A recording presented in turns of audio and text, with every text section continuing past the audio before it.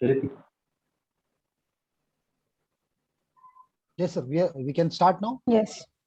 Yes. Hey, I'm Minmay ka chara kauke dikhte pacchi na. Fine, ma'am. We'll We are start. starting now. Yeah. Good evening and a very warm welcome to Professor Shubir Kumar Datta Memorial CME and 14th Annual State Cytology Conference 2021, organized by West Bengal Cytology Society.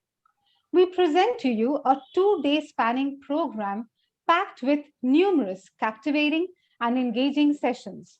This evening, we come together on this virtual platform to celebrate our passion for learning with Professor Shubir Kumar Datta Memorial CME. The theme for today's CME is indeed very interesting.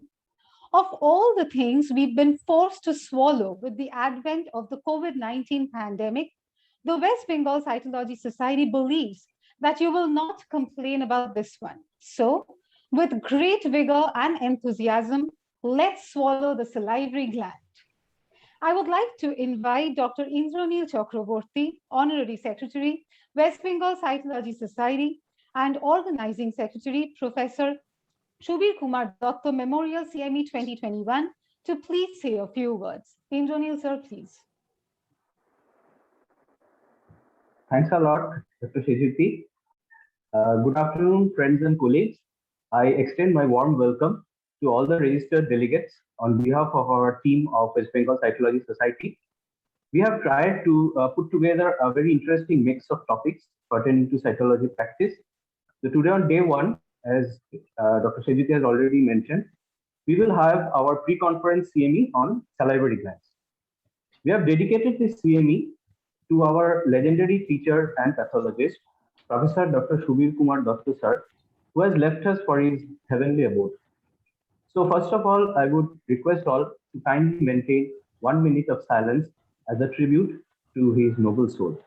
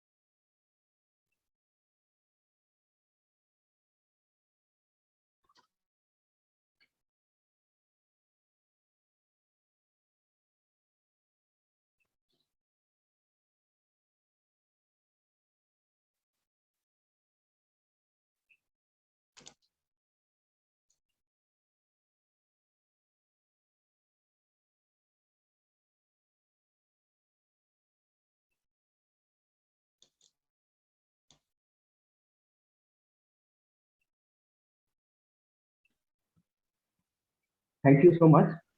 May sir rest in peace and bless us all from above.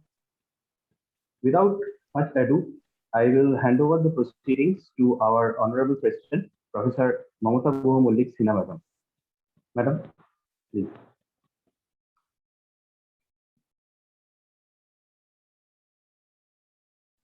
Madam, please unmute yourself.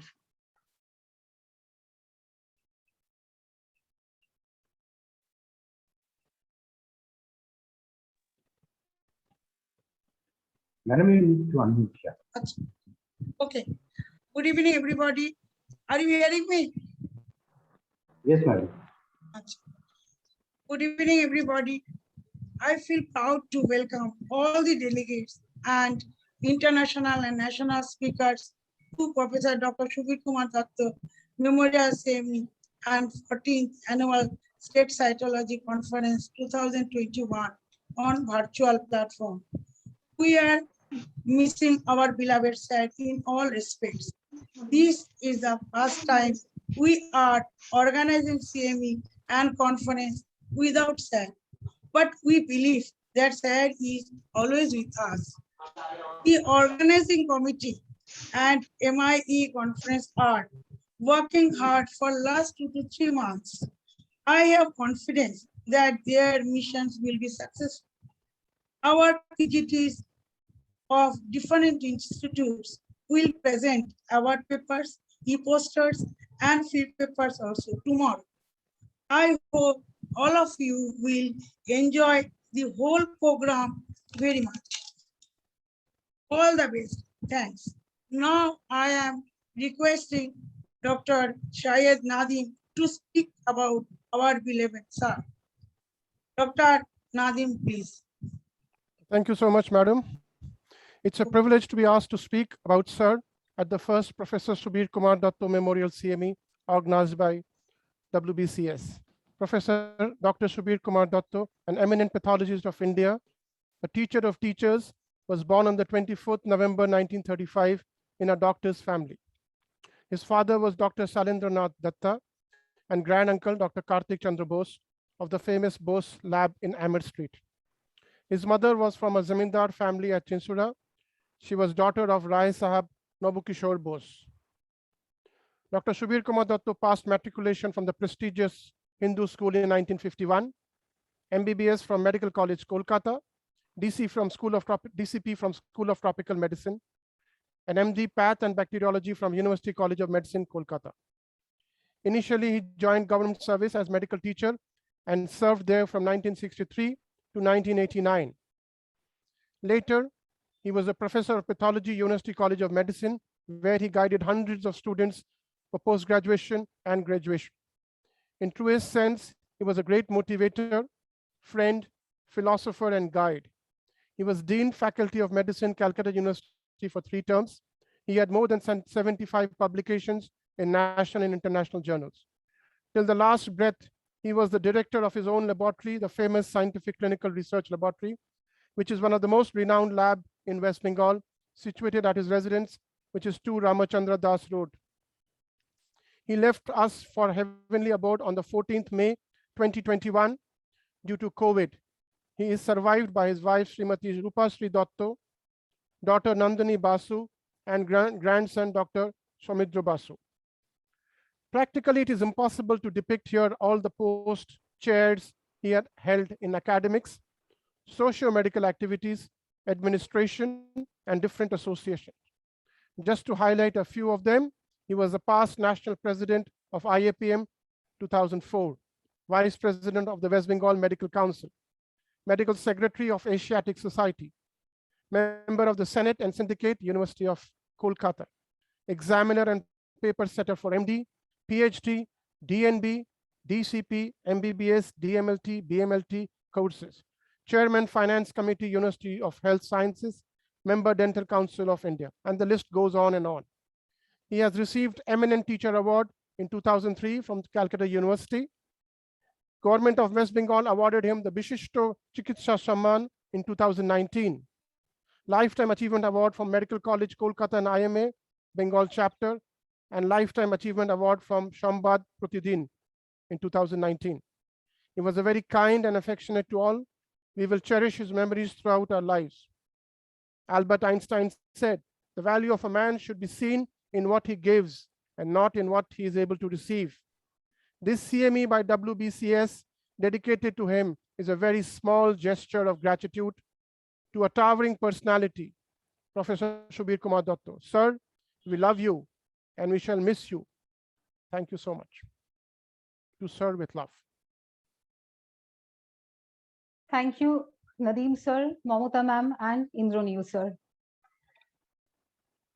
We directly move on to the first session of the evening. The topic for this session is cytomorphological approach to salivary gland lesions. We are delighted to have a renowned cytopathologist to speak on this important topic, Dr. Mrinmoy Kumar Malik. He is currently the consultant cytopathologist in the Department of Laboratory Medicine, Mubarak Al Kabir Hospital, Kuwait. He had done his MD in pathology from PGI Chandigarh. He has more than 22 years of experience in practicing cytopathology. His areas of interest are cytopathology of pancreas, GI, thyroid, soft tissues, and the role of HPV in cervical cancer. He has several publications in indexed journals. It is an absolute honor to have you here, sir, this evening. I would now like to request Dr. Malik to kindly begin his presentation. Sir, please.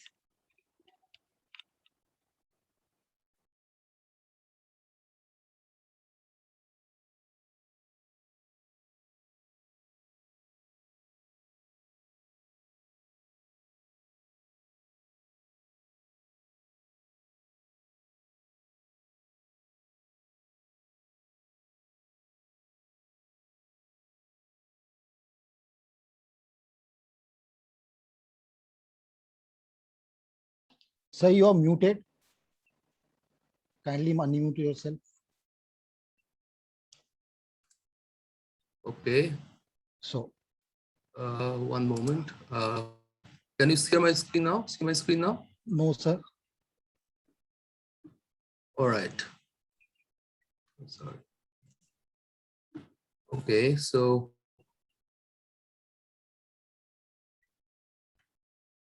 you should be able to see me now. We can see you, sir, but not the presentation. I see. Just below, you can click on the share screen. Your PPT is open. Yeah, my PPT is open. One moment.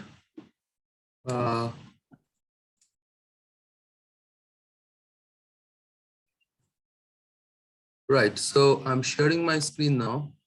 Yes, sir. Okay.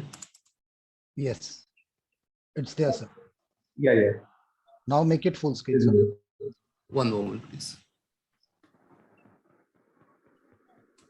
How about now? Yeah, it's okay, sir. It's It's all okay. right? It's visible. Okay. It's visible, sir. Perfect, perfect. Right. So first of all, thank you for this extremely generous introduction. And let me begin by thanking the organizers of this CME for this invitation. I'm extremely happy to be in the midst of such distinguished speakers and panelists. And it's of course a great honor to be speaking in a forum which is dedicated to one of the true giants of pathology in our country, Professor Shubir Kumar Datta. So, as you can see, we have a very daunting challenge in front of us. This is the WHO classification of salivary gland tumors with numerous entities. And in order to get about it, in order to provide you with an approach, let me begin with this photograph, which I had taken in 2017, looking down into the famous Haleakala crater in Maui. So usually we just start from the top of the crater and then you go down to the bottom of the crater. It is a one-day trek, and people can, and the trekkers, they use different approaches, some well-known approaches, and sometimes you can change your approach. And this is exactly what I intend to do in trying to approach the salivary gland tumors through fine needle aspiration cytology. But before our approach, we should try and revise and remember some of the essential facts related to salivary gland lesions. Most of them are extremely basic. The fact that carotids account for most of the salivary gland tumors, followed by the submandibular, sublingual, and other minor salivary glands. There are some tumors which tend to be more bilateral than the others. The ratio between benign and malignant tumors is roughly 3:1. Important thing to remember that about 15 to 20% of parotid tumors are malignant. However, this goes up to almost 45% when you go to tumors of the submandibular and other minor salivary glands. FNAC has established itself into a very, very significant role as far as salivary gland pathology is concerned. It has a sensitivity and specificity to a rather high, but when it comes to the accuracy in subtyping a neoplasm, it can vary between 40 to 90%. And there are a number of determinants of accuracy, like number of passes, whether the lesion is solid, cystic, location, and a few other factors. We also should know that certain lesions have a preference for certain sites. For example, polymorphous adenocarcinomas tend to exclusively involve minor salivary gland tumors. It is extremely important to take a proper and thorough clinical history because we can get some very good leads from that. And imaging, very, very crucial. In fact, most of the recommendations in most of the standardized literature and other bodies, they say that we have to image using CT, MRI, and at least an ultrasound before we go about putting in the needle. However, the practice and guidelines may be different at different places, depending on the availability of stuff. It's important to maintain a multidisciplinary approach and also try and use a standardized reporting protocol, the Milan system, about which you're going to hear later in the evening. Now, the salivary gland is located, in fact, the glands are located at a very busy intersection, which means that there are not only salivary gland tumors per se, but tumors arising from lymph nodes, the soft tissue, the bone, all of them come in the differential diagnosis. And therefore, it is absolutely crucial that we have an idea from where the lesion is starting. And that's why it's very, very important to know the imaging findings. Now, my approach to salivary gland tumors is as follows. It starts with a very humble differentiation of lesions into two halves: inflammatory cell conspicuous, inflammatory cells inconspicuous. Going to the side of the inflammatory cell inconspicuous, this is what we do. We divide the lesion into cystic and solid. That's what I tend to do, right? Now, amongst the solid lesions, this is where the fun starts really. I divided into two different groups. Lesions where the myoepithelium-derived matrix is conspicuous, and lesions where the myoepithelium-derived matrix is inconspicuous. Now, under the myoepithelium-derived matrix, which are conspicuous, there are a number of entities we are going to come to. Among the myoepithelium-derived matrix inconspicuous group, I divided into three different blocks. Those with myoepithelium-derived cells matrix inconspicuous with cells with a high NC ratio, tend to call them basaloid cells, maybe a bit of a misnomer, but that's what I do. Remember, cells with a high NC ratio, then cells with a low nucleocytoplasmic ratio, and spindle cells, right? Amongst the cells with a low NCR, I tend to group lesions into the predominant cell type: oncocytic, acinar serous, squamous, clear, mucinous, and cells which do not fit into any of these particular previous cell types. Now, crossing over to the other side of the bridge with lesions which are inflammatory cell conspicuous, divide them into cystic and solid, and then divide the solid lesion based on the predominant inflammatory cell component. So let's begin with the first one. We start in the middle, right? We start with the myoepithelium-derived matrix conspicuous group. So the lesions which you have in this particular group, you may be able to add a few here and there, but this is more or less the most important ones. So pleomorphic adenomas with atypia, pleomorphic adenoma X carcinomas, basal cell neoplasms comprising of basal cell adenoma and basal cell adenocarcinomas. It is pretty impossible to differentiate between these two because we do not see the infiltration and other facts which are necessary to diagnose a basal cell adenocarcinoma unless you see some high-grade features. Myopitheliomas, epithelial myoepithelial carcinomas, adenoid cystic carcinomas, and polymorphous adenocarcinomas. These are the ones which we start with. Now, this is what I like to do. I'm going to provide you with a collage of photographs of lesions which you just saw. And I'll just give you a moment, just a few moments to just kind of make a diagnosis in your mind that what could be from where before I show you the next slide. So the first one is from a pleomorphic adenoma.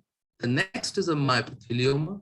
This is a basal cell adenoma showing some kind of matrix. This looks pretty spectacular, the adenoid cystic carcinomas. This is an epithelial myoepithelial carcinomas. And this one is a polymorphous adenocarcinoma. You can see a bit of the mucin, right? Sorry, the bit of the matrix. I'm sorry about that, apologies. Right, so one of the features which we consider as very important is to compare the appearance of the matrix. So we try to see if the matrix that we see is fibrillary in nature, like here and here. This is the PAP and this is the MGG. You can see the wave fibrillary kind of nature to the matrix, or it is a kind of a chunky hyaline kind of matrix. So why do we do that? Because matrix can be a kind of a decider but we shouldn't hedge too much on them because there are a lot of overlap. So when you talk about fibrillary matrix, pleomorphic adenomas, basal cell neoplasms, myopithelial neoplasms, EPMs come under this. In hyaline matrix, we have got adenoid cystic carcinomas, basal cell neoplasms, myopithelial neoplasm, epithelial myopithelial carcinomas, polymorphous adenocarcinomas. Some of them can show both fibrillary as well as the hyaline kind of matrix. So it is better not to put too much into this, except for one important fact, and that is usually you do not come across hyaline matrix in pleomorphic adenoma, but I have actually seen certain cases, which are known cases, which turned out to be pleomorphic adenoma, even on histopathology, but there could be small bits of areas of so-called hyaline matrix. It can depend on the staining quality and other features. Right, so this are some pics of pleomorphic adenoma. You see the fibrillary matrix. This is a kind of a higher power. This is a low power view. I see this plasmacytoid cell over here, and this one you have already seen, the fibrillary matrix, right? Myopitheliomas and pleomorphic adenomas, they have a lot of overlap. In fact, some people consider them to be like the same tumor, right? Now look at this particular matrix. It has kind of a globular quality, like you see in case of adenoid cystic carcinoma. So it could be tricky. This here is a kind of a dense hyaline matrix in myopithelioma.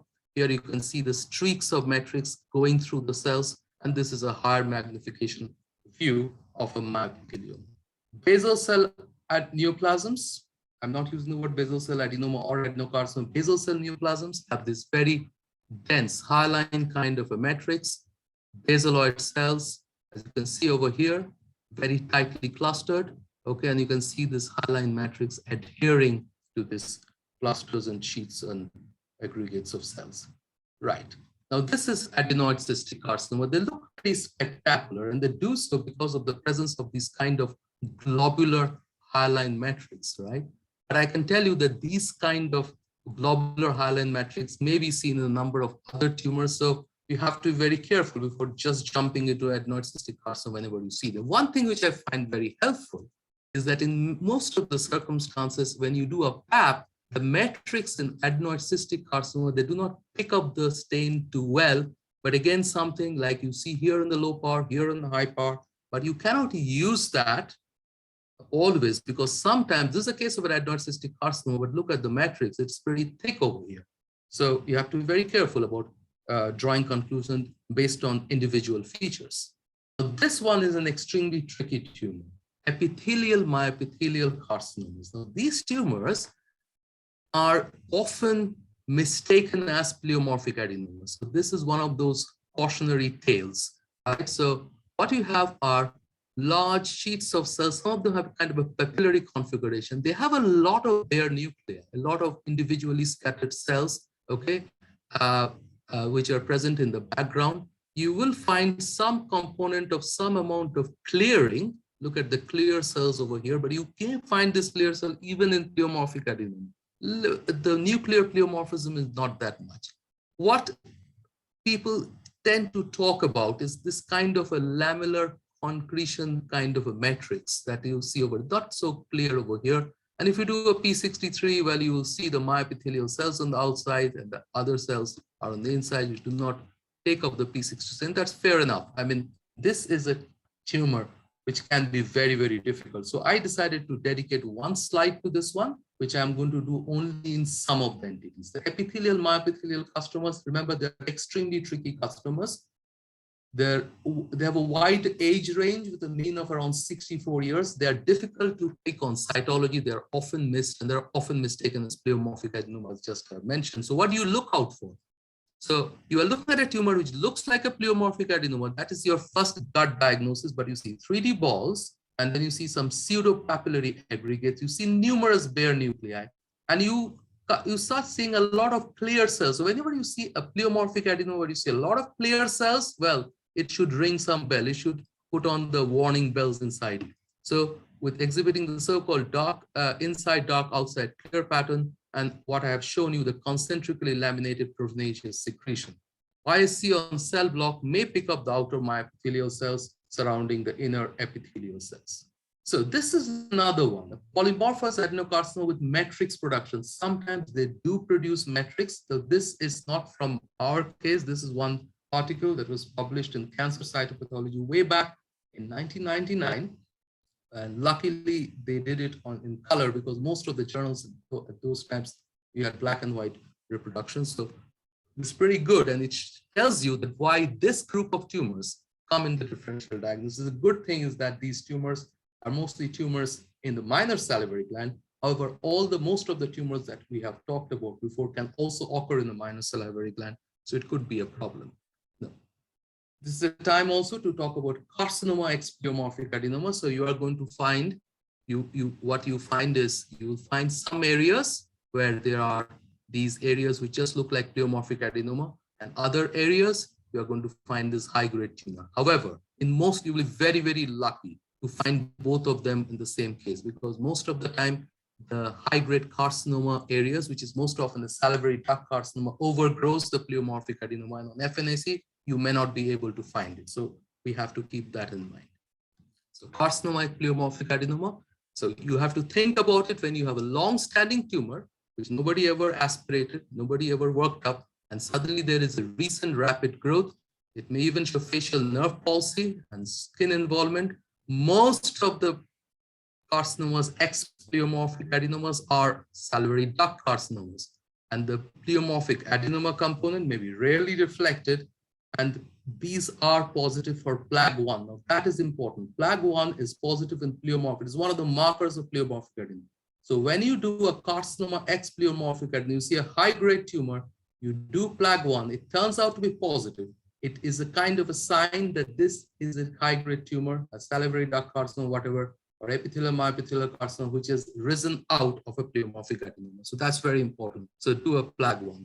So next, the next group of lesions are lesions with minimal or no matrix and high NC ratio. So what are those lesions here? So amount of matrix minimal. So they could be cellular pleomorphic adenomas where you don't see the matrix. They can become very, very difficult. Basaloid adenomas, adenocarcinomas, adenoid cystic carcinoma with a solid variant, which is histopathologically defined by a particular content more than 30%. Polymorphous adenocarcinomas can have minimal matrix. And of course, do not forget a very bad one, small cell carcinoma, round cells, tightly clustered, and a benign lesion, chronic silentinitis. And I'm going to show you why. So this once again, we are back to the collage of slides where you have 6 of them. And just you can try and make up your mind what each one of them might be before I show you what they actually are. So that one, your left is a pleomorphic adenoma, the cellular variant. This is the basal cell neoplasm. This is an adenoid cystic carcinoma, solid variant. The cells here tend to be a little bit larger. They can show some mitosis. They might even start showing a little bit of nucleoli.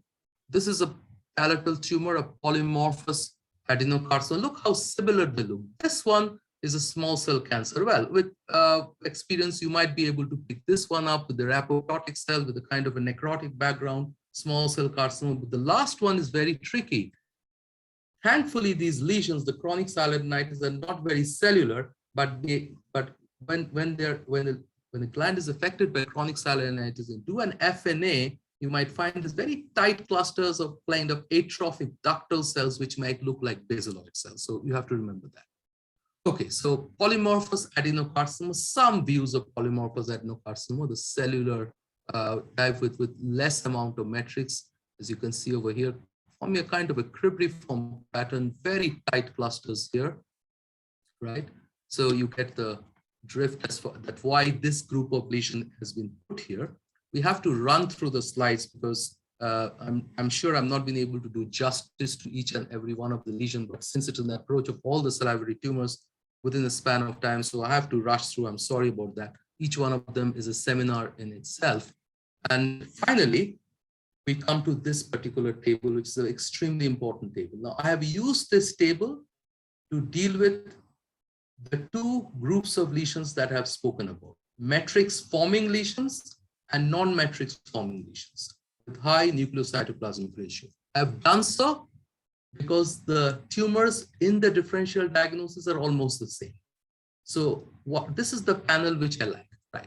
So P63 and P40, they will stain all of them: pleomorphic adenoma, basal cell neoplasm, adenoid cystic carcinoma, epithelial, myepithelial neoplasm, that is epithelium and myepithelial carcinomas, epithelial myepithelial carcinomas, and polymorphous adenocarcinomas, right? The important thing is that polymorphous adenocarcinomas are P40 negative. So this is the wisdom of you putting a P40 right in this particular panel, right? Smooth muscle acting, once again, is negative over here. Now, LEF1 is a good marker for basal cell neoplasm. However, some pleomorphic adenomas can be LEF1 positive. Next, PLAG1. PLAG1 is positive in pleomorphic adenomas, an extremely reliable marker. However, we have to remember some myepitheliomas and myepithelial carcinomas and polymorphous adenocarcinoma, I think around 25 to 30% of polymorphous adenocarcinoma, if I'm not mistaken, can be PLAG1 positive. So if you're using PLAG1 to differentiate between pleomorphic adenoma and polymorphous adenocarcinoma, be careful. It's better to take into account the P40 staining. HMGA2, they stain a lesser number of pleomorphic adenomas, so they are less sensitive, but they are more specific. But once again, it is known that myepithelial neoplasms can be HMGA2 positive. MIB is a really good marker. They pick up adenoid cystic carcinomas. Most of the others are negative for MIB. Almost all the others are negative for MIB. CD117 is kind of a much touted marker in this particular group of lesions, but not really very helpful. It was initially thought that it only stains adenoid cystic carcinoma, but a large number of pleomorphic, we don't find it useful in our practice. And basal cell neoplasms are CD117 positive, and so are polymorphous adenocarcinomas. So moving on to the next group of lesion, and that is low matrix or no matrix. So we are right here, myepithelium derived matrix inconspicuous, non-basaloid cells with low nucleocytoplasmic ratio, and you have put all the different subgroups which I'm going to go one after the other. The first one is the low nucleocytoplasmic ratio acinar cell serous type. What are the DDs?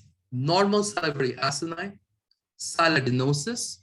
I'm sorry about the mistake here. The spelling sialadenosis, acinic cell carcinoma of the serous acinar cell type, because there are different kinds of acinic cell carcinomas. Right. So this on top is sialadenosis, and this is acinic cell carcinoma. In sialadenosis, they tend to keep the architecture. You see the salivary acinar architecture, they tend to retain some of the fat, and they'll also have the salivary ductal cells in between.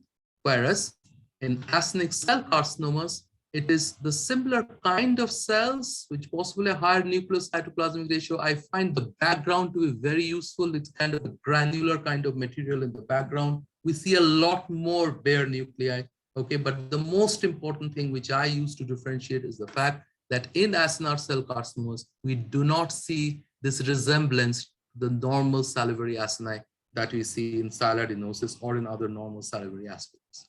So this is normal salivary acini. As you saw over here, you can see the ducts. This is a low MAC of an MGG. So sialadenosis, a few words, it's actually a diagnosis which you have to make in combination with a lot of other knowledge. It's a persistent non-neoplastic or non-inflammatory enlargement of salivary gland. It is mostly parotid and could be often be bilateral. Usually there is an underlying disease like patient can be an alcoholic, cirrhotic, diabetic, hypothyroid. So look for these things when you are going to diagnose sialadenosis. Think of HIV, pregnancy, and certain drugs. People on antihypertensives tend to show they are more frequently affected by others than others with sialadenosis. So imaging correlation is necessary. If you do not find the proper imaging correlate, you call it non-diagnostic if there is a definite mass or lesion. So you see a salivary gland in which there is a definite lesion and you are seeing just benign salivary acinar cells, you do not call it cyaladenosis. You are going to call it non-diagnosis because it means that your needle has not hit the lesion. Actinic cell carcinoma, some of the views of actinic cell carcinoma as you see over here. This looks almost like normal salivary acini. This is a higher magnification views, right? And it can show PS positive, diastase resistant granules, the zymogen granules, right? So a few words about actinic cell carcinomas. They're the second most common malignancy. They have a slight female preponderance, a mean age of 50. They're usually asymptomatic, slow-growing tumors, but they can undergo a high-grade transformation. When you see pain or fixation, it means that it most likely has gone into a transformed to a high-grade. There are various cellular types. We have seen only the serous acinar type. We will talk about the vacuolated and clear cell type, and there are other slides like intercalated, ductal, and non-specific glandular. The architectural types could be of various patterns, as you see in histopathology: solid follicular microcystic papillary cystic. On special stain, you have PS positive diastase resistant granules. Important immunohistochemistry, very, very important.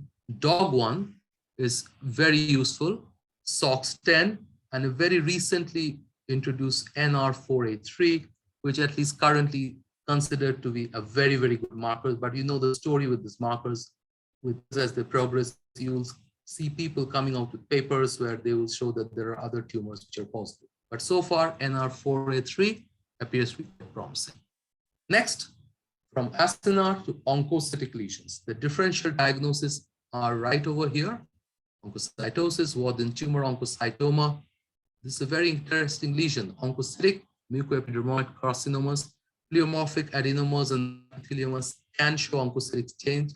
Actinic cell carcinomas can show oncocytic change. Salivary duct carcinomas, can show oncocytic. All of them are going to come into the DD, and not to forget the Mets.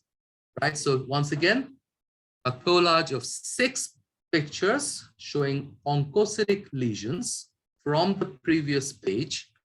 And in the next page, so first one I think was extremely easy because of the content of inflammatory cells, Warthin's tumor. I know this can also go to the other side, that is inflammatory cell conspicuous lesions. So Warthin's tumors kind of bridges this gap. We'll talk about it later. Oncocytomas, it's oncocytoid mucoepidermoid carcinoma. It looks almost like an epidermoid cells. This is oncocytoid cells. Sometimes you can find in pleomorphic adenoma. This is an actinic cell carcinoma with oncocytes, and this is a salivary duct carcinoma with oncocytic change, which can occur quite often, actually, at least focally. Right. This is just like the easiest of all diagnoses as far as salivary gland pathology is concerned. Warthin's tumor, we see this multi-layer of oncocytic cells in the core of lymphocytes. The background sometimes can look notoriously mucinous, but most often it has got a dirty granular background, and you can have a lot of degenerated cells, some kind of parakeratotive cells, and some cells which seem as if they contain mucin, which is very interesting because of certain of a particular phenomenon which we are going to discuss a little bit later. Now, a few words about the oncocytic variant of mucoepidermoid carcinoma. Many of the mucoepidermoid carcinomas rather will have a population of oncocytic cells, but only when the number of cells is more than 50%, we use the word oncocytic variant of mucoepidermoid carcinomas. And this one, I've just taken the picture from an article published by Antonio et al. In 2015. And there is another article, a cytohistologic correlation of mucoepidermoid carcinoma, emphasizing the rare oncocytic variant. So out of the 23 cases which they found, oncocytes were seen in 22% of the cases on FNA. So this is almost a quarter of the cases of mucoepidermoid carcinoma, you will find oncocytes. On histopathology, it can go up to 43%, right? But out of 10 of their cases met the criteria of oncocytic mucoepidermoid carcinoma based on the greater than 50% cutoff, and 3 of them were mistakenly called Warthin's tumor. So this is definitely a kind of a pitfall we should keep in mind. Right. So what is a useful panel for oncocytic tumors? So I put one group as Wharton or oncocytoma. They share a similar kind of panel, which they're positive and negative for. Mucoepidermoid carcinoma, actinic cell carcinoma, salivary duct carcinoma, the main ones. So as you can see over here, P40 does a pretty good job in differentiating mucoepidermoid carcinomas from oncocytomas. Positive in mucoepidermoid carcinomas, whereas it is negative in oncocytomas. DOG1 is the star marker for actinic cell carcinomas, but a particular percentage, I don't exactly remember the count of mucoepidermoid carcinomas, can show DOG1 positivity. And of course, for salivary duct carcinomas, androgen receptor. So androgen receptor positivity in salivary duct carcinomas helps them to differentiate them from other tumors. So if you use this panel, you get a fair amount of idea of what this tumor actually is. Next to the clear cell vacuolated cell tumors, this is the list: myepithelioma, myepithelial carcinoma, epithelial myepithelial carcinomas. You could have oncocytomas with clear cells. Of course we can. Actinic cell carcinomas with clear cells, mucoepidermoid carcinomas with clear cells. We'll talk a little bit about secretory carcinomas. Clear cell carcinomas in general, I'm talking about the clear cell carcinomas of the palate, okay, which can, of course, they're by name, they're defined as clear cell carcinomas. You only see it here. I do not have a slide to show you any FNA of a clear cell carcinoma, the so-called hyalinizing clear cell carcinomas of the palate. I have not even come across any FNA reports in literature, but if somebody has it, do share it with me somehow. And Mets with clear cells, right? So these are another collage of clear cell tumor. I think you have seen this one a little while ago. This one should be easy, right? That one is a very interesting entity, right? This gentleman had a tumor somewhere else, so I guess you know what it is, right? Here you go. So this is an epithelial myepithelial carcinoma. This clear cells, and you can see the inner layer of ductal cells, which is smaller than the outer clear cells. This is an oncocytoma, turned out to be an oncocytoma. This is a grandmother of a colleague of mine who had this lesion, and it was a histopathology was done in that case, right? Actinic cell carcinoma with clear cells. This is a secretory carcinoma. This is a mucoepidermoid carcinoma, the clear cell component, and this one is a renal cell carcinoma. All of these tumors are later on proven with the help of either histopathology or immunohistochemistry. So you have to trust me on that. I really don't have the time to show you those because that is going to eat up a lot of time. Okay, so secretory carcinomas, very, very important. I think there is going to be a lot of talk about secretory carcinoma in the next lecture. But on FNA, these are the things that we see. We see this kind of large papilliform clusters and some amount of discohesive cells associated with them. Now, this is very interesting. Look at this matrix. Doesn't it remind you of the fibrillary matrix that we found in pleomorphic adenoma and that group of lesions? So, although it is in this particular group, I have seen secretory carcinomas tend to show something which resembles or is actually matrix. I've seen some in mucoepidermoid carcinomas also. So it is not that that group will never ever show a matrix. The cells tend to have an opened up chromatin, prominent nucleoli, and the kind of a watery kind of a material in the background, okay? And a very frail kind of cytoplasm. This is another view. They are positive, very important. They're positive for mammoglobin and positive for S100, right? So secretory carcinomas with a mean age of approximately 50. They're slow growing tumors, but like actinic cell carcinomas, they can undergo high grade transformation. Many of them were originally called actinic cell carcinomas, but later on they were reclassified based on their immunohistochemical features as well as the molecular pathological finding. So they show cellular tumor, very variably cohesive aggregate sheets, papillae. There are many individually scattered cells, a lot of strip nuclei, but what is definitely going to attract your attention if you are looking out for them are vacuolations of variable sizes, including some panched out vacuole. I find this very helpful, watery vacuolated background. They have an opened up chromatin, prominent nucleoli with smooth outlines. They are positive for mammoglobin and S100, positive for GATA3 too. So be very careful if you are one of the differential is that it is coming from the breast, and that has to be, differentiation can only be done based on the clinical history.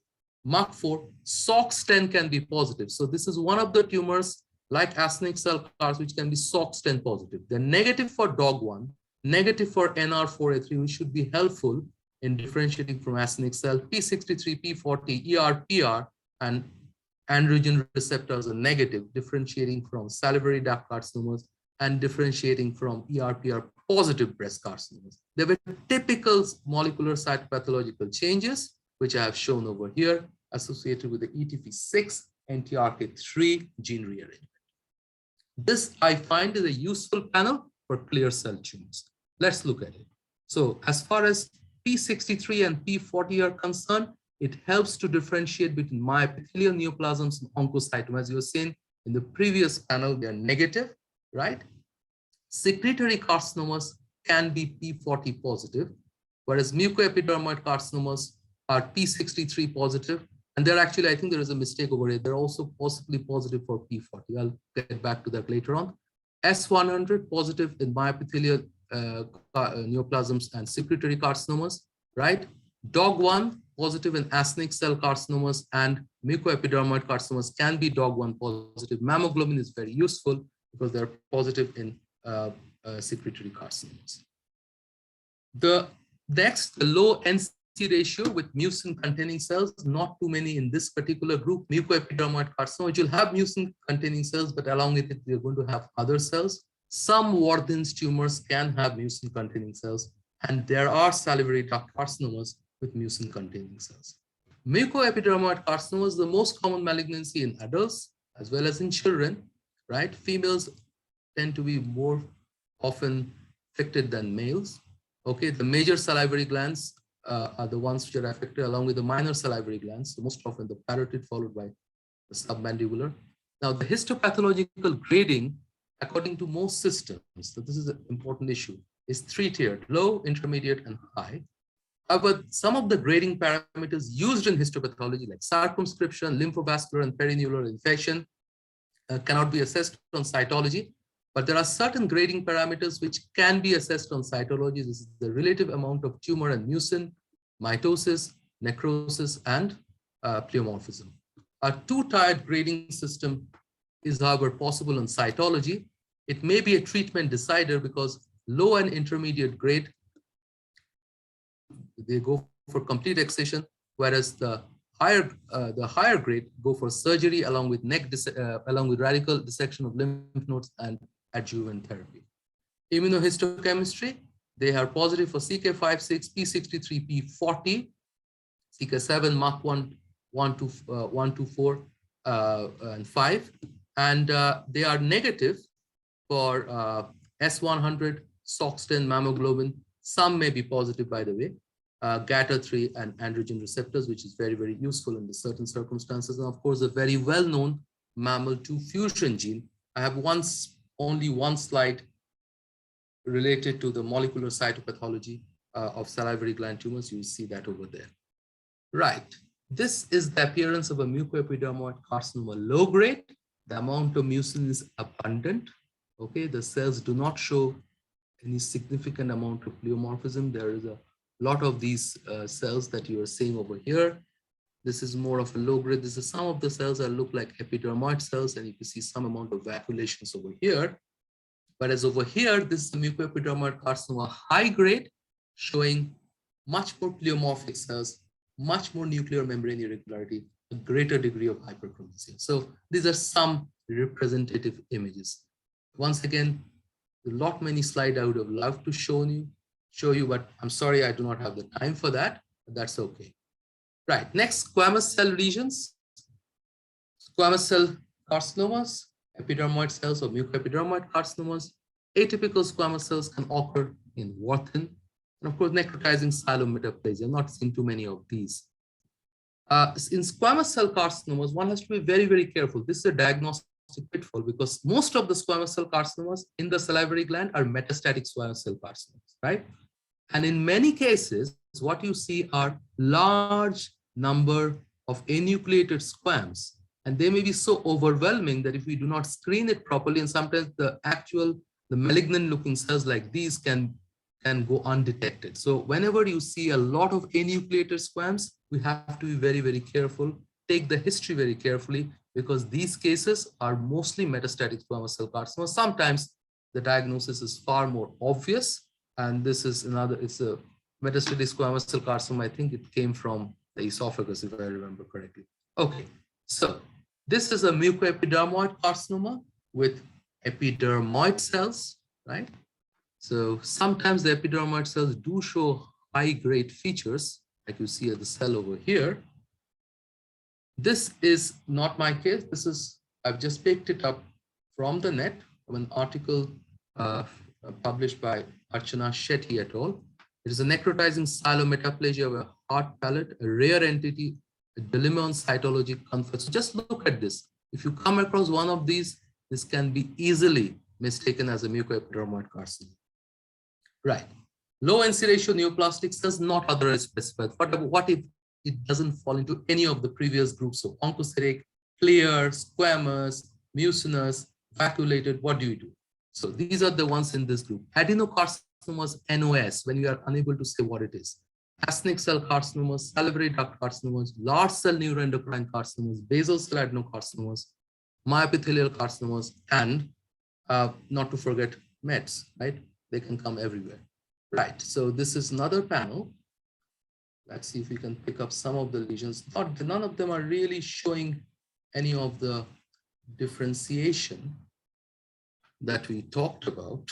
Shall we just go to the next one? Right, so here we have an adenocarcinoma NOS, where we couldn't go beyond this particular diagnosis. Actinic cell cancer. This is a metastatic breast carcinoma, if you believe it. This one is a salivary duct carcinoma. This is a mucoepidermoid carcinoma. Sometimes the cells may not fall into any specific type of cell which we really associate with mucoepidermoid carcinomas. But most of the times when you look around the slide, you'll find the other helpful cells, but these cells can be present.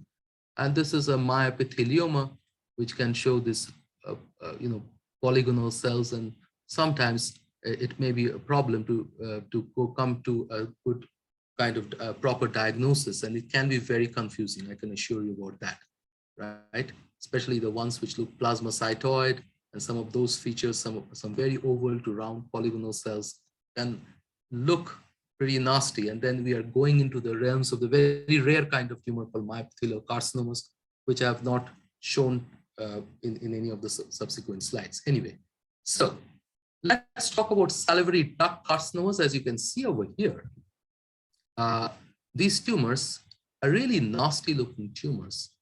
So whenever you see a very ugly looking tumor, one of your differential is a salivary duct carcinoma. You do an androgen receptor, it turns out to be positive, and many of them are actually positive for HER2. So this is the HER2 staining, and the mean age is about 68 years. About 10% of salivary gland tumors, most of them occur in the parotid. Very interesting. Out of every 5 salivary duct carcinomas, 2 of them, that is almost 40%, are carcinomas arising on pleomorphic adenomas. There are a number of variants: rhabdoid, sarcomatoid, basaloid. This one is very interesting. Mucin-rich variant, as a result of which the DD will include mucoepidermoid carcinomas. They're positive for androgen receptors, positive for GATA3. Okay, so be careful not to call them breast. So this could be a problem. It can be positive for GCDFP. About half of them are positive for prostate-specific antigen. So you have to use other markers of prostatic CAs like NKX to differentiate. They are negative for P63, CK56, and DOG1. Okay, it is important to PLGA1 because that indicates that it is arising out of a pleomorphic adenoma, on top of a pleomorphic adenoma, I mean. And high-grade transformations can occur also in actinic cell carcinomas and secretory carcinomas. This is a rather useful panel for ugly looking, so-called ugly looking carcinoma. This we are going to see, the neuroendocrine we'll see a little bit later. So P63, P40 will be positive in mucoepidermoid CA. This P40 actually, sorry for the mistake. Then we can use androgen receptors, they're positive in salivary duct carcinoma, negative in others. Always do a neuroendocrine marker because of what I'm going to show you a little bit later on. Adenocarcinomas, NOS, they can account for a significant number of cases, but I use it after I've ruled out other entities. So it's mostly a diagnosis of exclusion. So they are CK7 positive, 20 negative. They will be negative for P63, P40, S100, DOG1, androgen receptor. So all the other entities are ruled out. Negative for mammoglobin, negative for S100, and also do a neuroendocrine marker, negative for neuroendocrine marker. And this is why very rare large cell neuroendocrine carcinoma of the salivary glands can occur. They can also metastasize to the salivary gland. They have extremely poor prognosis. So run a neuroendocrine marker and you have the diagnosis there. But it's very, very rare. And they are negative for TTF1 unless and until it is a met from the lung. Okay, right. At this point, just a quick look at some mets which we have seen in the salivary gland. This is from a breast carcinoma. You have to trust me on the immuno and the clinical profile. This is what we found was a prostatic carcinoma which metastasized to the salivary gland. Remember what I told you, and that is salivary duct carcinomas can be positive for PSA, right? This is a renal cell carcinoma metastasizing to salivary, and this, of course, is always there in every differential diagnosis, a melanoma metastasizing to the, so you can see the pigment over here, right? So the next one we are going to deal with is spindle cell lesions. So the spindle cell lesions are myopithelioma, spindle cell type, schwannoma, nodular fasciitis, carcinosarcoma. I could think of these. I'm sure you can think of some more. Right, so this is a spindle cell myopithelium. Look at the stroma, positive for CK, S100, P63. So a spindle cell myopithelioma. This one is very interesting. This is, we can actually see it in the salivary gland. Nodular fasciitis. See how closely this nodular fasciitis stroma resembles the fibrillary matrix of pleomorphic adenocarcinoma. They can really show this so-called tissue culture fibroblast, some quite pleomorphic cells, this very plump, chunky fibroblast. So this could be a diagnostic problem. We see nodular fasciitis maybe once in a while. This is another tumor, soft tissue tumor can occur in the salivary gland, a schwannoma. This is a carcinosarcoma of the salivary gland. This is a cytokeratin, which turned out to be positive, a real ugly looking tumor, okay, having a very sarcomatoid kind of a look. Always when you have a sarcomatoid tumor, right in anywhere else, you should always run a cytokeratin, okay, along with other markers. Now, I don't have the time to go into the details of that. Now, next, the cystic lesions, the non-neoplastic cysts, these are the list. These are the lists of neoplastic cysts, Warthin's tumor right on the top. You can have cystic changes in pleomorphic adenoma. Of course, very important mucoepidermoid carcinomas, actinic cell carcinomas, secretory carcinomas. This is from a mucous retention cyst. This is a cystic mucoepidermoid carcinoma. This is a cystic adenoma. All of these are our cases. But if you have something like this, and I'm sure you'll hear a lot about this in the Milan talk, it is always right to put the possibility of a low-grade mucoepidermoid carcinoma, proper nomenclature. Just don't write mucous retention cyst, even if you are not seeing anything else. It's very vital. Right. The grading of salivary gland carcinoma is just one particular slide on this. These tumors are by definition low-grade. These tumors are by definition high-grade, salivary duct, small cell, large cell, neuroendocrine, lymphoepithelial, and there are certain tumors which can be of multiple grades. I've already spoken about the grading of mucoepidermoid carcinomas. Adenoid cystic carcinomas can also be graded, not really recommended, and so can be myopithelial carcinoma. Not recommended, I mean, on cytology, and actually there are some of articles coming up. They really do not recommend exactly grading, except mentioning the amount of solid component in the lesion as far as adenoid cystic carcinomas are concerned. This is a table showing the molecular cytopathology of salivary gland tumors, some of the important ones. For pleomorphic adenoma, flag 1 rearrangement, okay, right? And it's important because even in salivary duct carcinomas arising out of pleomorphic adenoma, you can see that. Adenoid cystic carcinomas, MIB rearrangement, but seen about 50% of ADCCs. Secretory carcinomas can show ETV6 gene rearrangement, okay?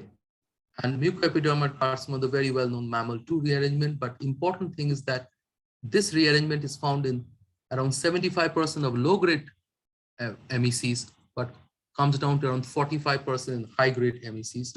And there are reports of Wilms tumor with mammal 2 translocation, but they are most likely low-grade MECs which look like Wilms tumor. Right. Finally, we go to the other side, inflammatory cell conspicuous lesions. Lesions with conspicuous inflammatory cell component are divided to solid and cystic. So you have got lymphoid cell rich, neutrophil rich, granulomatous. Now the other side, the cystic lesion, we have these entities. We'll just rush through them, except one particular specific lesion. This is a reactive hyperplasia of intrasalivary lymph node. You can see a very polymorphous population of the cells, and you can see the salivary acini. This one is a chronic sialadenitis. It should not be here because usually they do not show too many inflammatory cells, but they can show certain changes in the in the ductal epithelium, as a result of which it can sometimes be very confusing, right? And we can get into areas of atypia and other associated issues, which you will hear about, I guess, in the Milan talk, that how chronic sialadenitis can be a problem at times. Right. This is a lymphoepithelial lesion. We'll see some more later on. This one is a diffuse large B-cell lymphoma, a very monotonous population of very large atypical looking cells. All they turned out to be positive for the B-cell marker. It was a B-cell lymphoma. This one is an acute sialadenitis showing amylase crystals. This is a case of a granulomatous sialadenitis in the case of sarcoidosis. Here is a case of a lymphoid tissue proliferation in association with actinic cell carcinoma, known as tumor-associated lymphoid cell proliferations, or TALPs. Of course, Warthin's tumor has to come in on this side of the bridge because it shows a large number of inflammatory cells, mostly lymphocytes, as you all know. This is another lesion you have to be very careful about, lymphoepithelial carcinoma, one of the high-grade carcinomas which we talked about. We have these abnormal epithelial cells, malignant epithelial cells mixed with lymphocytes. But the key challenge is the non-Hodgkin's lymphoma salivary glands, which account for 1.7 to 6% of salivary gland neoplasms. Carotid is involved with around 70%. Extranodal marginal zone lymphomas are the most common, followed by DLBCL and follicular lymphomas. About 20% are associated with Sjogren's, which leads to a 44 times rise in the 5-year cumulative risk. So a pre-existing chronic disease and indolent course hampers the diagnosis. So a patient has Sjogren's, which is a chronic disease, the course is indolent. So when the ENM-ZL starts on that, it's very difficult to pick up. ENM-ZL can, of course, transform to high-grade lymphomas. Imaging, it is unifocal in around 35% of the cases, multifocal in approximately 65% of the cases. And this can provide clues which may be further refined with CT and MRI, but not easy, as they say, in a background of Sjogren. So in the background of Sjogren, even with CT and MRI, it is not very easy. Now, these are 3 different pictures I put. So this to the left is a reactive lymph node. You see a wonderfully diverse population of lymphoid cells. So this is a reactive lymph node. Okay, I'll be pretty okay calling this a reactive lymph node. This one is a diffuse large B-cell lymphoma, a monotonous population of large cells. Here is a problem. This is actually polymorphous, but if you see along with this, there are small lymphocytes, and the other population of cells are this kind of intermediate size cell. Whenever I see this in a salivary gland tumor, even if it is polymorphous, I start getting worried. And some of the other pictures of the so-called extranodal marginal zone lymphomas involving the salivary glands are here. So here you see a polymorphous population, but there seems to be a kind of a, you see a pretty predominant number of these intermediate size cells. See over here, and this is a slightly larger cell. So when I see something like this, if you just keep the picture in your mind, I start getting worried, right? And they show cellular smears with polymorphous populations. So it is one of those lymphomas with polymorphous population of cells with the predominance of intermediate sized lymphoid cells and a smaller admixture of small lymphocytes. Difficult to pick up unless you have it at the back of your mind. It can show a variable admixture of monocytoid B cells, plasma cells, lymphoplasmacytic cells, and immunoblast in the background.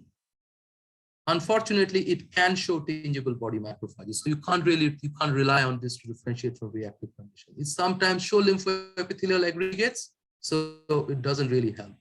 CD20 positive, 5 negative, 23 negative, CD10 negative, Ki67 is low. So this panel is very useful. And often we use flow cytometry. Okay, so here is a tumor which shows the kappa restriction. It is positive for CD20, and some CD38 positive cells are also present, and a few CD43 positive cells, I guess. But you can pick up the kappa light chain restriction or even the lambda light chain restriction, depending on the case, on flow cytometry. It helps. And many times I've come across come to learn about situations where a patient gets repeated FNACs done. Okay, you're calling reactive lymph node, do a flow, and the diagnosis is going to pop up in front of you, right? Okay, this is a lymphoepithelial cyst. It is associated with HIV or in autoimmune Sjogren's. The HIV-associated lesions do not usually progress to lymphomas. That's one thing to know. And another important fact is that the lymphoepithelial cysts in children may exhibit monoclonality, but they do not progress to lymphomas, right? Now, I would just like to show you some tumors from the neighborhood which are not salivary tumors. So guess what this tumor would be? These are all our cases. So this is the tumor in the submandibular gland area. And all these were done when many years ago, when sometimes the clinicians used to push her to do an FNA without doing the image. So, but I know even with imaging, we can come across this issue. One, pilomatric one. See how basaloid the cells look. Of course, giant cells over here could be a giveaway. I should always look at the enucleated squams in the background. Look at this one, right? This was again a tumor in the upper cervical region. It was sent as a salivary gland tumor, can you believe it? And somebody did FNA. And later on, it was found to be a carotid body tumor. This is a PNE, which presented in, I think, it's 16-year-old young child, girl, and this is what we saw. This was a PNET, which was sent to us as a salivary gland tumor. Right. This one is pretty spectacular. Guess what this one is? We see this pretty commonly, in this area. This is spindle cell lipoma, right? See the ropey collagen, a little bit of ropey collagen, the fat adduced to the spindle cells. Right. So what are my top 5 concerns? We are now wrapping up. What are my top 5 concerns related to salivary gland FNA? What are the things that I want to remember? Because I think that forewarned, as this says, forearmed. Remember, low-grade mucoepidermoid carcinomas masquerading as mucus retention cysts. So whenever you think something is a mucus retention cyst, please keep in mind you might be missing a low-grade mucoepidermoid carcinoma. The other one I've spoken about, mistaking epithelial myoepithelial carcinoma, which fortunately are very rare, as pleomorphic adenomas. Mistaking marginal zone lymphomas as reactive hyperplasia. You can keep on doing the FNA, patient keeps coming back, not responding to any form of therapy, and later on you do a flow cytometry and you find that this is a marginal zone lymphoma, okay? When the intermediate cells become more prominent. Missing metastatic squamous cell carcinoma in a sea of squamous cells, that can happen. That could be quite tragic. And a very important thing, not having any prior knowledge of imaging. So this is where I work, Mubarak Al Kabir Hospital, Kuwait. That is a view of our work area. This is the place where we do our own FNAs. This is where we do most of the slides that you have seen today, all of them are conventional smears. We are one of the first labs to start liquid-based cytology on FNA material, but we didn't continue with it. Although we use liquid-based cytology extensively in non-FNA cytology, like GIN cytology and exfoliative cytology, but we do not like to do liquid-based cytology on FNA material. We have our reasons. It's a controversial topic. We can have some other discussion some other time, right? And with this, I can only say that this is another view from the Haleakala crater with which I started my presentation. This is the sun just breaking through the clouds. It's a spectacular sight as it breaks through the cloud and the mist. I hope that with this talk, I have been able to at least do a little bit in lifting the mist over this difficult area of cytopathology, that is cytopathology of salivary glands. I'm still in the process of learning. I find this extremely difficult, salivary cytopathology. And thank you very, very much. Thank you for your time. And I part with one picture from Kuwait. Thank you. Yes, Dr. Nadeem or Dr. Indranil. Okay. Thank you so much, sir. Sir, you didn't lift the mist a bit, you lifted the mist a lot, actually. That was wonderful, sir. That was such a lucid presentation. It was really a pleasure listening to you as always. Sir, I don't think we have any questions in the chat box. I have been constantly checking. Okay. Sir, I think it was really so lucid that no one has any doubts anymore. Thank you very much. Thank you. On behalf of West Bengal Cytology Society, I express my heartfelt gratitude for sharing your precious time with us, sir. It was wonderful to have you here. Thank you once again, sir. Thank you so much. Thank you. Thank you. With that, we come to the next session of the evening. Medical science gets updated every day, and it is vital that we keep ourselves well informed about all the relevant changes so that we may serve our patients better. With that in mind, West Bengal Cytology Society would like to welcome Dr. Achal Kakkar to speak on recently described entities in salivary gland cytology. Dr. Kakkar is currently an associate professor in the Department of Pathology, AIIMS, New Delhi. She had done her MD in pathology from AIIMS, New Delhi. Her research interests are head and neck pathology and pediatric tumor pathology. She has a whopping number of 135 publications in national and international journals. She has been invited to contribute to chapters in 5th editions of WHO Blue Books. She has contributed a chapter entitled Head and Neck to the South Asia content in Robbins and Cochrane, Pathologic Basis of Disease, the book that has always been a must-read for all pathologists. She is the recipient of multiple awards, including the prestigious Dr. N.C. Nayak Award for Talented Young Pathologist by IAPM Delhi chapter. West Bengal Cytology Society is honored to have you here, ma'am. I would now like to request Dr. Achal Kakkar to please begin her presentation. Ma'am, please, if you could take over. Good evening. Let me just share my screen. Is my screen visible? Yes, ma'am.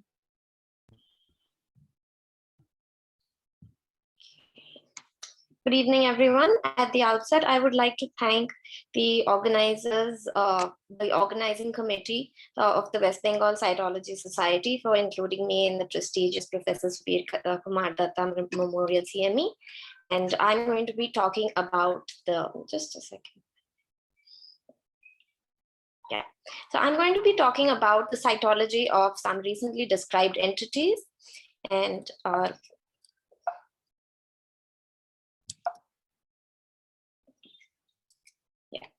so salivary gland neoplasms, as Dr. Malik has already highlighted, are one of the most difficult areas of head and neck pathology, as these are rare tumors, and in most centers and pathologists do not see a high number of cases. Salivary gland tumors encompass a broad histological spectrum of tumors, as we've already seen. The WHO 2017 includes about 42 entities, and the next edition is going to include at least 4 to 5 new ones. These tumors have overlapping morphological features due to the similar cells of origin, and they have marked morphological heterogeneity within individual entities too. In recent years, the knowledge of the genomic landscapes of these tumors has increased and led to the identification of new entities, as well as new subtypes of previously well-defined neoplasms. And it is definitely hard to stay abreast of all the novel findings. And I'm just talking about histology. So when we come to cytology, things are definitely going to be difficult. We've already seen some of the genetic alterations in salivary gland tumors. This is a more expanded list. And you can see that some of these are the ones which we are already familiar with, like the MAML2 in mucoepidermoid, the MYB fusions in adenoid cystic carcinoma, PLAG fusions in in pleomorphic adenoma, which have now also been identified in about 50% of epithelial myoepithelial carcinomas. You have CTNNB1 mutations in basal cell adenomas. Clear cell carcinomas are characterized by the EWSR1-ATF1 fusion. Recently, the NR4A3 fusions have been identified in acinic cell carcinomas. Secretory carcinomas are characterized by the ETV6-NTRK3 fusions. Polymorphous adenocarcinomas are characterized by PRKD1 gene mutations, and the subtype, the cribriform adenocarcinoma of salivary gland, is characterized by PRKD1 gene fusions with a number of fusion partners. Some recently described entities are mucinous adenocarcinoma, which is typified by the AKT1E17K mutation. Intraductal carcinomas have been found to have the NCOA RET and other RET fusions. And the most recently described entity is microsecretory adenocarcinoma, which was first described in 2019. And all of these cases described since then have the MEF2C SS18 translocation. It's important to note that the cytology of some of these tumors is either not described or is described only in a few reports, which makes identifying rather difficult. Can we detect, what are the various methods of detection of these genetic alterations? There are a number of techniques like fluorescence in situ hybridization, PCR-based methods, as well as IHC using surrogate markers. But can we use these on cytology? So studies have shown in salivary gland neoplasms as well as in other cancers that these molecular tests can be applied to cytology on cell blocks, on extra smears that are prepared at the time of doing an FNAC, and also on de-stained smears. But most importantly, we have to realize that when we have FNACs, the material is always limited, and we first need to make a morphological diagnosis before we go on to apply these ancillary techniques. With this, I'll go on to my first case. This is a 41-year-old male who presented with a mass in the left parotid region. You can see that the smear is highly cellular. It shows some mucinous material in the background, and it has some cohesive fragments as well as dispersed cells. On higher magnification,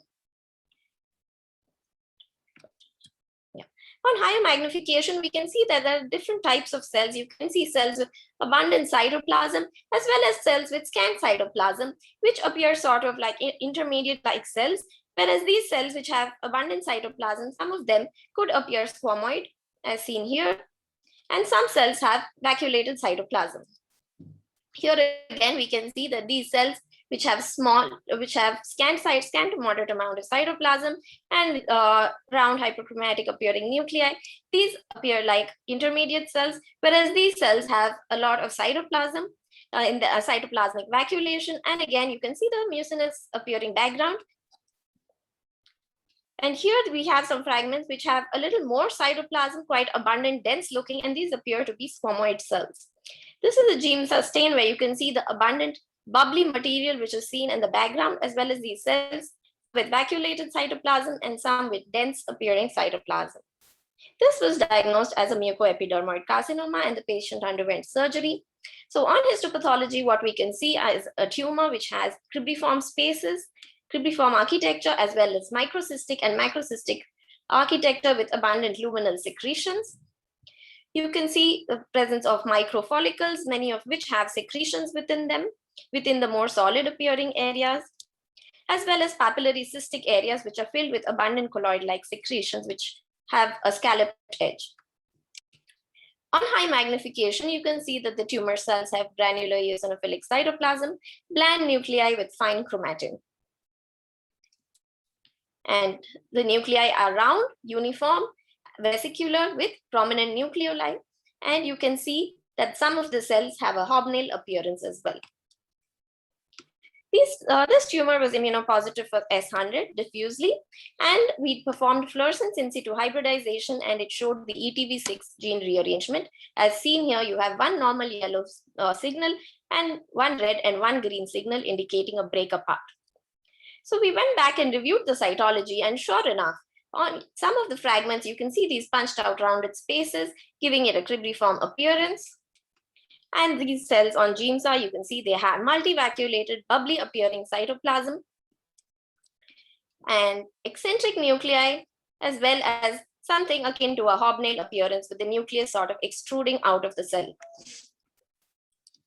immunocytochemistry was performed on a D-stained smear for S100, and you can see that S100 is positive. So secretory carcinoma is a recently described entity. It's a low-grade salivary gland carcinoma, which was included in the WHO 2017 for the first time. It is characterized by a morphological resemblance to breast secretory carcinoma, and it harbors the T1215 with the resultant ETV6 NTRK3 gene fusion. It most commonly occurs in the parotid, but also occurs in intraoral minor salivary gland patients. Histologically, majority of these were previously diagnosed as zymogen-poor acidic cell carcinomas. They have a lobulated pattern with fibrous septa. The architecture is quite diverse with microcystic, solid, tubular, follicular, and papillary cystic structures, which contain distinctive luminal secretions. Tumor cells have eosinophilic granular vacuolated cytoplasm with small uniform nuclei. On immunohistochemistry, the cells are positive for S100, GATA3, and mammoglobin. The differential diagnosis is acinic cell carcinoma, low-grade mucoepidermoid carcinoma, and intraductal carcinoma in histology. Coming to the cytological features, there usually is a mixed population of dispersed cells as well as papillary structures. If you see the papillae, they appear to have a jagged appearance rather than having a uniform community border. And you have this mucinous background, which does resemble mucoepidermoid carcinoma. On high magnification, you would identify some punched out circular spaces within the fragments, which is akin to the scriptiform architecture that is seen on histology. You can appreciate the cytoplasmic vacuoles here as well. Tumor cells have uniform round nuclei with conspicuous to prominent nucleoli, abundant dense granular to vacuolated cytoplasm. Here you can see large cytoplasmic vacuoles, whereas other cells have more fine cytoplasmic vacuolation. Binucleation and multinucleation may be seen. The most important differential diagnosis is acinic cell carcinoma, and here you can see that these papillae have a more smooth border as compared to the previous cases. And here you have a frothy background, which is more granular appearing rather than mucinous. You also have a number of dispersed tumor cells accompanied by lymphocytes, as acinic cell carcinomas are frequently associated with a tumor-associated lymphoid proliferation. Within the papillae itself, you are able to identify the presence of acinar structures quite frequently. The cytoplasm of these cells is granular rather than vacuolated, and similar to secretory carcinoma, they do have round nuclei with small conspicuous nucleoli, which may be located eccentrically.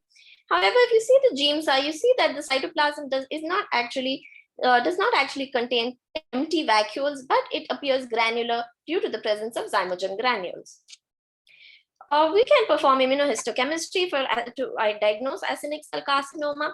Here you can see that the tumor cells are positive for DOG1, and this case was also positive for NR4A3 rearrangement, as seen here.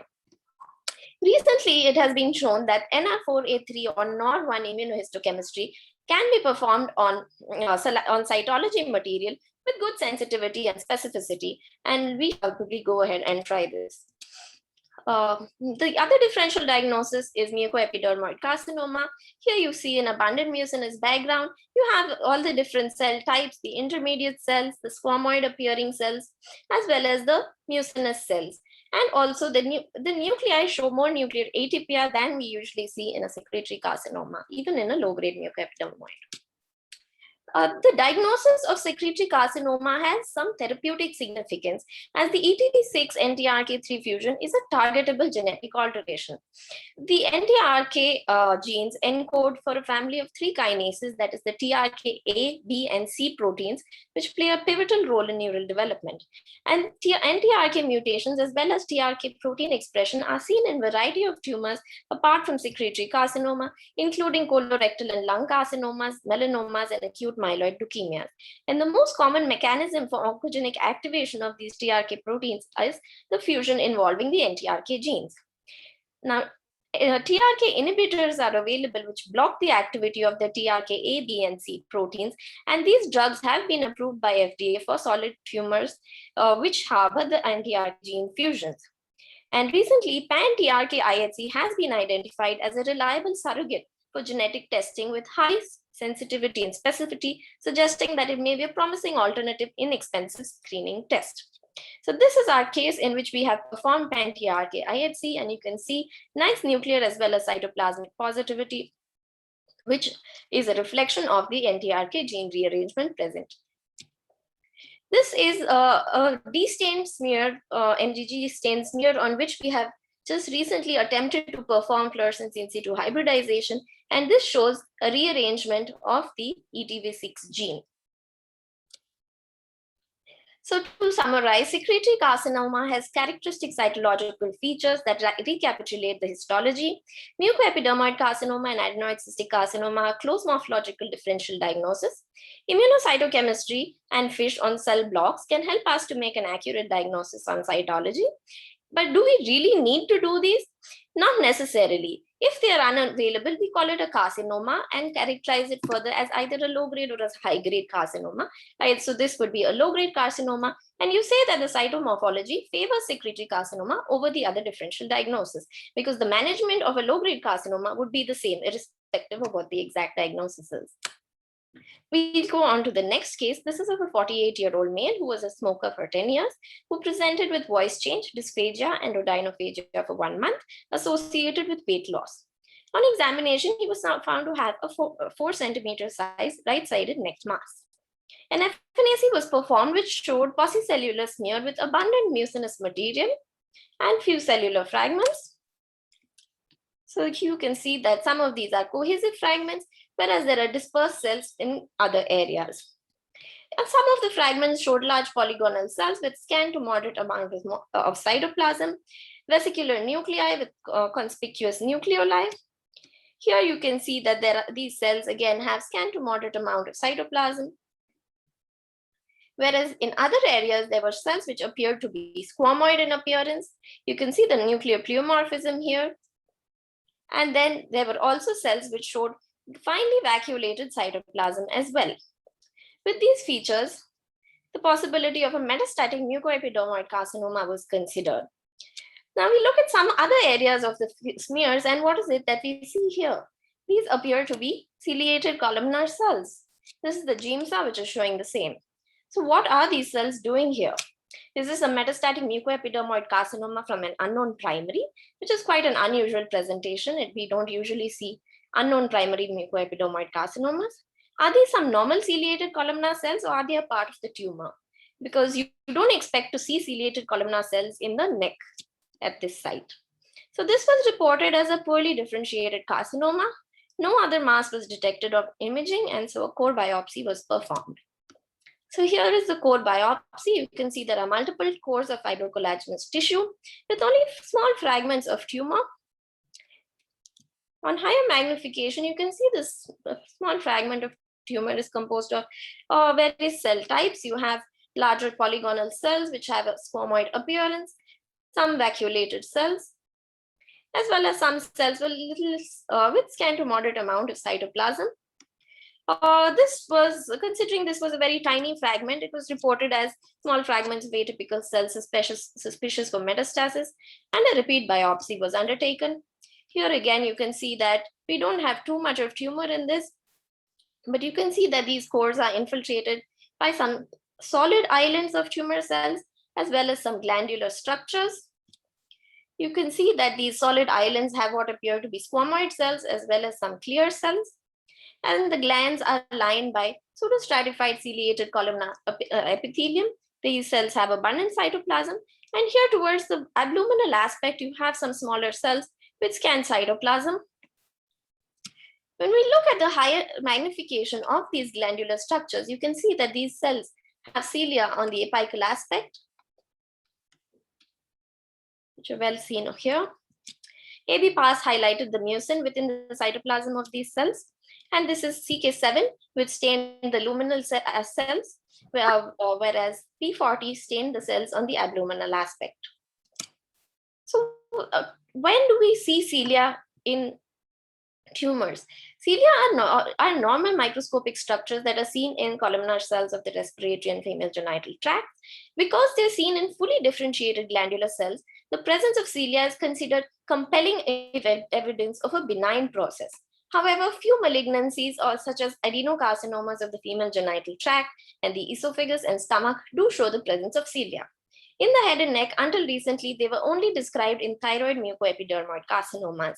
However, recently, two novel entities have been described to demonstrate the presence of cilia, and these are ciliated mucoepidermoid carcinoma and HPV-associated ciliated adenosquamous carcinoma of the oropharynx. So in a neck mass, as in the present case, metastasis from either of these should be considered. The differential diagnosis will also include benign conditions such as a branchial cleft cyst. Ciliated mucoepidermoid carcinoma, a single case has been described till date, which was that of a 47-year-old female who presented with cervical lymph node metastasis and was subsequently found to have a primary in the base of the tongue. On histology, you can see that it shows the presence of mucinous, intermediate as well as squamoid cells in cystic and solid growth patterns, and the eosinophilic columnar cells are seen here, which harbor numerous well-formed cilia. The tumor cells had small round monogenous nuclei with inconspicuous nucleoli, and had rare mitotic figures. And on performing FISH, they demonstrated the presence of an enamel to rearrangement, confirming their identity as a mucoepidermoid carcinoma. The other entity that we're talking about is the HPV-associated ciliated adenosquamous carcinoma. The typical presentation of this tumor is of cystic lymph node metastasis with an unknown primary site, and some of these patients are subsequently found to have an oropharyngeal primary. On histology, you see typical areas of non-keratinizing squamous cell carcinoma, which are interspersed with glandular spaces, which are lined by ciliated columnar cells. Contrary to the previous lesion, here you can see nuclear atypia, mitosis, as well as necrosis. And being associated with HPV, this tumor is diffusely immunopositive for P16, and it demonstrates high risk HPV by in situ hybridization. How would we differentiate between these two tumors? As we know, mucoepidermoid carcinomas are characterized by mucinous intermediate squamoid cells in a solid cystic growth pattern.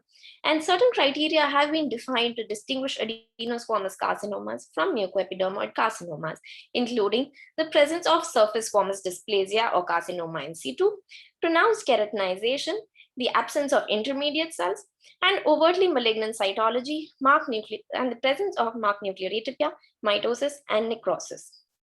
However, all of these would not be applicable in a metastatic site. Certainly, we would not expect to see the presence of squamous dysplasia or carcinoma in situ, making the task even more difficult.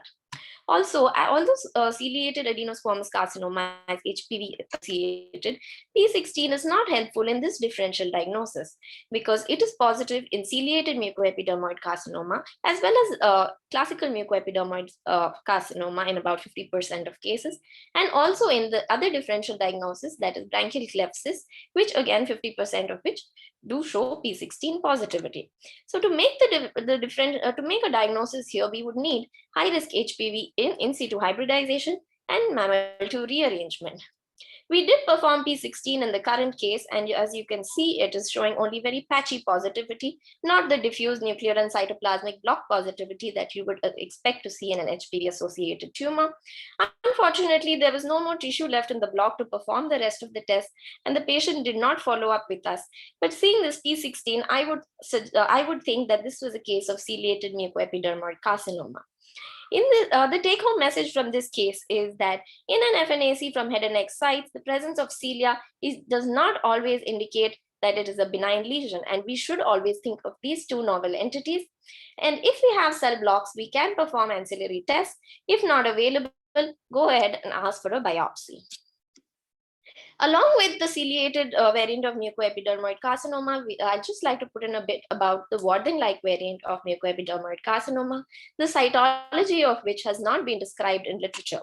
On histology, you can see on low magnification that it very closely resembles a Warthin tumor with abundant reactive lymphoid tissue and cystic spaces, which are lined by epithelial cells.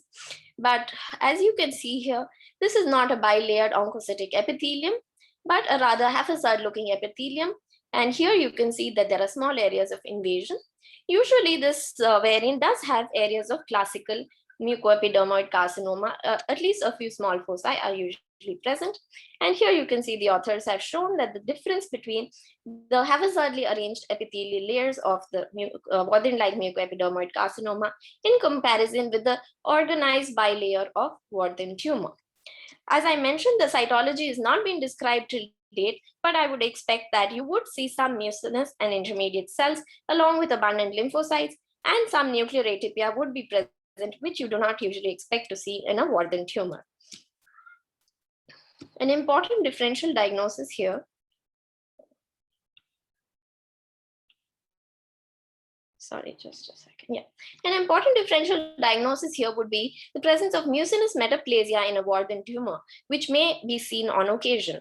So this is a case where you can see fragments of oncocytic cells. There was a lot of mucinous, bubbly mucinous material in the background along with lymphocytes, and some cells with vacuolated cytoplasm were also seen here. And on histology, this tumor was a classical Warthin tumor. However, there were foci of mucinous metaplasia, as are seen here and highlighted by AB pass. So we should always keep this differential diagnosis in mind before we go ahead and call something a Warthin-like mucoepidermoid carcinoma. And correlation with imaging would be extremely important in this situation. Coming to the next case, this was a 26-year-old man who presented with a painful swelling over the hard palate for 8 months. And on intraoral examination, he was found to have a 4 centimeter size submucosal mass. And he did not have any lymphadenopathy. CT showed a heterogeneously enhancing mass involving the hard palate with erosion, and an FNAC was performed from this. We usually do not perform intraoral FNACs, and this was an exception. As you can see, the smears here are not very cellular. However, there are few cohesive fragments of tumor cells, and which are seen here. And on higher magnification, you can see that these fragments have a papillary architecture. Some of the papillae have some matrix within their pores. The tumor cells are have uniform nuclei, which are round to ovoid, and scant amount of fluffy appearing cytoplasm. And if you're thinking about the diagnosis, I've highlighted some of the features here, which I will come to shortly. This case was reported as a polymorphous adenocarcinoma, and the patient underwent surgery. So here you can see the excised specimen, which has solid areas, as well as you can see these nice glomeruloid appearing areas.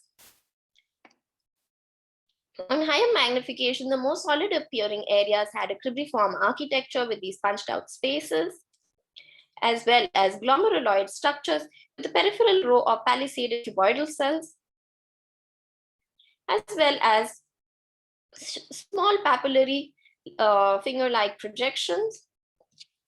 On higher magnification, the tumor cells have moderate amount of eosinophilic cytoplasm, and the nuclei have a ground glass appearance, or as well as show the presence of nuclear grooves.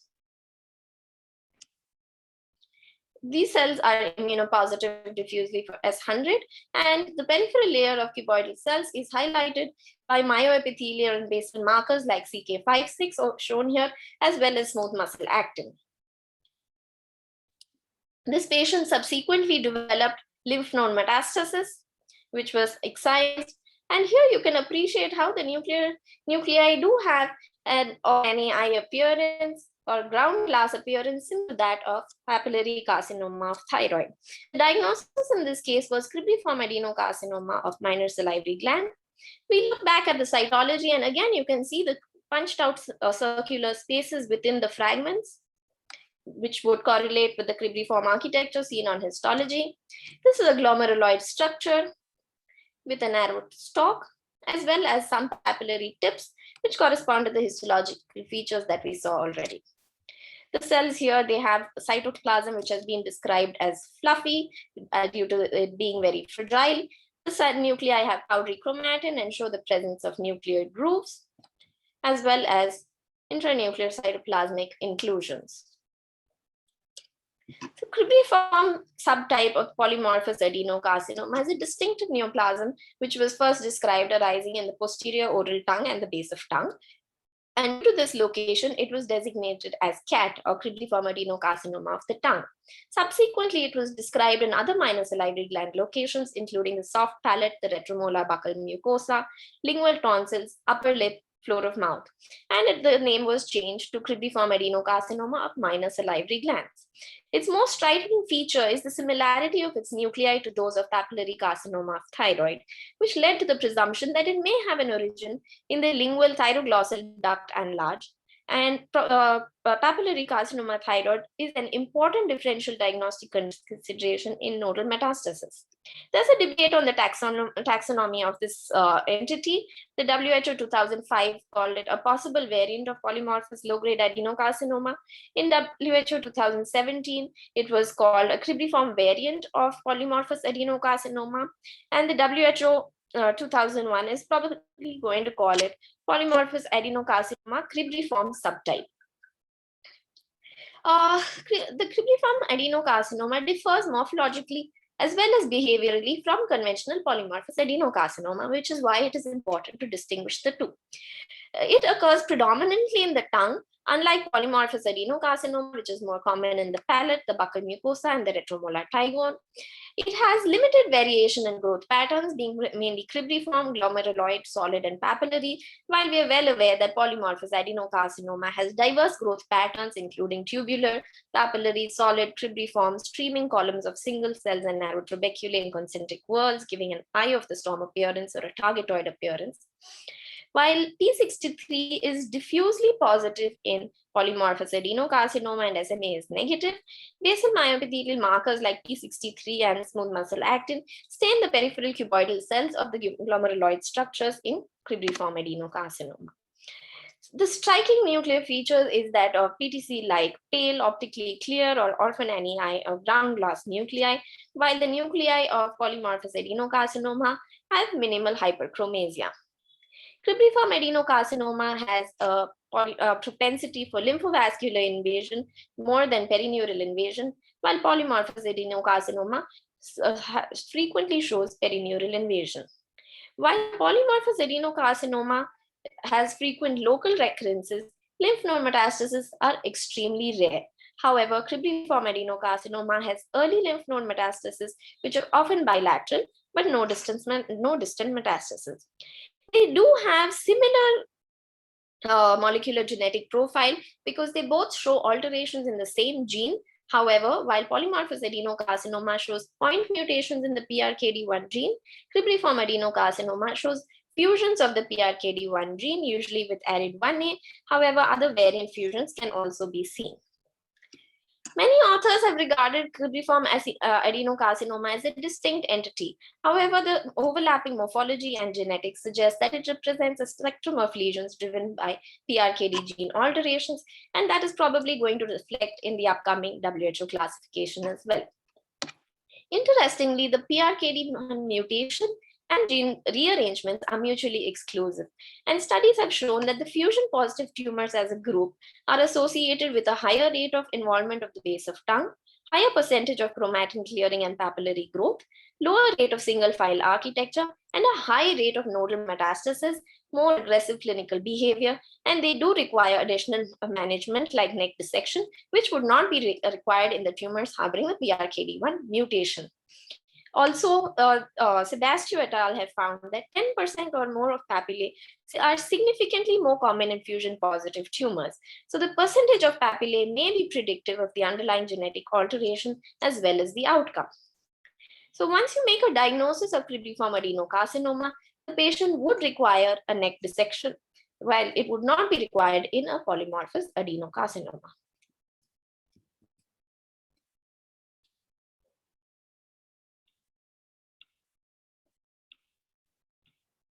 I'm having some difficulty. Okay. On cytology, what are the differential diagnoses? Polymorphous adenocarcinoma, as described in literature, has trabecular as well as pseudopapillary structures, which have a fibrous stromal core, which may show the presence of small hyaline globules. The cells are uniform polygonal with medium size with moderate amounts of agranular cytoplasm. the nuclei have vesicular chromatin and small distinct nucleoli. However, it's important to note that most of these reports of the cytology of polymorphous adenocarcinoma that are available in literature were before cribriform adenocarcinoma was recognized as an entity. So the cytology that is described would have overlapping features between both of these entities and would be described as polymorphous adenocarcinoma. The important features which would help you to differentiate from polymorphous adenocarcinoma is the presence of glomeruloid structures, cribriform architecture, and the presence of nuclear grooves and pseudoinclusions. The other differential diagnoses include adenoid cystic carcinoma and pleomorphic adenoma, which have been covered extensively in the previous talk. But most importantly, at a metastatic site, one should always consider the differential diagnosis of a metastatic papillary carcinoma of thyroid, which would show the presence of colloid, swirling within flat sheets, and of course TTF1. These are the things which would help you to distinguish from this. So the take-home message in this case is that due to the high propensity for lymph node metastasis, the FNAC diagnosis of cribriform subtype of polymorphous adenocarcinoma has significant clinical implications. On cytology, though it bears some architectural similarity to polymorphous adenocarcinoma, typical nuclear features, the presence of cribriform and glomeruloid structure, would favor the cribriform subtype over a classical polymorphous adenocarcinoma.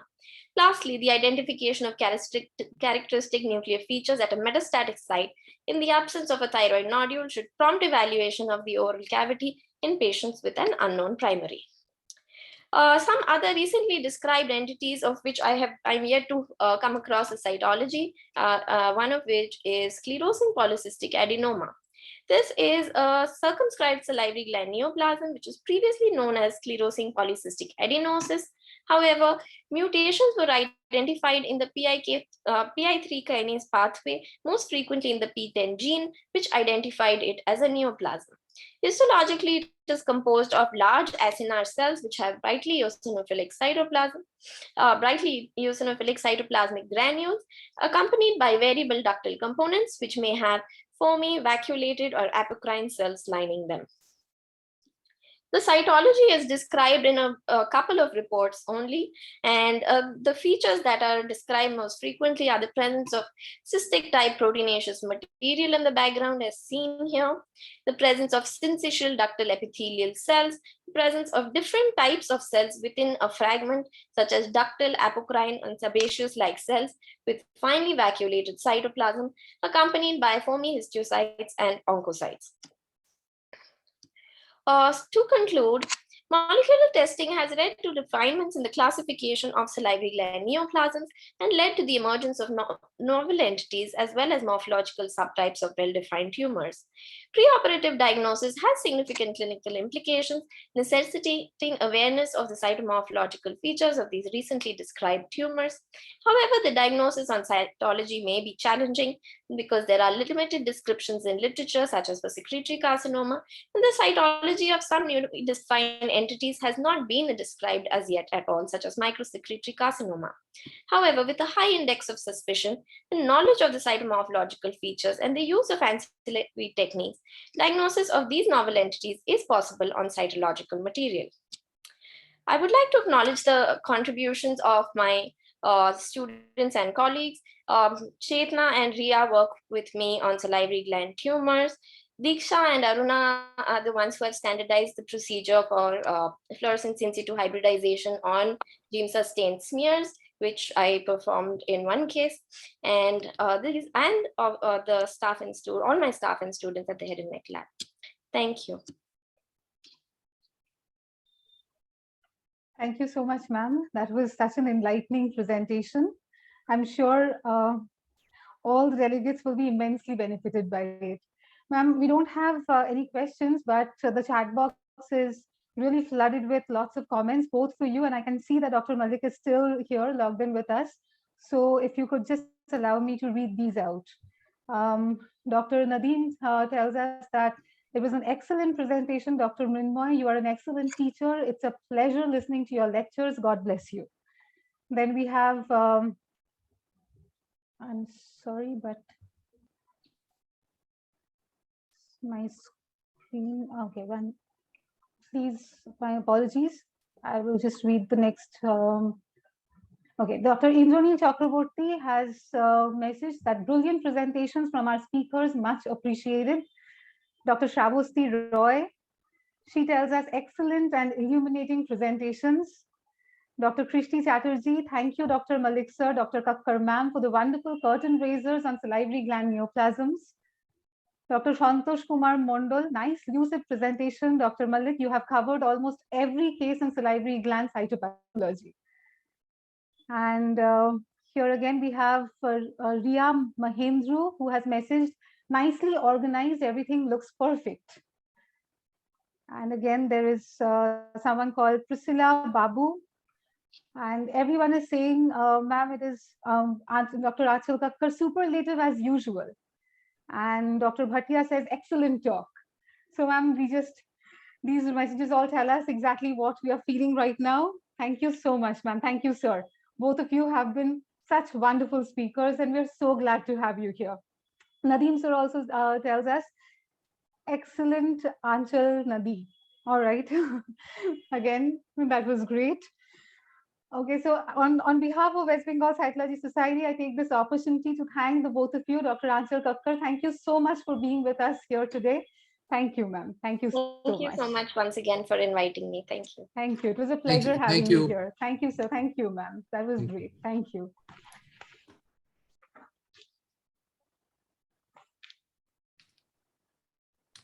We move on to our next session of the evening.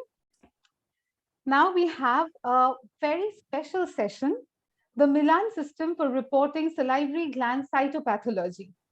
And to speak on this topic, we have a very special person who is joining us across time zones, Dr. Christopher Vanden Boe. He is currently the Associate Professor of Pathology and Oncology, Johns Hopkins Medical Center, the Associate Director of Cytopathology, and the Program Director of Cytopathology Fellowship. He is a member of the College of American Pathologists Cytopathology Committee. He has led the pelvic washings chapter of the International System for Reporting Serous Fluid Cytopathology. He also leads 2 chapters for forthcoming updated version of the Paris System for Reporting Urinary Cytology. He served on the American Society of Cytopathology's Scientific Program Committee for 4 years and is currently chair of the Clinical Practice Committee. He has published several books and has over 100 peer-reviewed scientific papers. He serves on numerous editorial boards of esteemed journals. It is an absolute honor for the West Bengal Cytology Society to have such a decorated personality on this platform today. Thank you so much for joining us here, sir. The delegates, while the session is going on, are requested to type out their comments and queries in the chat box during the session. I would now like to request Dr. Christopher to kindly begin his presentation. Sir, please, if you could take over. Thank you so much. It's an honor to be here. Thank you for the wonderful introduction. And I can tell from the last presentation that this has been a superb morning for me, but evening for you all. So thanks for having me. I'm just going to set up my screen here and share it with you.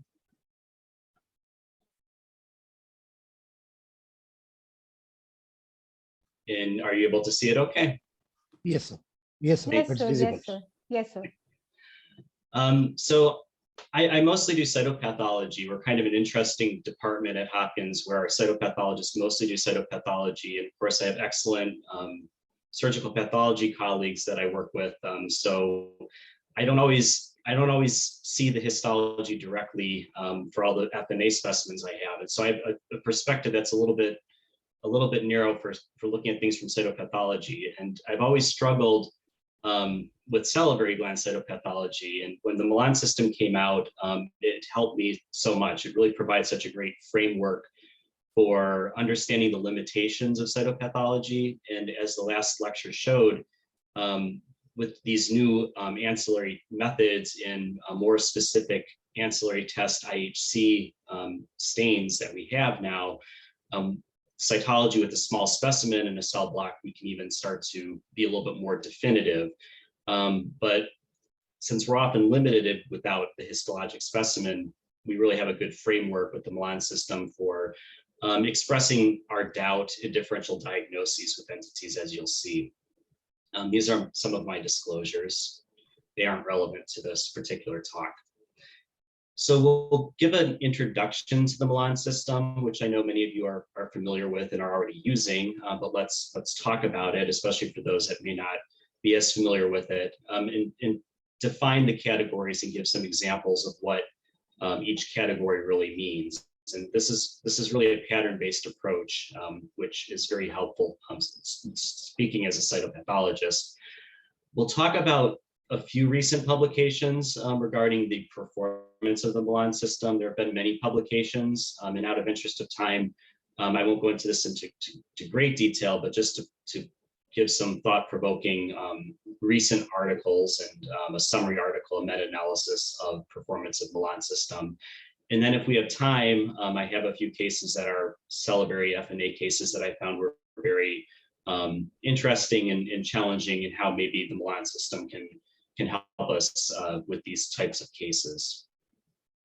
So these are the categories of the Milan system. And so you can appreciate that this goes beyond your typical categories in cytopathology, where we have benign, malignant, atypical, and suspicious. And just to highlight some of these sort of differences, is our atypical category is called atypia of undetermined significance, or AUS. You know, these systems all have slightly different names for the atypical categories, but here with Milan we have AUS. And what we can appreciate is that the Milan system has a neoplasm category. So we appreciate that a lot of times in salivary gland FNA, we may not be able to give a definitive diagnosis. A lot of what we're struggling with primarily is this a neoplasm or is this not a neoplasm? If we can go beyond that and that, that's great, and we give a specific entity that's benign or malignant, that's even better. But our primary goal initially, at least, to decide is what we're looking at on FNA, a neoplasm or not a neoplasm. So we have a neoplasm category. And then we have the typical suspicious for malignancy category, and then a malignant category. So when I think about the Milan system categories, this is sort of how I think about the categories. So if we call it non-neoplastic, we're saying we know for certain, and in cytology, certain is about 99%. It's not always 100% because there's always these pitfalls. But we're fairly certain with great confidence that a neoplasm can be excluded based on what we're seeing. And a lot of times it means we're recognizing specific findings along with the clinical radiologic impression that a neoplasm can be excluded. If we can't exclude a neoplasm, or we're quote unquote suspicious for a neoplasm, but we can't quite get to neoplasm, that's where the AUS category is helpful. Usually with experience, we can feel relatively comfortable whether something gets to neoplasm or not. And so a lot of times I'm not in the AUS category. But however, this is a useful category when we're not sure we're dealing with neoplasm. If we are certain that we are reached a neoplasm, we now have to decide whether we're certain that it's benign. So typically we look at the findings and we can definitively identify something as a specific entity that we know is benign. We're in the benign category. However, a lot of times we don't know for sure, as we'll see. We're not sure whether, we know it's a neoplasm, but we're not sure whether it's benign or malignant. And that's where this category SUMP, salivary gland neoplasm of a certain malignant potential, comes in handy. And this is a category, despite its unusual name and an unusual acronym, is a category that we use quite often. We find ourselves in a situation where we know the findings are neoplastic, but we're not absolutely sure because of limitations in cytology, whether the entity is malignant or not. If we can definitively identify the entity and it's malignant, then we can get to the malignant category diagnosis. If we're not sure exactly what the entity is, but the cells are just in your face, pleomorphic and atypical, and there's no way it's not malignant, even though you can't completely categorize it, you can call it malignant. So these are sort of the ways this is how I sort of envision and use the Milan system categories. Now, this is a table from the Milan publication, and this is before data was published from different institutions about what the risk of malignancy in each category was. But this is what the authors envisioned the rate of malignancy goal would be for each particular category. So this may not be hold true in real life as we gather more data and look at it. But as you can see, the risk of malignancy for something called malignant would be approximately 90%, and the follow-up would be surgery. If you call something suspicious for malignant, the risk of malignancy would be greater than 50%, 60%, maybe not quite to the rate of malignancy, and the follow-up would be surgery. If you call something neoplasm and you think it's benign, there should be a very low chance that that patient actually has a malignancy on follow-up. But of course, for many benign neoplasms, they may have received surgery anyway. And for the sum category, about a third of all cases will end up being malignant, and these cases would typically need surgery. So that leaves us with these other categories that are more indeterminate, AUS. This may require a repeat FNA or surgery. So this is a situation where you look at the findings and you see why was it called AUS. You talk to the surgeon, you see what their impression is. You see maybe what the patient would prefer to happen for management. Perhaps the specimen was not very good, was not very cellular, and a repeat FNA is more appropriate. Perhaps the specimen is very cellular and it's just uncertain what the diagnosis is, and a repeat FNA would not be helpful. And therefore a surgery is required for a definitive diagnosis. Non-neoplastic, risk of malignancy should be low because you are thinking that this is definitively a non-neoplastic finding, but of course cytology is never 100%. And then non-diagnostic, it's hard to say, but risk of malignancy perhaps 25%, and typically this would require a repeat FNA to try to obtain a diagnostic specimen. So what defines a non-diagnostic specimen according to the Milan system? Well, generally insufficient cellular material for a cytologic diagnosis. In this initial version of the Milan system, this is based on the Bethesda system for reporting thyroid cytology, which uses approximately 60 epithelial cells for being diagnostic. So if you have less than 60 cells, typically that can be a general cutoff, at least in this version, for a non-diagnostic diagnosis, keeping in mind that as evidence continues to be gained on this category, there's some flexibility in its use. One exception to the cellular criteria is the presence of matrix material or mucinous cyst contents. So if you see matrix material or mucinous cyst contents, even if this specimen is otherwise acellular, this gets you into an atypical category diagnosis, as we'll see. So it's very important to recognize benign salivary tissue on FNA, and I'm sure that this was covered in part in previous lectures.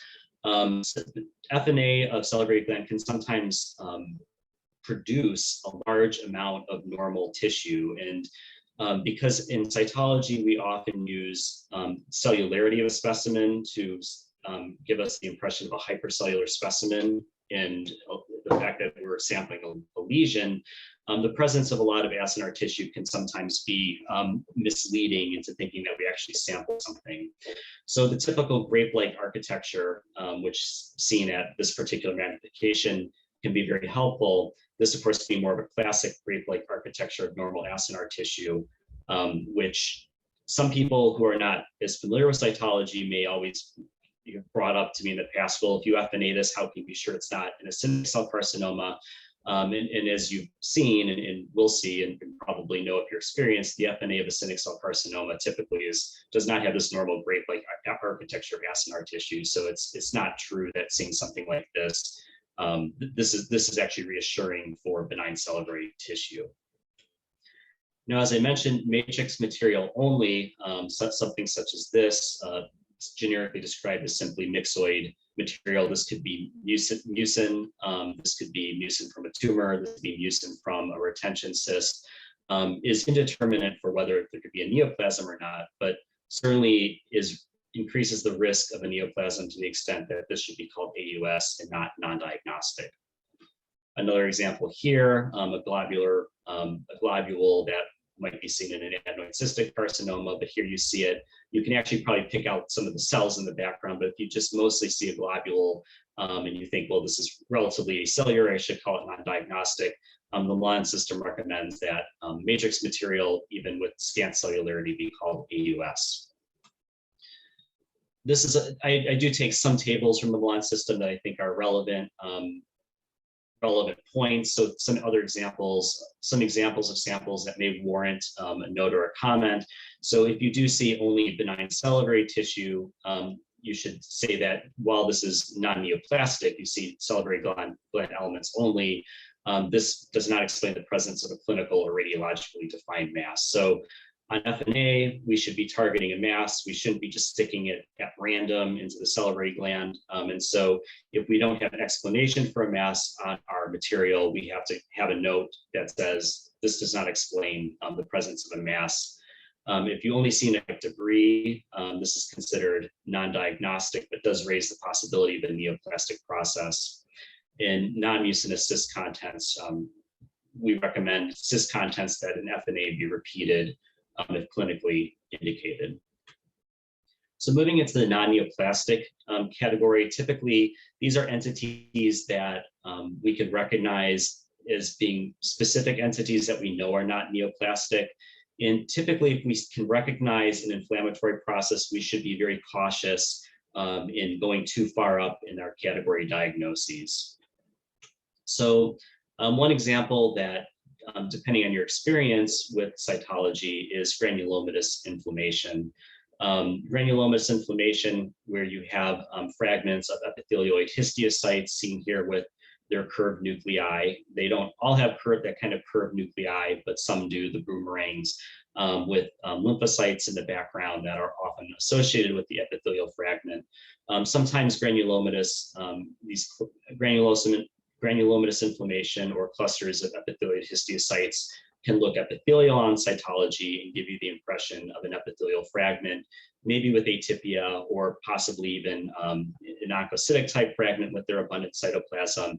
And even if you don't think it's atypical or malignant, may give you the impression of a neoplasm, especially for those that may not be as experienced. More classic example of granulomatous inflammation with small granuloma epithelioid histiocyte aggregates with polymorphous lymphocytes in the background. And here, of course, the streaking of the chromatin of the lymphocytes out away from a fragment is always an indication in cytology that you're potentially dealing with an inflammatory process, even if this is not recognized as granulomatous inflammation.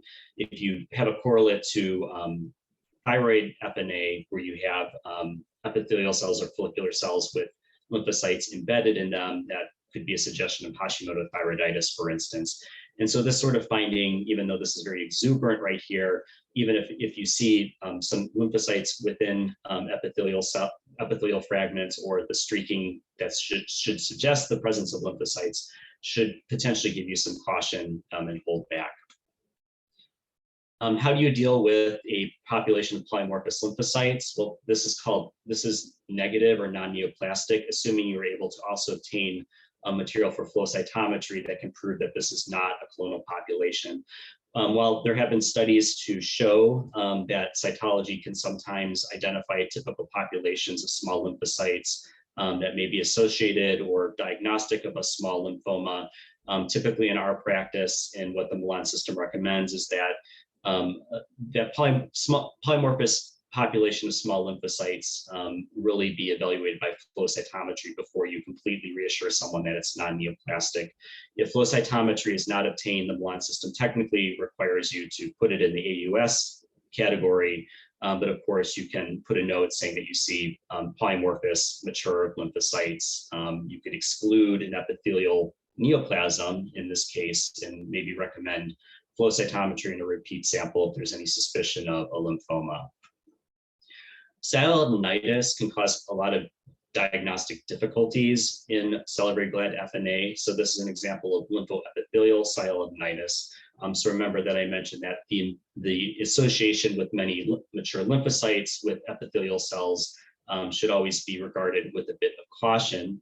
Lymphoepithelial sialadenitis is often associated with Sjogren's syndrome, but not always. And in this case, you have basically atrophic ductal epithelial cells that have inflamed lymphocytes in it.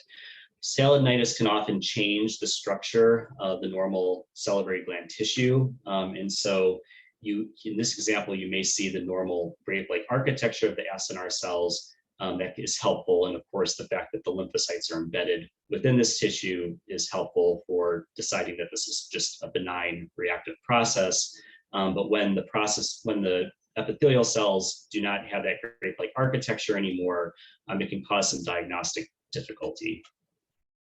The AUS category, as I mentioned, are for samples indefinite for a neoplasm. A neoplastic process cannot be excluded after examination of all the cellular material. And the majority of these FNAs will represent reactive atypia or poorly sampled neoplasms. And so I do think it's important to give the clinician some idea of why you're calling it AUS. Is this because it's poorly sampled and a repeat FNA may be helpful? Or is it atypia of the true atypia within a cellular population that cannot be determined whether it's strictly reactive or neoplastic? As I mentioned, mucin is clean mucin, that is acellular mucin, is a finding that could be associated with a neoplasm, a mucinous neoplasm, and that may be the only finding in the FNA of a low-grade epidermoid carcinoma. And so therefore, the presence of clean mucin without any cellular material to get you into a higher category should be considered at least AUS.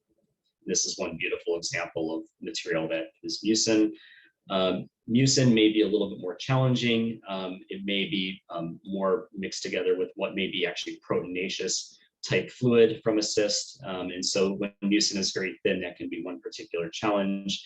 I would say if you're feeling that that is possibly mucin, that you should go into an AUS category and be a little bit maybe more non-specific about what you're seeing, such as mucoid material or myxoid material.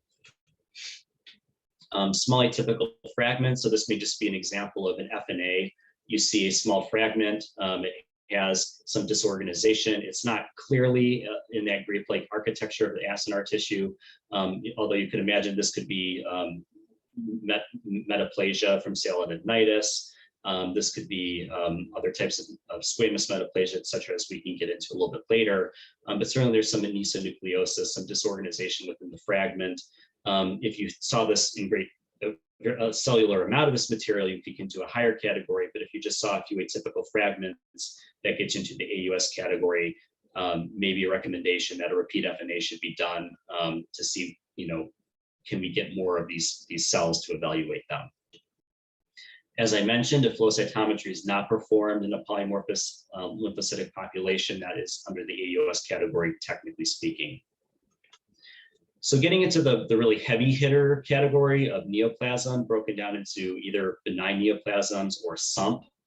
These are where a lot of our diagnoses are made because so many salivary gland neoplasms that are evaluated by FNA are benign, and many of them are also fall into the SUMP category if they're malignant, because we can't be absolutely sure whether they're benign or malignant. So the category benign neoplasm is reserved for benign neoplasms diagnosed based on established cytologic criteria. And I know the last lectures that you had really gave a lot of great examples of cytologic pictures where you could potentially make a definitive diagnosis in some of these instances. So the category includes things like classic cases of pleomorphic adenoma, Wharton tumor, and lipoma, et cetera. There are some pitfalls I would caution you as we go on, that some of these entities that we see in textbooks and we think are straightforward, as you know, as you get more experience and you've called things Wharton tumor, et cetera, and then you find out you're wrong, you realize that some of these things that seem straightforward are not always as straightforward as you'd like them to be. And so unfortunately with experience, sometimes you learn that maybe SUMP is better than calling something definitively benign or potentially AUS. So here's a list of some things that the Milan system says may fall under the benign neoplasm category: pleomorphic adenoma, Wharton tumor, oncocytoma, lipoma, schwannoma, lymphangioma, hemangioma, things that you can look at on cytology and be fairly certain you can make a diagnosis in some instances. classic pleomorphic adenoma. What you would really like to have is the fibrillary matrix material. Ideally, you have a Giemsa-like preparation where this can look very distinctive. It is less distinct on the Pap stain, as seen here, almost more of a mucoid or mixoid type material. Ideally, you have the cells embedded within the matrix material and not around on the edges. Typically, this appearance is classic, and really there's not a lot of pitfalls when you see this particular appearance. Usually, it is almost certainly a pleomorphic adenoma. A Warthin tumor, you have classic papillary structure of oncocytic cells in a background of polymorphous lymphocytes, and ideally, which isn't as demonstrated as well here, but granular debris. I won't spend too much time on this, but Warthin tumor can be a huge pitfall. Sometimes you see something that you think is a Warthin tumor, but it's not. My recommendation is to see all three components, a fairly cellular amount of the oncocytic cells and papillary structures with the lymphocytes, with the granular debris before you definitively call something a Warthin tumor. Schwannoma can be somewhat challenging, at least from my perspective, on FNA alone if you don't have material. I often see schwannoma as something that appears to have both a spindle cell population mixed together with cells that appear more epithelioid. The cells can have some anisonucleosis. There may be inflammatory cells associated with it. I pick this example as not necessarily the most classic example of schwannoma, but rather a clue that when you see a population of cells that are both spindle and epithelioid, think about the possibility of schwannoma. As a complete aside, if you're FNAing something like near the pancreas or somewhere around there, you can think about a GIST, because that can sometimes have a very similar biphasic sort of appearance on FNA. Here's something maybe a little bit more classic with more of a spindled cell population. There's some inflammatory cells in there. So it's not necessarily a home run all the time on schwannoma, but you start to think about it, you think about a primarily spindle cell, bland spindle cell population. If you're unable to confirm that any further, it's likely to be a schwannoma, and clinicians like to have differential diagnoses or a prime diagnoses along with your Milan system category. So that's something you can say, benign neoplasm, it's a bland spindle cell proliferation, most likely a schwannoma.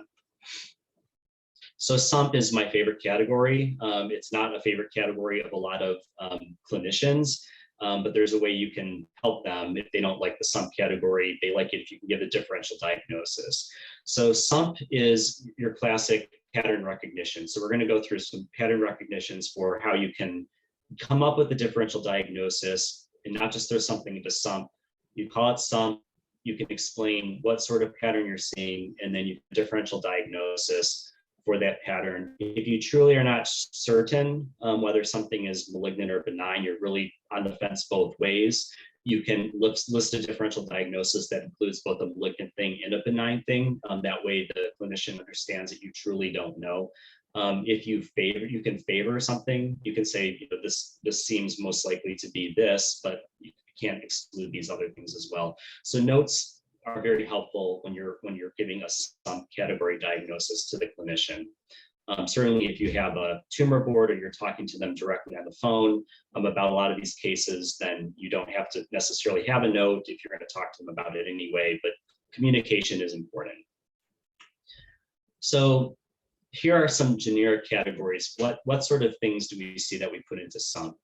So we're getting away, you can work, some people work, they think about histology and they work back to cytology. So they think, what could this possibly be? But look, we're going to look at the cytology and see what is the pattern. And so this is sort of as far as we can go. Okay, so can we call something more generically? If you step back, we can't give a definitive diagnosis. We generically call it a cellular basaloid neoplasm, okay, or a cellular oncocytic neoplasm, or a neoplasm with clear cell features. Okay, so these are categories of patterns that we can put into the SUMP diagnosis. What are some examples of these things? So, for example, you see a basaloid neoplasm. It has fibrillary matrix, but you're not entirely sure it's a pleomorphic adenoma. Maybe there's some areas that are predominantly globular.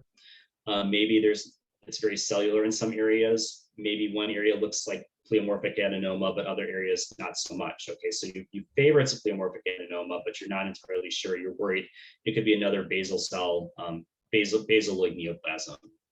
So your differential could include a cellular PA. So this is what we like to say in cytology. It's a pleomorphic adenoma, but it's very cellular. There's not a lot of matrix material. I'm explaining why I can't just call it a pleomorphic adenoma. Could it be an epithelial myoepithelial carcinoma or a basal cell adenoma / adenocarcinoma?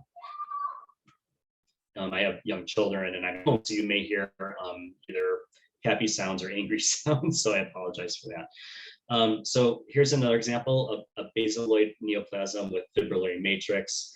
So here you see the basaloid cells. It's fairly cellular, and then the material is somewhat fibrillary. Maybe it's a little bit more myxoid or mucinous here. Again, the odds are these things are going to end up being a pleomorphic adenoma, but the fibrillary matrix is not well developed. So you can have the same sort of differential diagnosis. It's a little bit less classic in this case. A cellular basaloid neoplasm. So here again, you have your basaloid cells. It's very cellular, and you have a little bit of a clue that there's some matrix material. Okay, so we really need histology to tell us whether this is an invasive process or not an invasive process. This could still be a cellular pleomorphic adenoma, but now we're starting to deal with things with this thin hyaline matrix material that could be more associated with basal cell adenoma, adenocarcinoma. Can't completely exclude an adenoid cystic carcinoma in some of these entities here. So I appreciate that these are all malignant processes. So if you're unsure, again, always throw in that key term, cellular pleomorphic adenoma, can be helpful to tell the clinician you're considering a potentially a benign neoplasm. It's a beautiful picture, streaming sheets of basaloid cells. You have the hyaline matrix material, just like in the last example. So this is just another example of the previous of another pattern. So these are not the same case. These are two different cases I found that show this particular pattern. Okay, a basaloid neoplasm with scant matrix material, and you're starting to deal again with similar sort of entities. It could still be a cellular pleomorphic adenoma where you simply don't have the matrix material. But again, now you're starting to deal with things that adenoid cystic carcinoma, etc. Here's again, scant matrix material, a basaloid group of cells. In this case, you have kind of more of a fibroinflammatory background here, actually, that's not actually strictly matrix material. Okay, another option besides cellular basaloid neoplasm would be a cellular oncocytic neoplasm. So you can have a cellular oncocytic neoplasm with a mucinous background. So here you have a population of oncocytes. They're not in the normal configuration of the grape-like architecture of normal salivary tissue. So you'd want to have enough cellularity of this to be certain that it's a neoplasm. This is just one field, but it's cellular. It has atypical architecture, so it's not strictly non-neoplastic, it's neoplastic. And then you have this sort of mucinous or myxoid background. And so this could be anything ranging from a mucoepidermoid carcinoma that's an oncocytic variant that produces oncocytic cells, or open tumor with mucinous metaplasia, which was discussed in previous lectures. So it's great putting it all together. Now, you've just heard about all these different pitfalls and how SUMP now captures the possibility that this could be a benign thing, but also potentially there's a chance that it's malignant. Cellular oncocytic neoplasm with granular or vacuolar cytoplasm. So this is a fragment of these cells that have abundant cytoplasm. It's not the normal grape-like architecture. Certainly you could have some sort of metaplasia that disrupts the grape-like architecture in a non-neoplastic process. So you'd want to have a cellular population. This would have to be a cellular oncocytic neoplasm among the whole specimen, throughout the whole specimen. But then the differential could be actinic cell carcinoma, secretory carcinoma, or a metastatic renal cell carcinoma, for instance.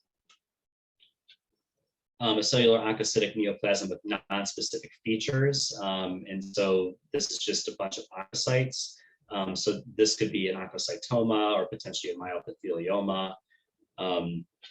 And then here, again, non-specific features, you see a cellular population, they're oncocytes, they're not in normal grape-like architecture. Again, this is just one field, but you look through the specimen and ensure that it's a cellular population that you feel is neoplastic with the same differential diagnosis.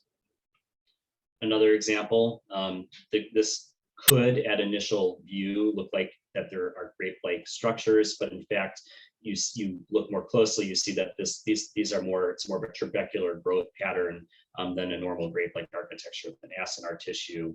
And so this is an example of a cellular oncocytic neoplasm.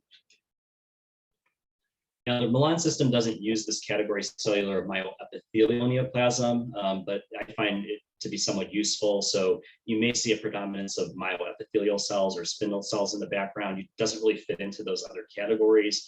And so you may, again, be descriptive, it's under some as a cellular myoepithelial neoplasm, where this could be a pleomorphic adenoma or a myoepithelioma, for instance.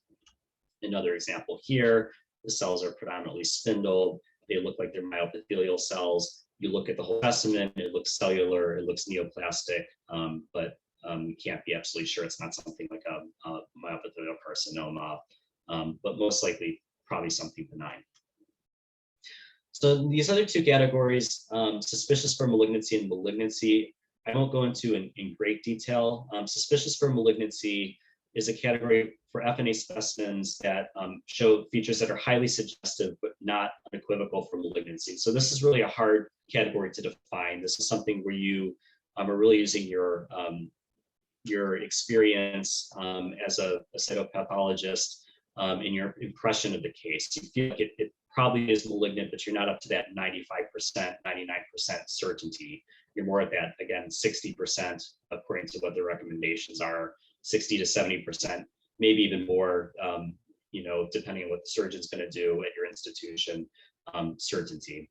And so the FNA report, according to the Milan system, should state which type of malignant tumor is suspected or provide a differential diagnosis. So this is emphasized in the Milan system for suspicious category, but I just want to emphasize again that I think this is important for when you call something SUMP as well, not just suspicious. So again, the majority of specimens in this category will be high-grade carcinoma on follow-up.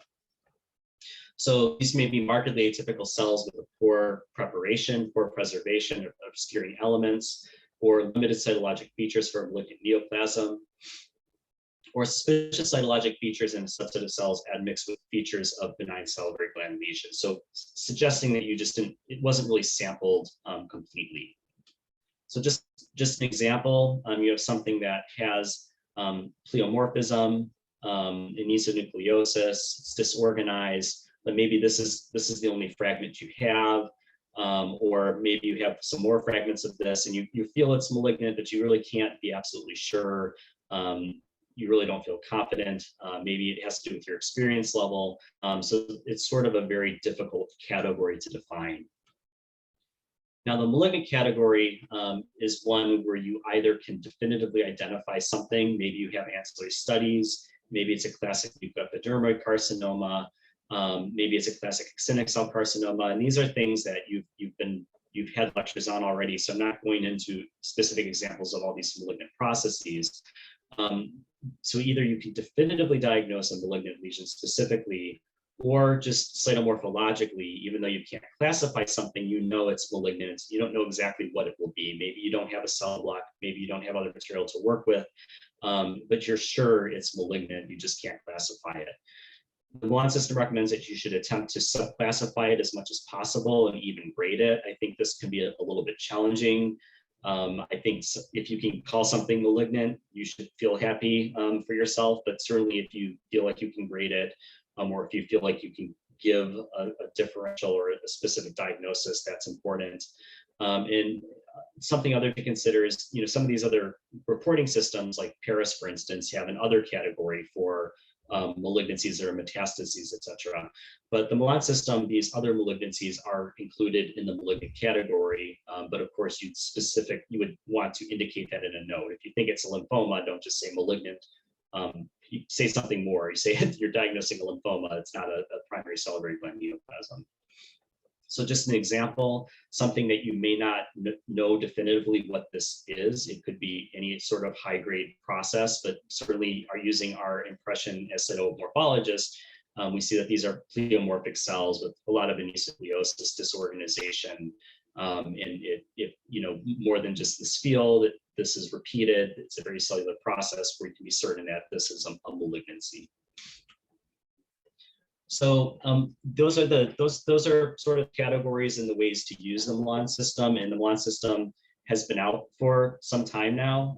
The book, I think, was published in 2018. And there have been a lot of studies of how the Milan system performs. And so that's beyond what I can really cover in this lecture. However, this was one of the larger meta-analysis and review of published literature by Dr. Baloch.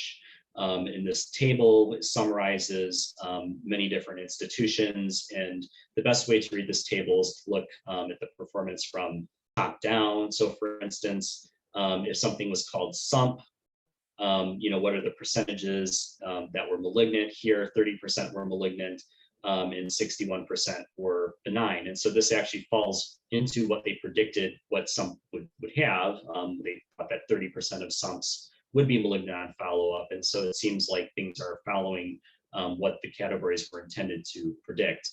Put the statement in just regards to sensitivity and specificity. So it's always hard to calculate performance. I mean, there are many ways to calculate performance, but if you only look at cases where FNA was definitively diagnostic of a neoplasm or malignancy, right? So either you were sure it's a neoplasm, so that includes SUMP, or you're certain it's malignancy, that includes only the malignant category.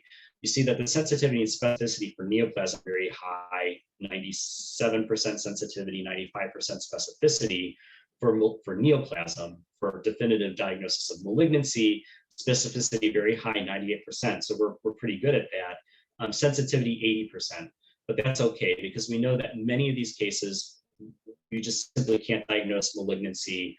And so this doesn't include necessarily SUMP, right? So these might have been called neoplasm and they still were triaged properly. Maybe patient has to go back for a neck dissection depending on what the initial surgery was. So we have a special issue coming out on atypia in cytology, and one of my colleagues who's a head and neck surgeon always wants to talk to me about Milan, and he doesn't like Milan. It doesn't mean I don't think people should use Milan. I think it's just that the clinicians sometimes need to understand Milan. They aren't happy if a pathologist puts a category like SUMP and doesn't include some sort of diagnosis, differential diagnosis. They really want to know what you're thinking. And so this is just a brief clinical commentary that you can read if you like. It just came out and is online, but it's really just to remind me to remind you that clinicians really find it helpful to give a differential diagnosis. And it's important to talk to clinicians when you're implementing these systems so they know what to expect. And I think that many people who are experienced cytopathologists, salivary gland cytopathology, have used similar terminology and diagnoses and wording that it's not hard to translate what you've already been doing into using the Milan system. So we have a little bit of time, so I just want to show a few cases that I think are interesting, or some additional things that weren't put into this initial lecture. I wasn't sure I would have enough time, but I think I have about 10 minutes. So I just want to use that and show you some interesting cases. So this is an FNA of a parotid, and you see predominantly population of spindle cells are very discohesive. They have a fair amount of cytoplasm actually, and the cells don't have a lot of anesonucleosis. The chromatin pattern is relatively bland, and they're in this background of kind of this mixoid or proteinaceous type material. And so what this is a case of, you can see there's some inflammatory cells too. And so, it's very discohesive. The schwannoma that I showed you, there's some fragments that are cohesive. And these cells are really this kind of plasmacytoid appearance. So this is an example of nodular fasciitis, which I think I like to show in almost all of my cytopathology lectures when I can, when it's appropriate, especially in the head and neck, because it's such a huge pitfall. These cells definitely look neoplastic and often look malignant. And so we're often looking at this can be very cellular. And so this is a classic example of something where a process where a patient, may or may not necessarily need to have this removed. may have something that's kind of a more severe diagnosis given. Here's another example where the cells are embedded in this matrix material. So they're kind of randomly embedded in the matrix material. You can kind of appreciate, again, they have kind of plasmacytoid cells, they're spindled, they're plump, they have a lot of cytoplasm. So in this sort of pattern, always consider the possibility of nodular fasciitis or having this in your differential diagnosis. Here's an example of a case that was called Wharton tumor. And looking at the slides, we did a review of Wharton tumors retrospectively, and we saw, okay, well, why did people call this a Wharton tumor? Well, they saw groups of cells that had a lot of cytoplasm that looked granular. You might be able to appreciate that this is not homogeneous cytoplasm. This may be granular here, but here it's a little bit more magenta colored and homogeneous, might suggest something to you. But in other passes, this FNA sample kind of maybe something more cystic. So there was this maybe papillary-like fragment that you could argue looks somewhat oncocytic. And there's a lot of granular debris in the background. There's also mixed inflammation. However, the mixed inflammation is not strictly lymphocytes. It's also a lot of acute inflammatory cells. And so this could be represented in inflamed cyst contents. The nature of the cyst, unclear. Is it a Wharton tumor? Is it not? The person who looked at this specimen thought this was a Wharton tumor. But retrospectively, when you look at things a little bit more closely and see other things, you saw something that this is not a crystalloid. This is actually thick mucin. And on the Pap stain preparation, you see that there's actually some cells that have very light colored, likely possibly mucinous material in it. What was mentioned in the last lecture, of course, when pitfall is Wharton tumor with mucinous metaplasia, and certainly that's important. But if you're considering a differential between mucoepidermoid carcinoma and Wharton tumor with mucinous metaplasia, that's where you're going into the sump category with those two differential diagnoses. And so this actually ended up being a mucoepidermoid carcinoma on follow-up. Here's another interesting case. This is a very bizarre case. So this was a case that was called Wharton tumor. This case had a lot of polymorphous lymphocytes in the background, lots of them actually, and there was very few oncocytic cells. You see these very granular cells, very bland chromatin, bland nuclei, not really in the grape-like architecture, but it's a very small sample. Why was this called Wharton tumor besides the lymphocytes? Well, I think that someone thought maybe this group of lymphocytes here was actually a fragment of oncocytic cells. At least I'm guessing what they thought retrospectively. These are just lymphocytes that are not well preserved or stained, that are clustering together artifactually. Maybe this is mostly just a lymph node. Okay, I mean, that's always a possibility if you don't really have a lot of true oncocytic cells. Beautiful oncocytic cells. These were the very few cells that I could find in the whole specimen that predominantly had polymorphous lymphocytes. And so when this lesion was removed, it was actually found to be a lymph node with salivary tissue, with this inclusion of salivary tissue inside of it that had oncocytic change. And it seemed that this FNA was able to sample some of this tissue, but it was really just a lymph node. It was not a Wharton tumor. So Wharton tumor, again, just to reemphasize, I mean, because the Milan system, this is something that we theoretically can hang our hat on. We can say it's a Wharton tumor, definitive diagnosis. Always, my recommendation is to always have the oncocytic papillary fragments that are there, not just rarely, and that you do have, again, the granular debris and polymorphous lymphocytes. You want to have all three of those things in good portions, I think, to make the diagnosis. Otherwise, be a little bit cautious and think about what else you could be dealing with. It could be actually something non-neoplastic, which I'll show you as well, in which case you may be going into an AUS category rather than sump. So we did do a retrospective study. This is unpublished data, but you can see that we divided cases that were called Wharton tumor on FNA, either definitively diagnosed of Wharton tumor or things that were Wharton tumor was favored but not definitively diagnosed. And when things were definitively diagnosed with Wharton tumor, you can see that 85% of the time it was a Wharton tumor, but 15% of the time, which is sizable, it actually was not. And some of the things that were pitfalls were actinic cell carcinoma and obstructive sialadenitis. These were two times each. And so, you're dealing with something that's malignancy, actinic cell carcinoma. You're doing something that's not a neoplasm at all. So Werthin tumor can be very challenging. And so it'd be an instance where, you might go up to SUMP because maybe it is something malignant, be cautious. Or if you're not sure it's a Werthin tumor, maybe it could be something non-neoplastic. You might be going to AUS to include non-neoplastic processes. Of things that were not definitively diagnosed of Werthin tumor, so where we're hedging a little bit, and this is before the Milan system was being used at our institution. 20% of cases were other histologic diagnoses. And you can see some other things seen. Again, another actinic cell carcinoma, oncocytoma, mucoepidermoid carcinoma, cellular PA. So there's a lot of these sort of things. Something that is important to keep in mind is oncocytosis, or more specifically, nodular oncocytic hyperplasia, which technically is a non-neoplastic process, can be FNA'd and is often called in oncocytic neoplasm.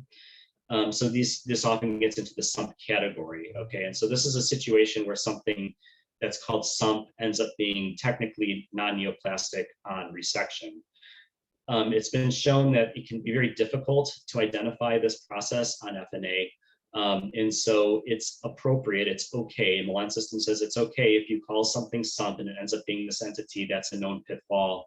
Everyone should understand that concept, because if you can't, otherwise you would not be able to call any cellular oncocytic process a neoplasm. You'd be calling it all AUS, and that would not be very helpful. I won't go into this in great detail, but you can see that this is just some examples that we looked at retrospectively, the authors looked at retrospectively of when this nodular oncocytic hyperplasia was the result on surgical pathology, what the fine needle aspiration called it. And you can see that back before the Milan system, a lot of these atypicals might have sort of been in the SUMP category, possible oncocytic neoplasm, or consistent with oncocytoma, which would have been in the benign neoplasm category. And so with that, I actually want to stay on task. So I'll just finish up with one more case, and then I'll go to the summary. So this is an illustrative case that we got as a confirming consult case. It was seen and diagnosed at an outside institution. This shows that there's a lot of material in the background. We don't know what it is. It could be generically kind of a proteinaceous material. Maybe it's a very thin myxoid or mucinous material. It was interpreted by the outside pathologist as being mucinous. They then saw what I would describe as kind of this basaloid population of cells, irregular fragment, and it was adjacent, or what they thought was embedded in fat. The interpretation of the outside is that this meant that this was an infiltrative process that was infiltrating fat tissue. My comment about that would be that cytology is not something where we should be trying to determine whether something's invasive or not. And so just because something is adjacent to adipose tissue, I would still be a little bit cautious about that. And so we held off a little bit. This was described as being a malignant process, but we were sort of seeing what looked to be a basaloid neoplasm. Just some other examples. Here you can actually appreciate now in the background, there seems to be some material that's a little bit more fibrillary. So that suggested the possibility of a pleomorphic adenoma. I think the outside pathologist also felt that this was possibly at least partially pleomorphic adenoma, but it had undergone transformation into a carcinoma XPA. So it had components that were malignant that were invading the adipose tissue, as well as the traditional pleomorphic adenoma areas. The outside pathologist performed a mucicarmin stain and showed that there was positivity in this myxoid material in the background. And they interpret that as being transformation into a mucinous carcinoma. Of course, one pitfall is that pleomorphic adenoma matrix sometimes contains mucinous-like material that can stain positively for mucicarmine. And if you were to make this a grayscale image and imagine it as a PAP stain or a Dipquick stain, you can imagine that this looks like a classic pleomorphic adenoma with the spindle cells embedded in the matrix material. So while we favored that this was a pleomorphic adenoma with cellular areas that look basaloid, we ultimately classified it at our own institution as a SUMP, as in we thought that this was a basaloid neoplasm, but we favored a cellular pleomorphic adenoma. It turns out that this ended up being a pleomorphic adenoma, but the patient was more aggressive surgery based on that. So that's one way that we utilize the categories. So out of interest of time, I'm just going to jump to the summary, and happy to have some time for discussion and questions. So in summary, the Milan system divides categories by determining whether whether a certain neoplasm exists and whether you are uncertain or certain whether that neoplasm is benign or malignant. If it's indeterminate for neoplasia, the AUS category is used. When it's indeterminate for malignancy, some or suspicious for malignancy are used. Neoplasm benign is used for identifiable benign neoplasms. And I mean, I've said this 5 times, but a differential diagnosis should be provided when a definitive diagnosis cannot be provided. Finally, identification of neoplastic cell morphology can aid in generating a differential diagnosis. So we show those patterns, and those patterns can help you give a differential diagnosis. So once you show the pattern, you don't think about, oh, what 3 things do I need to list, or what 2 things do I need to list? You have the pattern, and you can think about, okay, that's the pattern. These are the things that I can list as a differential diagnosis.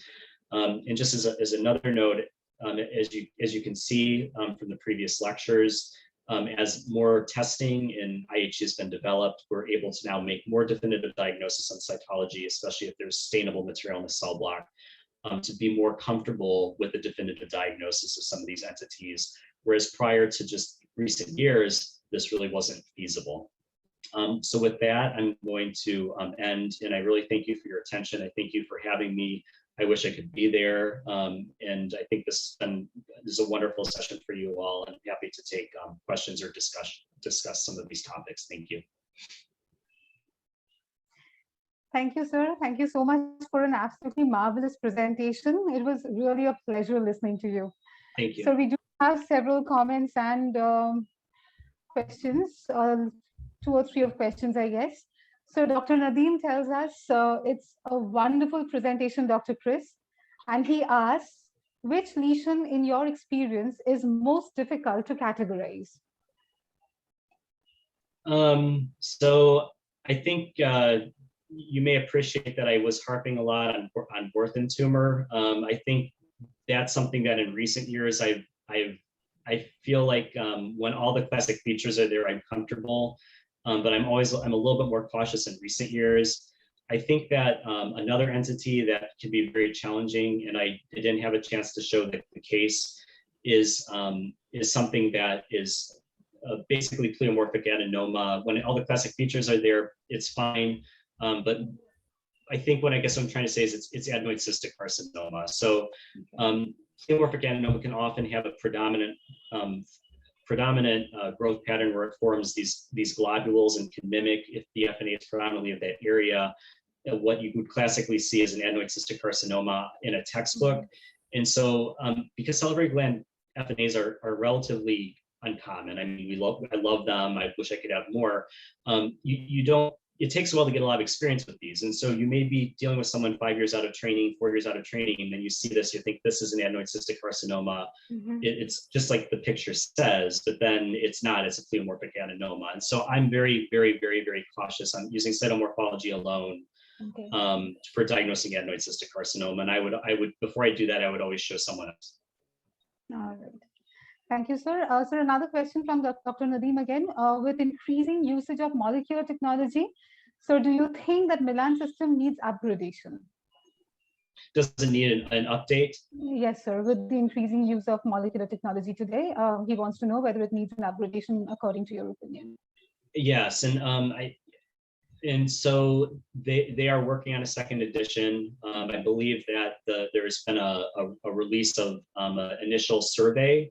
And because it's an international system, I would encourage anyone with interest in salivary gland cytopathology to participate in the survey. But you're completely right, is that the molecular is moving so fast, and the molecular was there before. But with cytology, we're dealing mostly with molecular and ancillary testing on very small specimens. And so now that I think sometimes the IHC is very helpful. And so with some of these new markers, that's definitely, I think, one of the priorities for the 2nd edition. Okay, thank you so much, sir. So Dr. Indu has a question, a very interesting one. So she asks you whether you are an advocate or a critic of the Milan system. So I'm an advocate. I think that the Milan system does get a little bit more criticism in general than the well-established systems, and even Paris, it gets a little bit more criticism. We've done surveys in the United States of pathologists, and the uptake of the Milan system is lagging a little bit behind Paris. The reason I like the Milan system is because I think it's more for us, the pathologists. It really can get you out of trouble when you have not yet gained enough experience to know how to formulate a diagnosis or how to formulate a differential diagnosis. I think it's very confusing to have 100 different salivary gland entities that you can recognize on histology, and then you go to cytology and you're trying to figure out, well, what matches up to each entity. And so it's a framework. It's identify the pattern. Well, first, is it neoplastic or not? Then identify the pattern. And then if you don't feel comfortable going any further, you don't have to. Versus, I think, trying to learn about the Milan system before the Milan system book, you would pull out a book and try to look at these things, and it'd be an atlas or something like, this is what adenoid cystic looks like. This is what Wharton tumor looks like. And that can be very misleading to think that something, just because you see something that looks like in a textbook, that's what you can call it on the FNA alone. Right. Absolutely, sir. Thank you, sir. So Dr. Mrinmay Kumar Malik, he asks you, what are the lesions which you come across most often as false suspicious after histopathology following diagnosis of suspicious for malignancy on FNA? So on FNA, you're getting a suspicious for malignancy? No, actually, yes. And then on histopathology, it's actually false. It turns out to be falsely that. What are those mostly that you encounter? So we haven't done a retrospective study, and in my personal experience, I utilize that category very, very rarely. I think I've done it once, and I forget what it was, but it was malignant. So I don't have enough experience to say what the pitfalls would be for that one. I tend to be a little bit of a little bit more of a sump person and try to get suspicious. In our institution, when we call something suspicious, we're usually we like to have like a very high rate of follow-up malignancy. Okay, sir. So he has another question for you. Dr. Malik tells us, do you grade adenoid cystic carcinomas on cytology? And what is the management protocol if you just call a tumor as adenoid cystic carcinoma on cytology? So first one is, do you grade adenoid cystic on cytology, sir? No, I don't. Unless it's something that's just really ugly. I mean, if it's something that looks really ugly, like that last example I showed you, which was not then I think it's very challenging to grade them on cytology. I think it's very hard to diagnose them on cytology just because there's always that pitfall of a cellular PA. So I tend not to make the diagnosis that frequently. And so straight out on cytology. All right. And so if you call a tumor adenoid cystic on cytology, what is the management protocol in your institute, sir? That is what his second part of the question was, Dr. Malik's question. So I mean, it can vary. I think it depends on the clinician a lot of times. So at our institution, what I've seen is, I think in the cases that I've seen, a lot of times it'll start out with let's say it's in the parotid. So it's a little bit, unusual. Say if they do a parotidectomy with a frozen section, if they can. Because I think that they're not used to seeing that diagnosis on cytology, and so when they see it, I think they are a little bit more cautious and want to know what's really going on here. Fair enough, sir. So he concludes by saying that it's an enlightening talk. He also appreciates Dr. Anchal's talk, and Dr. Santosh Kumar Mondol, he has a question for you, sir. Has it been accepted by all pathologists worldwide? The Milan system, he means. That has it been accepted by all the pathologists worldwide? He wants to know. Yeah, it definitely has not been. It's not to say that people have given it a chance and rejected it. I think it's just one of those things that it hasn't reached everywhere yet. People haven't necessarily seen a reason to switch to it. And I haven't seen a survey of worldwide. Okay, there's a lot of publications in many different countries that show that many different countries are using the Milan system. Right. But we think that even in the United States, that the take up is not all laboratories. It's maybe half of laboratories or less, you know, and so things take time. Usually by the time a second edition comes out, it's a little more solidified. People that have trained at academic centers have used it and they're used to seeing it. And so it takes time for this to sort of go through. But I will say that the Paris system and the Milan system, as opposed to the Bethesda system, where it was very North American centric initially, trying to jumpstart it, include more international folks in the beginning, and really encourage going and people talking internationally and serving international audience, really jumpstarts the use of these things internationally, rather than waiting for it to kind of grow in North America first and then spread. Right, sir. Right. So Dr. Anchal Kakkar really appreciates your presentation. Great presentation and fabulous cases, Dr. Chris. And sir, okay, Dr. Mrinmayam Kumar Malik, he has one last question for you, sir. How much do you trust MIB in differentiating adenoid cystite from basaloid if it is positive?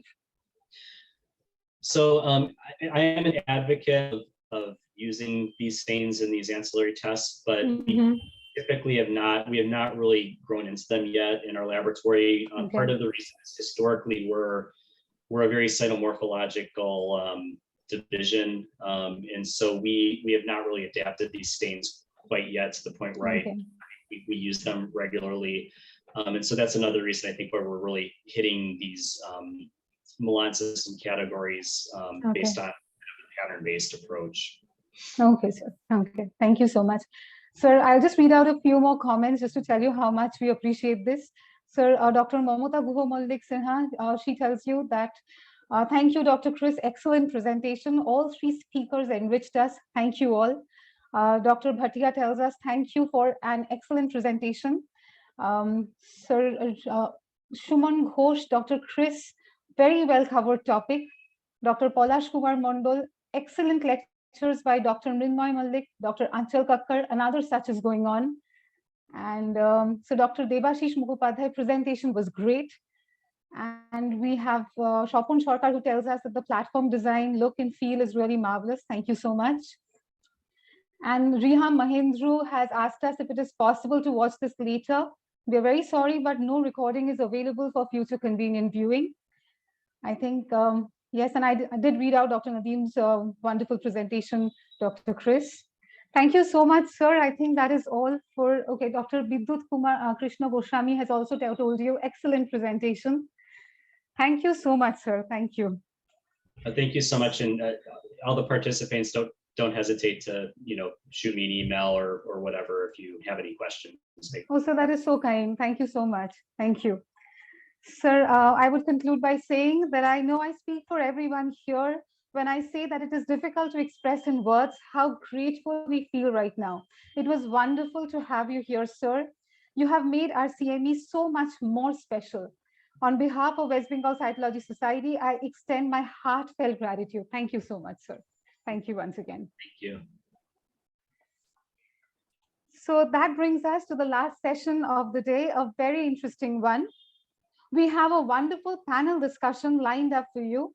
And to moderate this session, may I call upon Dr. Saurabh Bhaumik, consultant histopathologist and laboratory head, Fortis Hospital, Kolkata.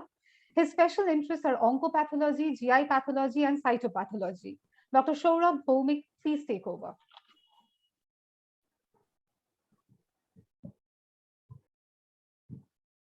Thank you very much. Am I audible? Yes, doctor, you are audible. Let me share my screen. Yeah, sure, sir.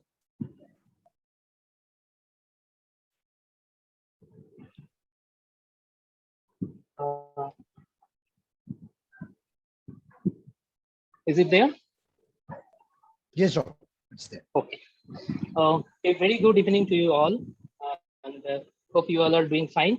So for this evening, we have a very interesting topic, that is salivary gland lesions, too hard to swallow. So the salivary gland tumors are actually well known for its diversities.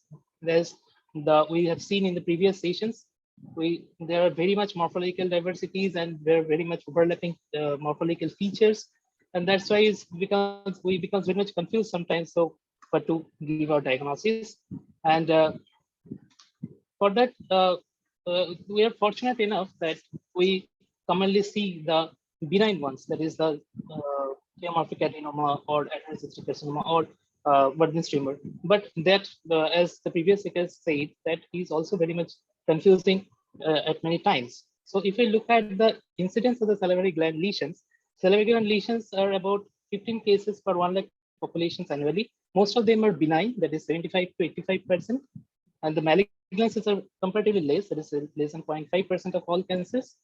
And so let's consider the challenges. What do we commonly seen by dealing with the cytomorphology of the salivary glands? There are very much of morphological variations, and most of the malignancies are low grade. So we cannot differentiate by only the cytokeratic pain many times. And we can diagnose high grade malignancies, but we feel difficult to segregate them from one to other. And there are many more newer entities adding up in the chart, and similar cytological constituents are shared by many of the entities. So I feel very much difficulty how to differentiate. So in this background, let's go to our discussion. There is a salivary gland lesions, too hard to swallow. For this, we have some eminent experts with us to discuss over this topic. Let me welcome Professor Vidut Krishna Goswami, and she is a head and professor of the Department of Pathology of the North Bengal Medical College. And he is also my teacher and mentor from my PG days. And we have Professor Colonel Dr. Jaswinder Kaur Bhatia, and she is the head of the Department of Pathology at the Command Hospital, Kolkata. We have Dr. Sravasti Roy, and Madam is the lab in charge of Swaraj Gupta Cancer Center and Research Institute. And she is also the president of our very own Calcutta Association of Practicing Pathologists. And we also have Dr. Indu Arun, and she is a senior consultant Department of Pathology of Tata Medical Center, Kolkata. So without wasting time, let's go to the discussion, and we will go on a case-based manner so that it becomes much more interesting. And to the delegates and the faculties, and if you have any queries, please put the questions in the chat box, and we will take up the questions at the end of the session. So let's start our first case. It was a 59-year-old male who has a swelling in the left parotid region. The size of the swelling is pretty big. It was 5 by 4 centimeter, and it was stayed there for the 6 months. Lesion is non-tender. Seal was firm to hard. On CT scan, bone erosion was found. Aspirate was blood mixed. So FNSC was done. Let's look at the slides. So there is the smears are pretty cellular, and we can see some discoesive cells in fragment. And if we go to the higher power, we can see the cells are mostly basaloid in appearance and having discoesive pattern of scant cytoplasm, inconspicuous nucleoli. So if we can summarize the findings, there are the basaloid epithelial cells predominates, and the matrix is scant-absent. Tumor cells are not very cohesive. Some are angulated nuclear contour, coarse chromatin at irregular nucleoli are noted in some of the cells, and naked nuclei appearance of the individual tumor cells. So what can be the possible differentials here? So I'll go to Dr. Bhatia, ma'am. Ma'am, can you please tell what we should think in this kind of smears?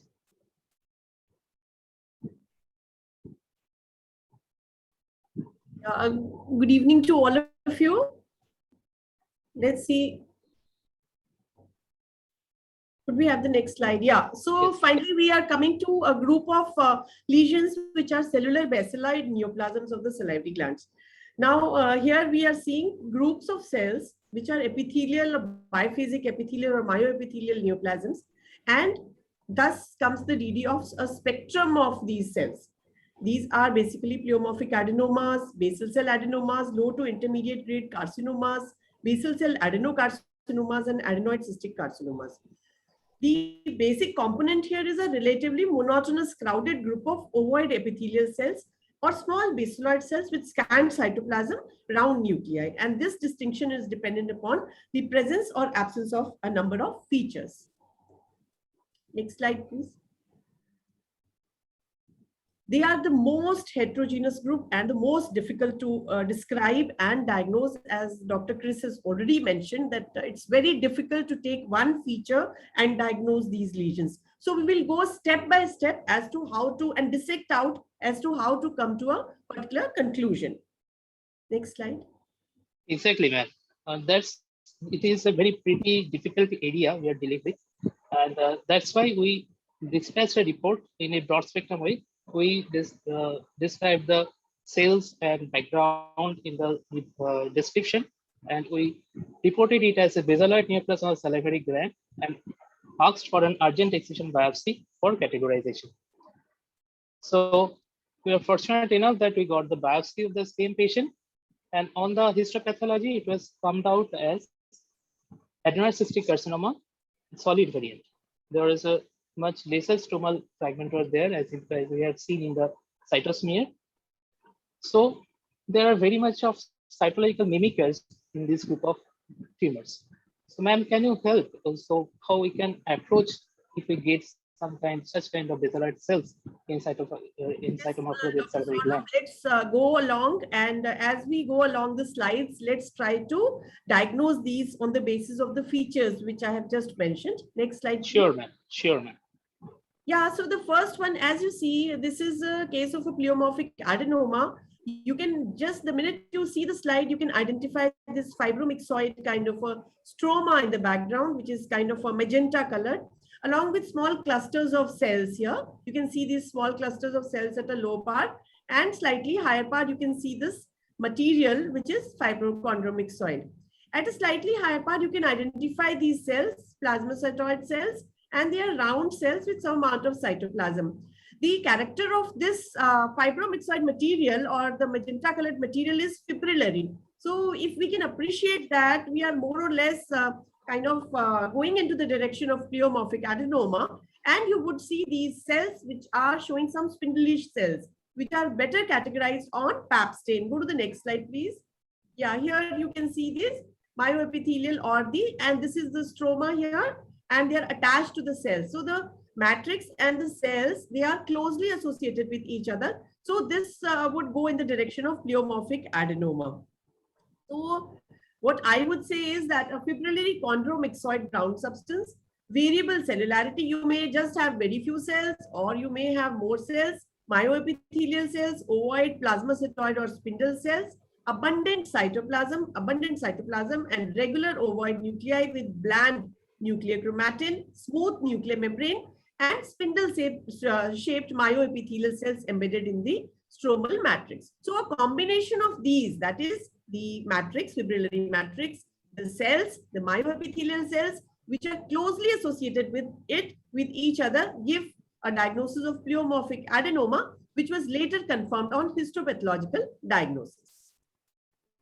The next differential diagnosis which is commonly encountered is adenoid cystic carcinoma.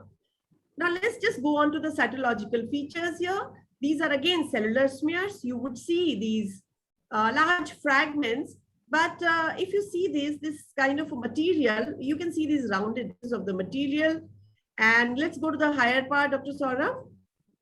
Yeah, here in these clusters, they show kind of a characterless or a little bit of cup. You can see a cup here, and these are the matrix along with cells. Now these cells have very scant cytoplasm. Here the cells have very scant cytoplasm. Some of the cells are showing nuclei which are angular. So let's recapitulate the features which we saw. Cellular smears, cells both single and clustered, hyaline spherical globules of varying sizes with adherent tumor cells, cellular tissue fragments with finger-like. We saw some finger-like cords or strands also, but they do not have the fibrillary nature. Multi-layered dense cell clusters, cup-shaped fragments, which we saw. The cells have scanty cytoplasm, a high NC ratio, clear molding and naked nuclei, and the cells are relatively uniform. Some of the cells showing round to oval hyperchromatic nuclei and presence of nucleoli. histopathology, then this case was diagnosed as adenoid cystic conventional. Here, these are the same higher powers of the same.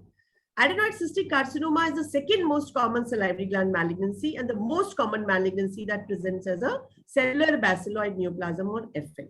So the features which we see here, clustered sheets and trabeculae of basiloid epithelial cells associated with globules of matrix-like material that have an acellular punched out kind of, you'll see these punched out appearances and windows. In contrast to pleomorphic adenoma and basal cell adenoma, these are not embedded with, they are separated from these globules, and fibrillary type matrix is typically absent. Next slide, please. So the diagnostic clues here would be large globules. If you see them, you should be able to kind of give one diagnosis here with predominance of basiloid tumor cells. But if you don't see these globules, then all other benign and malignant salivary gland tumors of epithelial, myoepithelial differentiation, including pleomorphic adenoma, should be considered in the cytological diagnosis.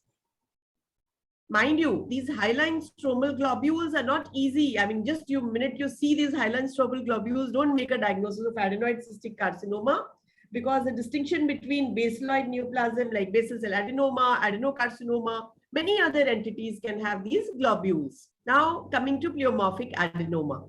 Here, at times, pleomorphic adenoma matrix can also take on a circumscribed appearance, which can mimic this material of adenoid cystic carcinoma. So therein you look for myoepithelial cells. So you basically kind of make a algorithm in which you see these different points and then you try to fit in. And if you, it's not just one factor that can give you a diagnosis.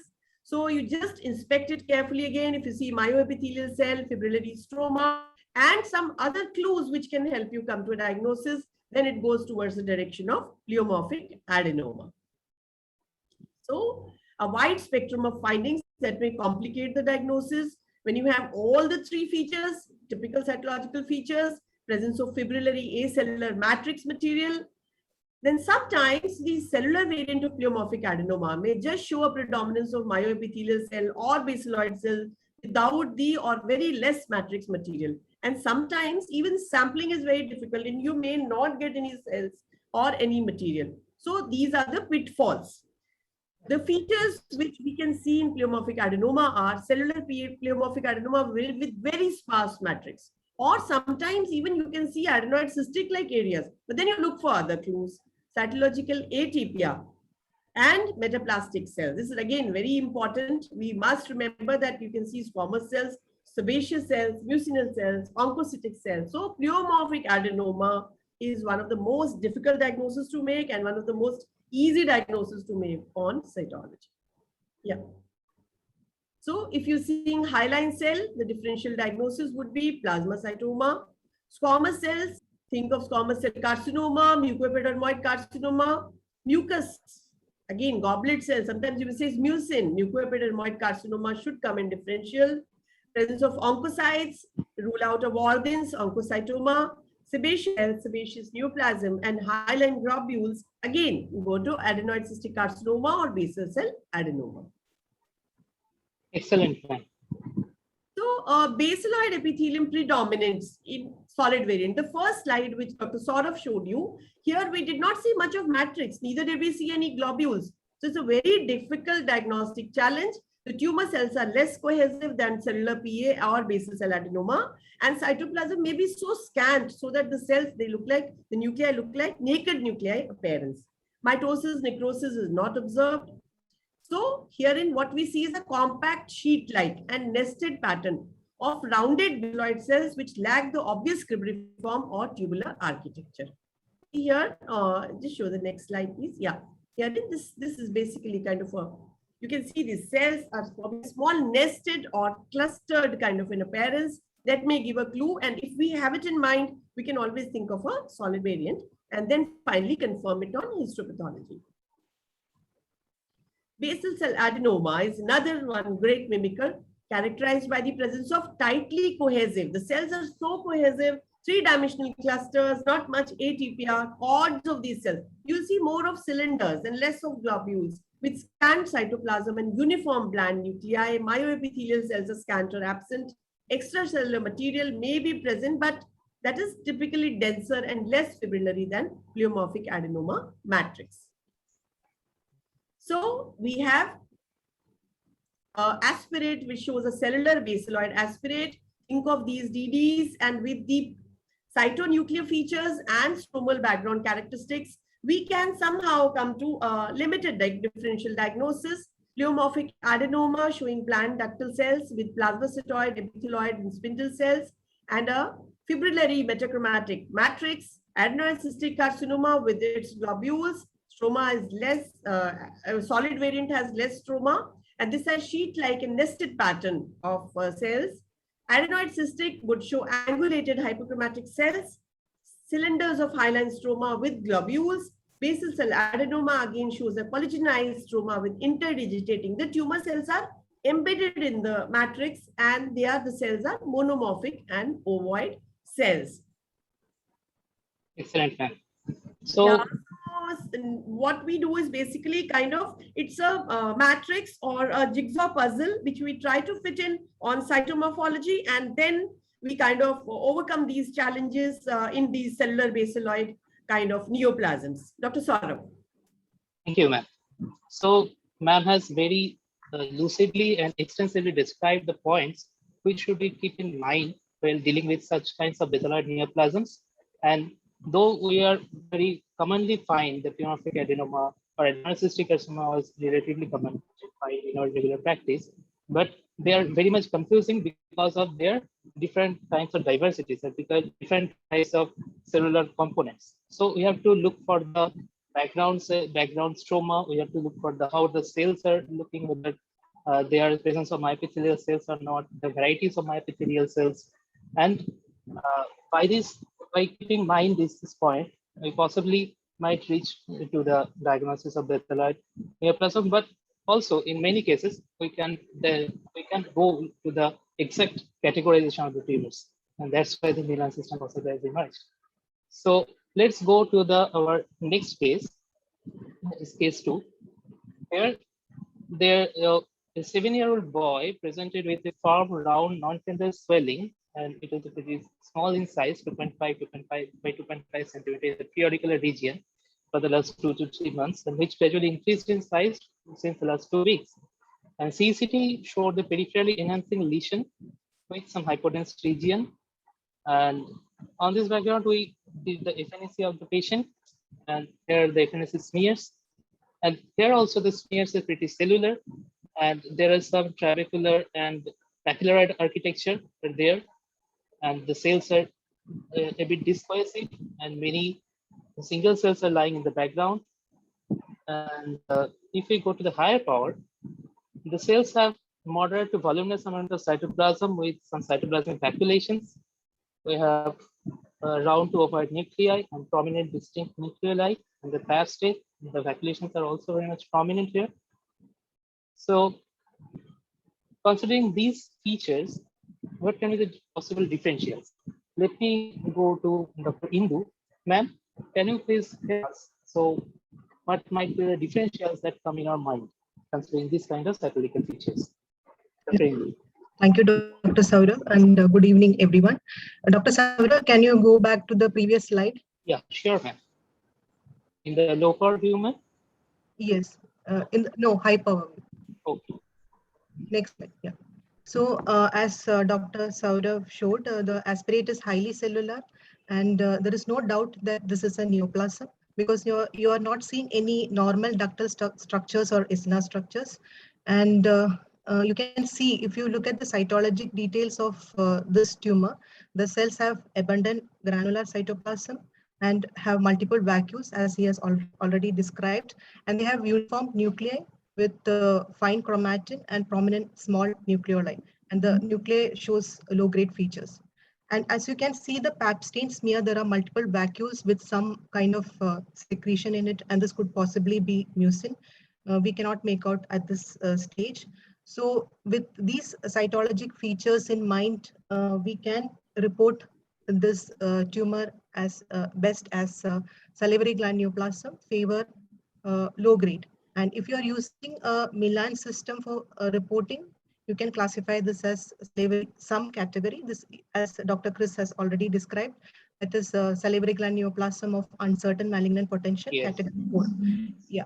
So the differentials which I would consider in this case are the following. That is, one is secretory carcinoma, which can show all these cytologic features.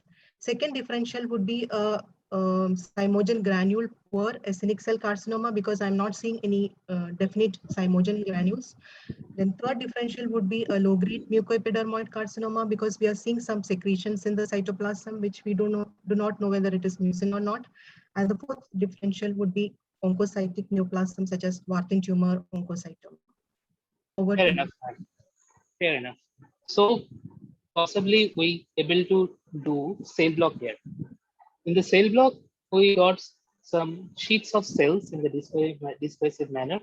As ma'am has said, the cells have voluminous secretory cytoplasm, as also said in the cell block. They are regular nuclei, monomorphic, with distinct nuclei. We also done immuno on the cell block, and we got AS100 positivity. Mammoglobin was also positive, and DOG1 was negative. So by doing immunostains on the cell block sections, we came to a diagnosis of it's the case of secretory carcinoma, which was previously known as mammary analog secretory carcinoma. So there are various mimickers of the secretory carcinoma, as ma'am has already said. And this was a histopath pictures. Ma'am, can you just describe the histopath if you wish to? Yes, so these tumors typically they are unencapsulated, and but they are usually circumscribed. And you can see that these tumors can show broad fronts of invasion into the extraglandular tissue, and perineural invasion can be seen, but lymphovascular invasion is not usually seen, showing that this is low-grade neoplasm. So ma'am, please help us to distinguish the secretory carcinoma from its mimickers. How we should go, how we should proceed to explore Can the you go back mimickers to by the previous slide, please? I haven't finished. Sure. So this tumor show a variety of morphologic pattern, architectural patterns, such as microcystic pattern, papillary pattern, and solid pattern. As you can see in this high power view, this is showing the typical microcystic pattern with bubbly basophilic secretions within the cystic spaces. And these secretions are positive for the special stains for mucin, such as musicarmin, Alcian blue, etc. And this may cause confusion with mucoepidermoid carcinoma. But you should not see other cell types which are seen in mucoepidermoid carcinoma. And these are low-grade tumors, so mitotic figures are usually not seen, and necrosis is not seen, unless there is a high-grade transformation which has been described in this entity. Next slide.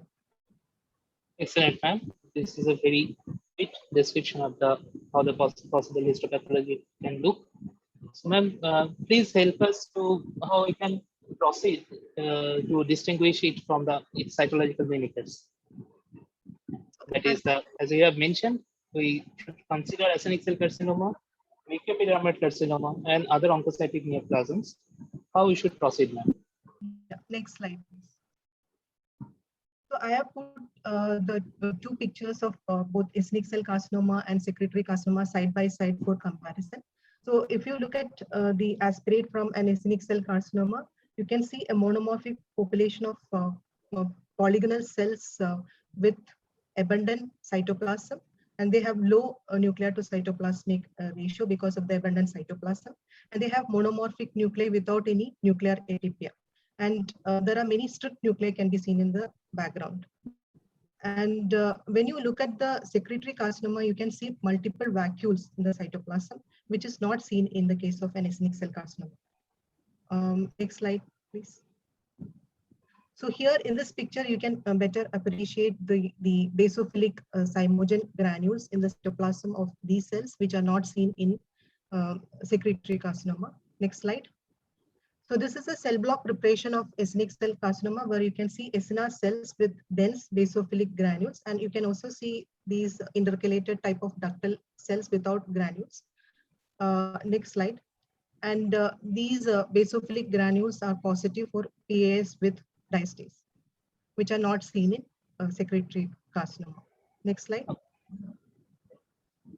So in addition, ancillary test immunohistochemistry can help to differentiate ethnic cell carcinoma from secretory carcinoma. Ethnic cell carcinoma shows diffuse cytoplasmic membranous positivity for DOG1. Next slide. While DOG1 is negative in secretory carcinoma. And in addition, ethnic cell carcinomas are negative for GATA3, mammaglobin, and S100, which are positive in secretory carcinoma, as Dr. Saurav showed in the previous slides. Next slide. Next differential is mucoepidermoid carcinoma. Mucoepidermoid carcinoma, as I already mentioned, shows 3 cell types, that is epidermoid cells, intermediate cells, and mucous cells. In this picture, you can see mainly intermediate cells and some mucous cells. Next slide. So this is a higher power view where you can see the epidermoid cells as well as intermediate cells and goblet-like mucous cells. And the typical cytoplasmic vacuolation which you see in secretory carcinoma is absent in mucoepidermoid carcinoma. Next slide. Oncocytic neoplasms such as Martin tumor also comes in the differential, but these neoplasms have homogeneous eosinophilic cytoplasm and also lack the cytoplasmic vacuolation which are prominent in secretory carcinoma. So this table depicts the most common immunoprofiles salivary gland tumors with oncocytic features. Since secretory carcinoma come under the category of neoplasm with oncocytic features, these immunomarkers may be helpful in differentiating these tumors, which includes P63, P40, S100, mammaglobin, SOX10, DOG1, GATA3, and androgen receptor. So Warthin tumor or oncocytomas are positive for P63 while they are negative for other markers. Ethnic cell carcinoma is positive for SOX10 and DOG1 while they are negative for all others. Secretory carcinomas are positive for S100, mammaglobin, SOX10, and GATA3 while they are negative for DOG1 and P40. Mucoepidermoid carcinomas show diffuse positivity for P63 and P40. They may or may not show positivity for SOX10 and DOG1, while they are negative for all other markers. Salivary duct carcinomas, the low-grade ones, may come in the differential, and they are also positive for mammaglobin and GATA3, but they also show expression of androgen receptors, and they are negative for S100. So some other new markers which have been described as STAT5A and MUC4, which is found to be very specific for the diagnosis of secretory carcinoma. If there is a difficulty in the diagnosis of secretory carcinoma, if they do not show the typical cytologic features, one can go for FISH study, cytogenetic study for 1215 translocation, which is diagnostic. The presence of this translocation is diagnostic of this entity. This translocation results in ETV6 NTRK3 fusion product. Next slide. Nice. So thank you, ma'am. It was a very nice description. So how we can differentiate between the entities where we find the features like secretory carcinoma, or it might be seismic, or what we should keep in mind and to differentiate those cases. Okay. Let's move on to another interesting case. And here, the patient was a 57-year-old female and who is a known patient of rheumatoid arthritis. And she had a slowly growing lesion in the left submandibular region for the last 6 months. Ultrasound shows a 3 × 3 centimeter cystic swelling in that region. And with this presentation, we did the FNA. The FNA spheres are pretty low cellularity. The background shows many small lymphocytes are there. And if we go to the higher power, we can see some polygonal to round cells having voluminous granular cytoplasm with monomorphic nuclei there. So there is a low cellular smears, predominantly lymphoid cells in the background, and they are mostly polymorphous lymphoid cells. and few aggregates and scattered population of cells having moderate amount of granular cytoplasm, looking like oncocytic cells. So what can be the possibilities? Let's go to Dr. Sravasti Roy, ma'am. Ma'am, please enumerate what might be the possibility, what we should think when we get such kinds of cytological pictures.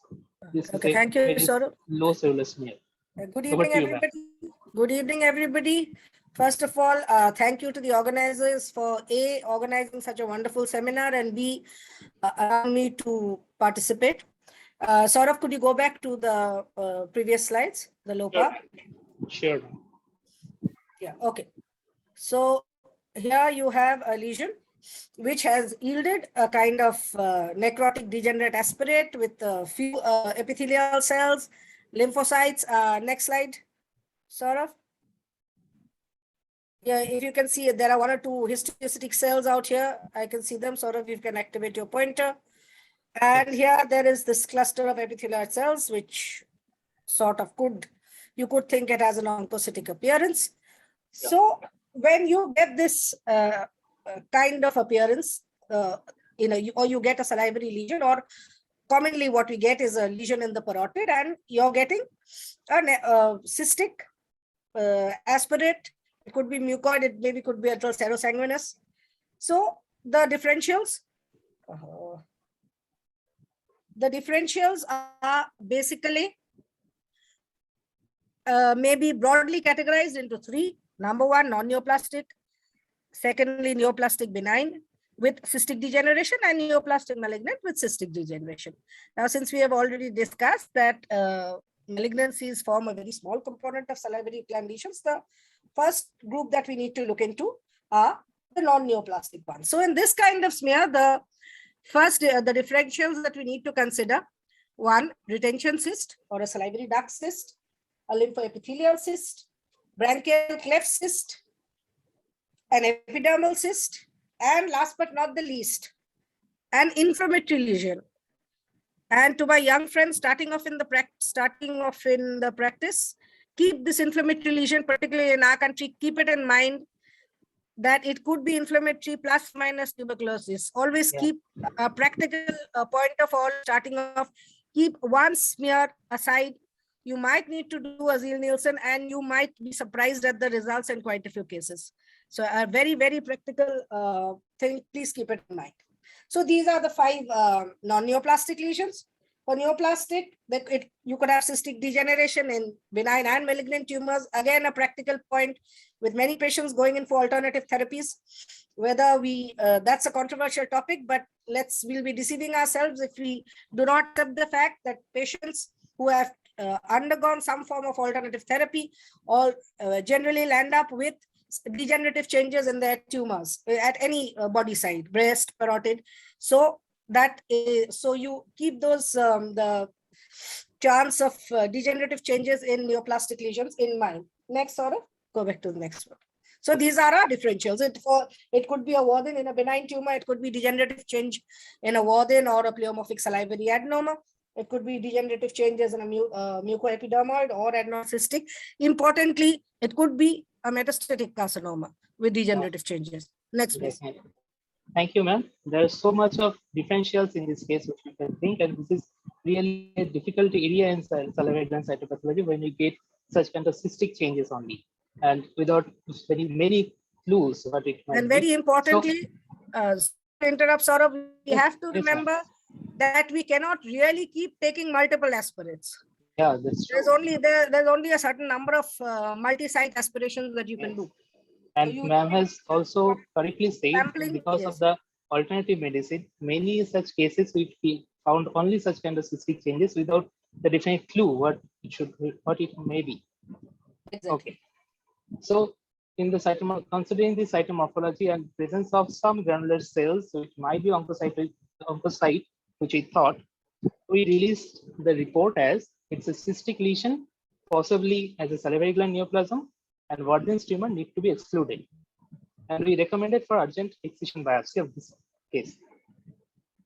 So we got the biopsy specimen, and in the low power, we got a cystic space lined by some epithelial cells, and in the surrounding salivary gland zone, there is a destruction of the acini by dense infiltration of lymphocytes with formation of lymphoid follicles. When we go to the higher power, we find that there is infiltration of these small lymphocytes in the epithelial cells. It was in the duct epithelial cells and also in the cyst lining cells. So considering these histopathological pictures, we again go back to our slides. So what we have missed in that slide. So after thorough searching, we found a single cluster in a slide where we find some epithelial cells there, the small cluster epithelial cells where lymphocytes has infiltrated. So considering the histo and cytomorphological pictures here, we diagnose this case as a lymphoepithelial cyst of submandibular gland. So lymphoepithelial cyst is a slow-growing unilocular or multilocular lesion. It is commonly found in the head neck region and including the salivary glands. In the background, there might be some HIV infection or some autoimmune disease, including the Sjogren syndrome. And in the cytomorphology, we get mostly the polymorphous lymphoid background. And if we are fortunate enough, we might get that lymphocytes permeating these lining epithelial cells. And considering this cystic change, we have to rule out the other lesions of salivary gland where we might get some cystic lesions. So what might be the other possibilities here? So as ma'am has said, it might we can jot down few of the entities of the varied possibility. It might be Burden tumor, it might be branchial cleft cyst, or it might be low-grade mucoepidermal carcinoma also. So ma'am, can you please help us to differentiate between these entities? Yes, so the speakers before have discussed this. Just to recapitulate, in a Warthin tumor, you are likely to get a prominent oncocytes with dense granular cytoplasm, central nucleus, small nuclei, and sorry, sheets of oncocytic cells in a honeycombing pattern, and mixed lymphoid cells in a dirty proteinaceous background. Whereas in lymphoepithelial cyst, you'll get a predominant polymorphous lymphoid background on a cystic matrix and lymphocytes infiltrating the epithelial islands. So here you have these are typically Warthins. Yes, here you have the oncocytic cells. This is the lymphocytic background. You see, depending on your sampling, you could have a polymorphic lymphocytic background or you could have a monomorphic lymphocytic background. The moment it becomes monomorphic, again, you have to keep, if you haven't got those epithelial cells, you might want to keep a differential of lymphoproliferative in mind. Yeah. But this is generally characteristic. You get this. So differential diagnostic, if you get just lymphocytes and on the typical background, the differential is the lymphoepithelial cyst. You get atypical squamous cells or oncocytes. It could be a squamous cell carcinoma or even a salivary duct carcinoma with oncocytic or squamous cell changes. Granular cells, if you get in, keep a differential of acinic cell carcinoma in mind. As I said before, if the lymphocyte population in your smear is monomorphic, more immature, then keep the diagnosis of malignant lymphoma in mind. If the background shows metachromatic mucus, think mucoepidermoid carcinoma, pleomorphic adenoma, adenoid cystic carcinoma. And if you get oncocytes, lymphocytes plus minus, but a cystic content, think of chronic sialadenitis, but chronic sialadenitis, generally the smears are uniformly hypocellular. Okay. Branchial cyst, squamous epithelial cells, abundant lymphocytes, and amorphous debris in the background. Like in this slide, you get these squamous cells. Again, if most of them are anucleate squames, again, keep the diagnosis of epidermal cyst in mind. Lymphoepithelial cell cyst, you'll get polymorphous lymphocytes infiltrating into the epithelial cell islands, and squamous cells may be found. Here you can see the lymphocytes sort of merged along with the epithelial cells. Okay, Saurabh, go ahead. Next, low-grade mucoepidermal carcinoma. They can be acellular or hypocellular smears. Extracellular mucin may be the predominant finding. Again, sampling. Look for epidermal cells, intermediate cells, and mucocytes, and lymphocytes may be present. Whereas, again, a lymphoepithelial cyst, you'll get those polymorphous infiltrate and merging with epithelial cells. Next, Saurabh. Here, a typical case, there's this dirty proteinaceous background. with inflammatory cells, degenerate epithelial cells, this huge deposit of mucin out here, a few scattered inflammatory cells, again, metachromatic mucin deposition out here.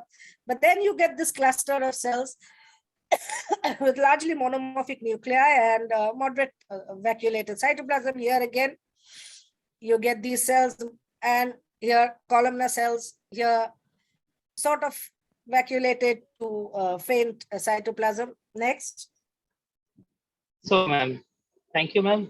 So we have seen so many of entities might be there in case of when we find the cystic lesions, and it is very much difficult for us when we get such kind of cystic aspirate.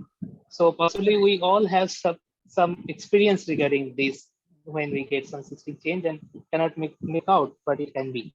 Ma'am, can you share your experience in? Okay, I'll just, with the shortage of time, I'll just share two experiences with you. One was, this was a parotid SL, 8 ml serosanguinous fluid aspirated. That was all. And the smears were made from the aspirate, from the centrifuged aspirate, and this is all we got. Every slide just showed this degenerate cells, a few scattered inflammatory cells, a kind of vague proteinaceous background. And I had to sign it out as a degenerative cystic lesion and ask for a biopsy. And in fact, I did not have radiology to support me, so I said most likely from the parotid. And this turned out to be, it was a lesion with cystic and solid components, and this is what the solid component looked like. A typical pleomorphic adenoma. The solid component was unequivocally pleomorphic adenoma, but the cystic component, again, I don't remember because this was an old case. For whatever reason, whether it was iatrogenic cystic degeneration or de novo, I don't remember, but you had two distinct components. Very interesting, very interesting. Please. Possibly we all might have such kind of. Yeah, these are the ones that are tough to swallow. It's true, man. It's true. Okay.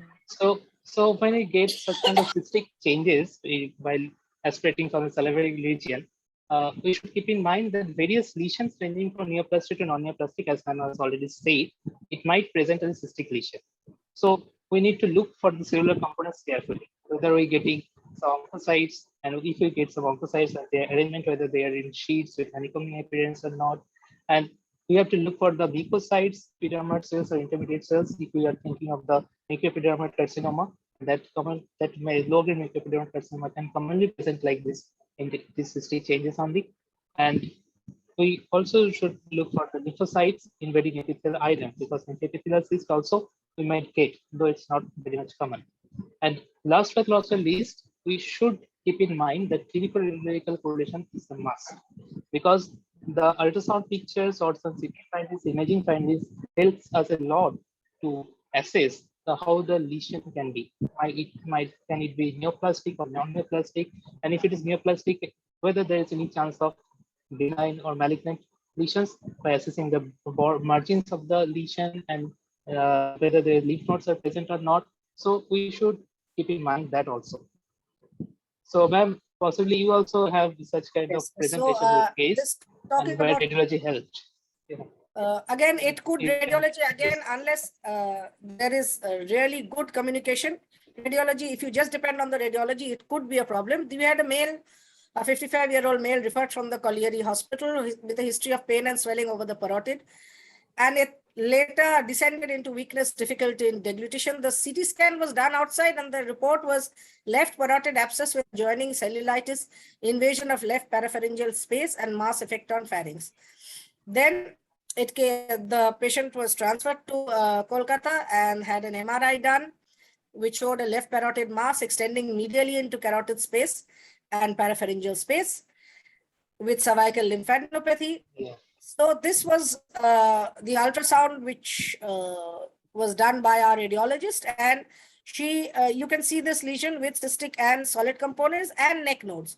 So our sonologist did an FNSE from the salivary gland lesion, and the patient independently again, it came to us for a plain and unguided FNSE of the neck node.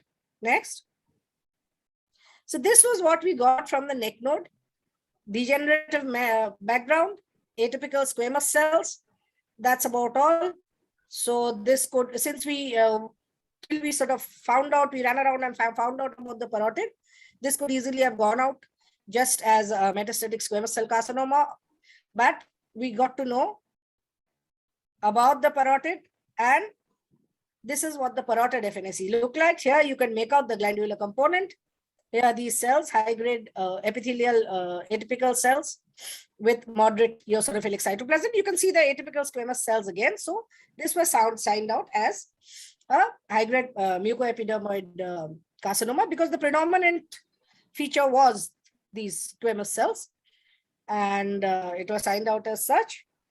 So this was one case that I remember where it's important to, the sampling is important, clinical radiological correlation is important, proper history is important. Okay. Excellent, ma'am. Excellent, ma'am. Thank you very much, ma'am, for sharing your experiences with us.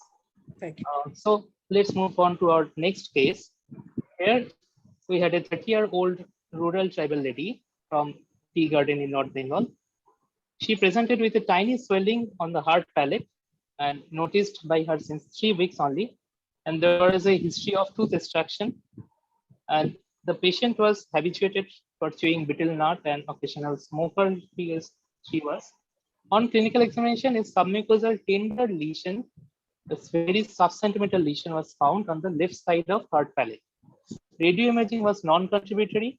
Clinically, the patient diagnosed as an inflammatory lesion or some minor salivary gland neoplasm. FNA was done, and which yielded a transparent mucoid aspirate. So let's look at the FNA smears.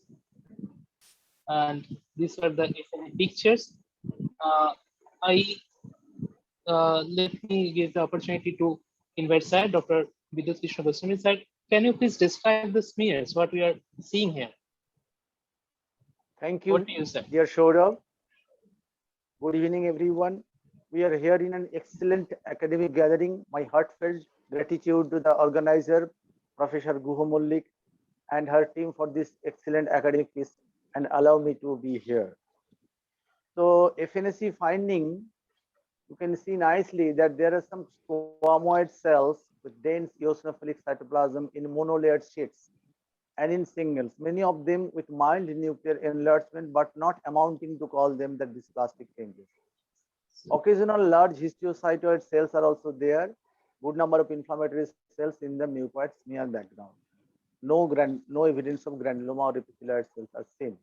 So these are the FNAC finding in nutshell. Sure, sir. So if we sum up the FNA findings, there is squamoid cells with dense eosinophilic cytoplasm in sheets and also in single population. Many of them have mild nuclear enlargement, but this atypia is not amounting to dysplastic change. So, and there is also some occasional large histiocytoid cells, good number of inflammatory cells, many polymorphs in the background. No granuloma was there. So we're in dilemma. What it can be? We are finding some atypical squamous cells, and it might be possibility of a salivary gland lesion. So what can be the possibilities, sir? So I think this is another very interesting slide. First of all, we are getting some squamoid looking cells, mucoid background. So naturally we think, and it is very recent onset. So we thought maybe a case of mucoepidermoid carcinoma because minor salivary gland is involved. Sometimes looking at the atypical squamous cells, you cannot rule out cystic degeneration in a case of squamous cell carcinoma, though there was no obvious growth. And last but not the least, the most important one is the benign squamous cystic lesions, squamous line cystic lesions with some sorts of inflammation and regenerative atypia like that. So these were the basic three differentials what was in my mind looking at this slide. Exactly, sir. We also thought of that, and the differential which we considered in this case was it might be mucoepidermoid carcinoma, or it might be squamous cell carcinoma where the aspirate might not be totally representative of the lesion, or it might be some benign squamous cystic lesion only with a dense inflammatory background. So considering this background, we dispatched our FNAC report that there is presence of some atypical squamous cells in a mucoid background. We cannot rule out malignancy. So we asked for an urgent biopsy. So we got the biopsy slides also. In the biopsy, we are seeing that there is an ulceration of the surface epithelium with dense infiltration of the lymphocytes, plasma cell, and other chronic inflammatory cells in the acinous structures of the salivary gland. And the ducts are filled with mucin and dilated. And there is presence of metaplastic squamous epithelium lining the duct with assumption of squamous islets. So it's now pretty clear that we are dealing with a case of necrotizing pyelometaplasia. So it was first described in the 1973. The age of presentation of pyelometaplasia is most common in the 4th decade of life. The males are the predominantly affected. The pathogenesis is not been fully elucidated till now. The speculations are that it might be due to some inflammatory changes or some medical procedures, which is the metaplastic changes in salivary glands. And there are some associated factors that have been seen. The heavy smoking, alcohol abuse, and upper respiratory infection might be associated with this lesion. And the most common site of the pyelometaplasia are the posterior part of the hard palate. Okay, so Saurabh, yes, sir. I just want to put some extra points in this because this is one interesting case. We thought that this is going to be a malignant one, but it came out ultimately one benign one. This pyelometaplasia is really a very treacherous type of slides and presentation. Yes, sir. In I fact, am only yes, just in going fact, to ask this you was- this. So yes, can this you was one, please differentiate between the reactive and malignant? So it's a very Before difficult I'm- for us and from our PG days, and also our juniors are possibly might find various difficulty to assess. And so, Yes. sir, please help me ask. Before entering into your discussion of between that reactive mesothelial, reactive changes in the squamous cells and the malignant squamous cells, I just want to add few lines about this pyelometaplasia. You know, this is very interesting. Carlson gave 5 characteristic histopathological features. Pseudoepitheliomatous hyperplasia to start with, squamous metaplasia of the ducts and acini, followed by preservation, but there will be preservation of lobular architecture. You know, this preservation of lobular architecture. In fact, few days back, I got one slide and there were the similar presentation, but that lobular architecture was not preserved.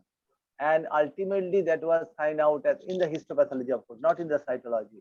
And ultimately it was signed out as mucoepidermoid carcinoma. So this lobular architecture is very, very vital while diagnosing any mucoepidermoid carcinoma, for at least for our part. And that will be followed by, usually there is lobular infarction and spillage of mucin. Ultimately there is inflammation due to that extravasation of the mucin. And obviously this necrotizing pyelometaplasia, as I've already told, one treacherous diagnosis, misdiagnosed as mucoepidermoid carcinoma, histologically, mind it, squamous cell carcinoma, acidic cell carcinoma. Sometimes there may be some abnormal type of squamous hyperplasia leading to false diagnosis of verrucous carcinoma, even ductal carcinoma sometimes. Yes. But the beauty is that it is a totally benign condition and prognosis is excellent. Yes. So after adding all these things, now I am going to your how to differentiate between these reactive squamous cells and the malignant squamous. Yes. You know very well that this, in fact, the intention, if you think of that cystic change in the deposits of squamous cell carcinoma, it is a very, very common one, very important for our practice as well, and very difficult sometimes. And naturally, sometimes even we get some negative report, we write down, please do biopsy, particularly if the patient is aged, more than 40 like that. Now, why this diagnostic difficulty? Because you know very well that in these cystic changes, particularly in case of well-differentiated squamous cell carcinoma, There will be the squamous cells will be anucleate. They will be of parakaryotic type. There will be mature cytoplasm, small pycnotic nuclei. Naturally, cytologically, they will be very much bland looking. So how can you differentiate whether this is simple squamous line cyst or something like that? So this is a real big challenge to the cytologists.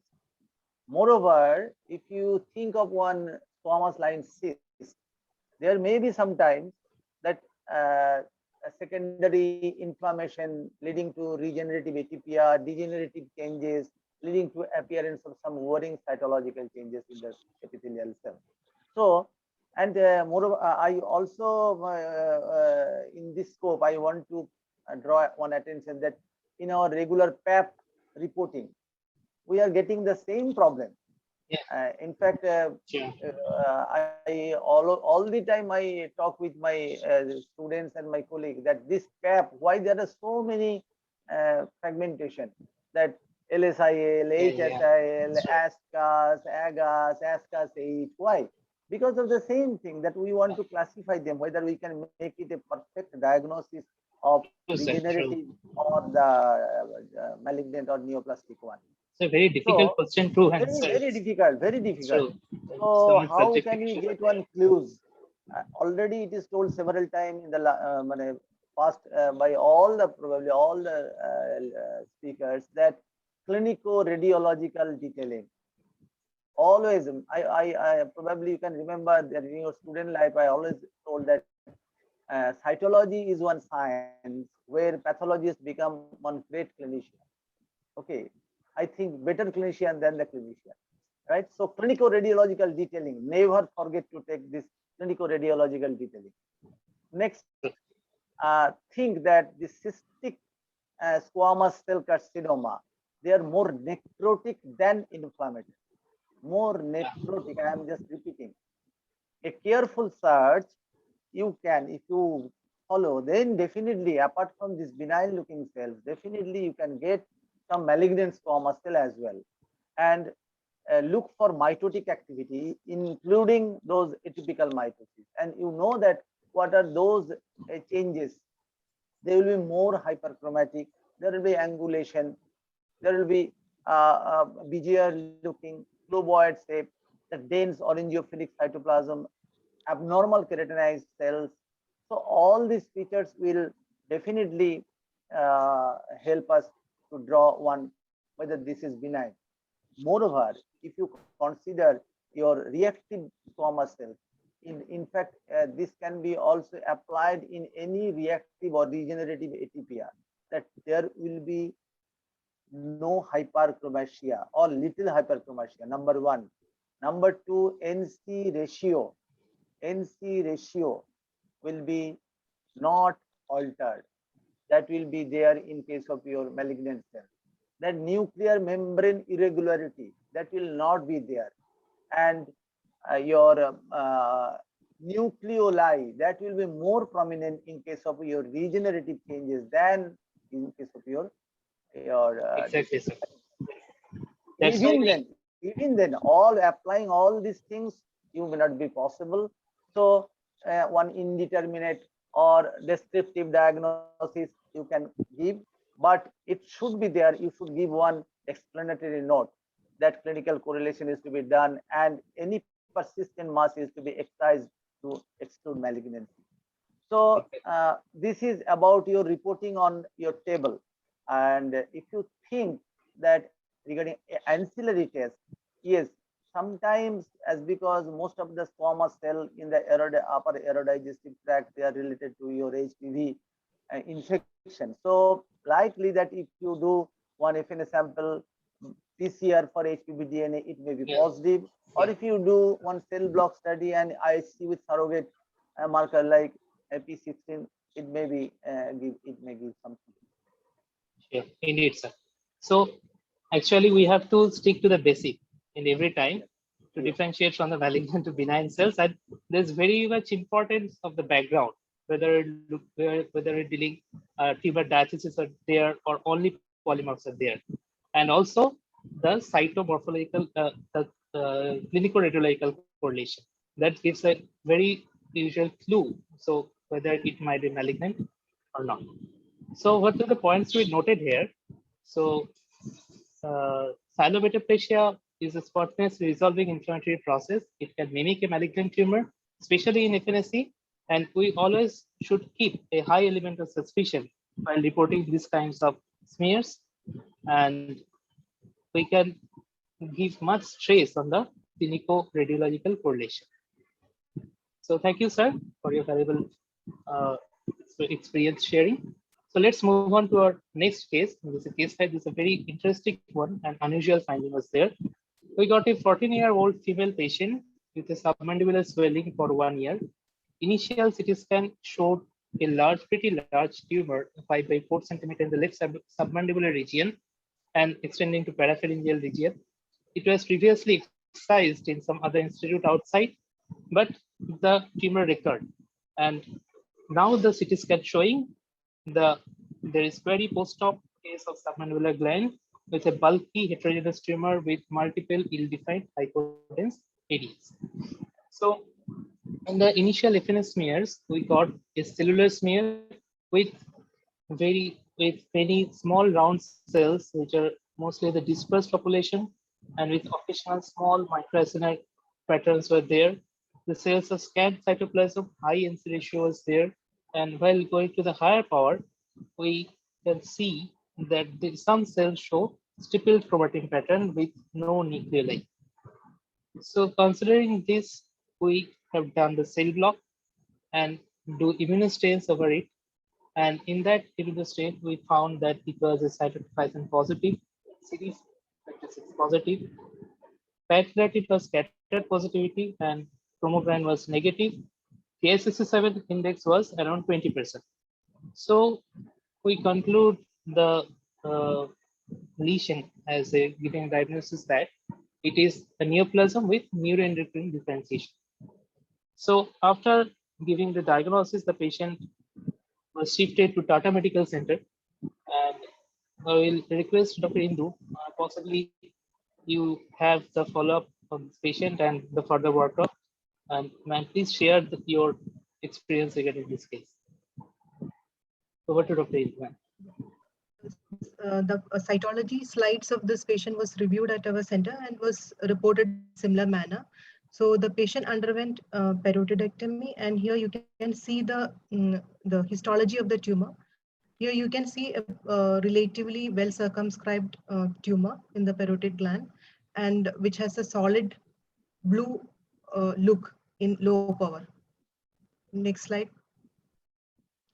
So this is a higher power view where you can see the cells have scanty cytoplasm and small hyperchromatic nuclei, and most of these cells are arranged in sheets with hemorrhage in between, and some of the cells showed this perivascular pattern, that is their peritheliomatous pattern, that is arrangement around blood vessels. Next slide. This is another view of the same tumor. Next slide. This is a higher power view where you can see that the cells have irregular nuclear membrane, stipple chromatin or powdery chromatin, and inconspicuous nucleoli, scanty cytoplasm. Mitotic figures were evident, but there were no areas of necrosis or crushing artifact. Next slide. So then we went ahead with immunohistochemistry. Next slide.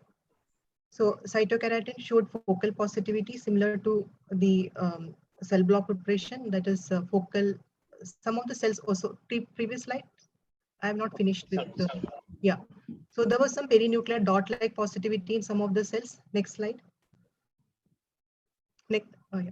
So these cells also showed positivity for neuroendocrine markers like synaptophysin, CD56, and the expression was diffuse.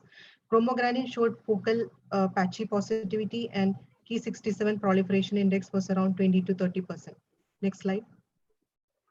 So the differentials we considered were, one was a small cell carcinoma because the tumor showed small blue tumor cells with dot-like perinuclear dot-like positivity for cytokeratin, and they were positive for neuroendocrine markers.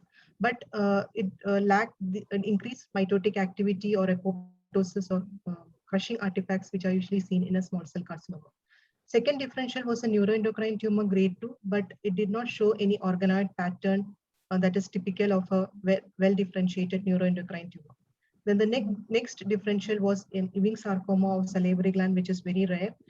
Next slide. So we did CD99, which showed diffuse strong membranous positivity. Next slide.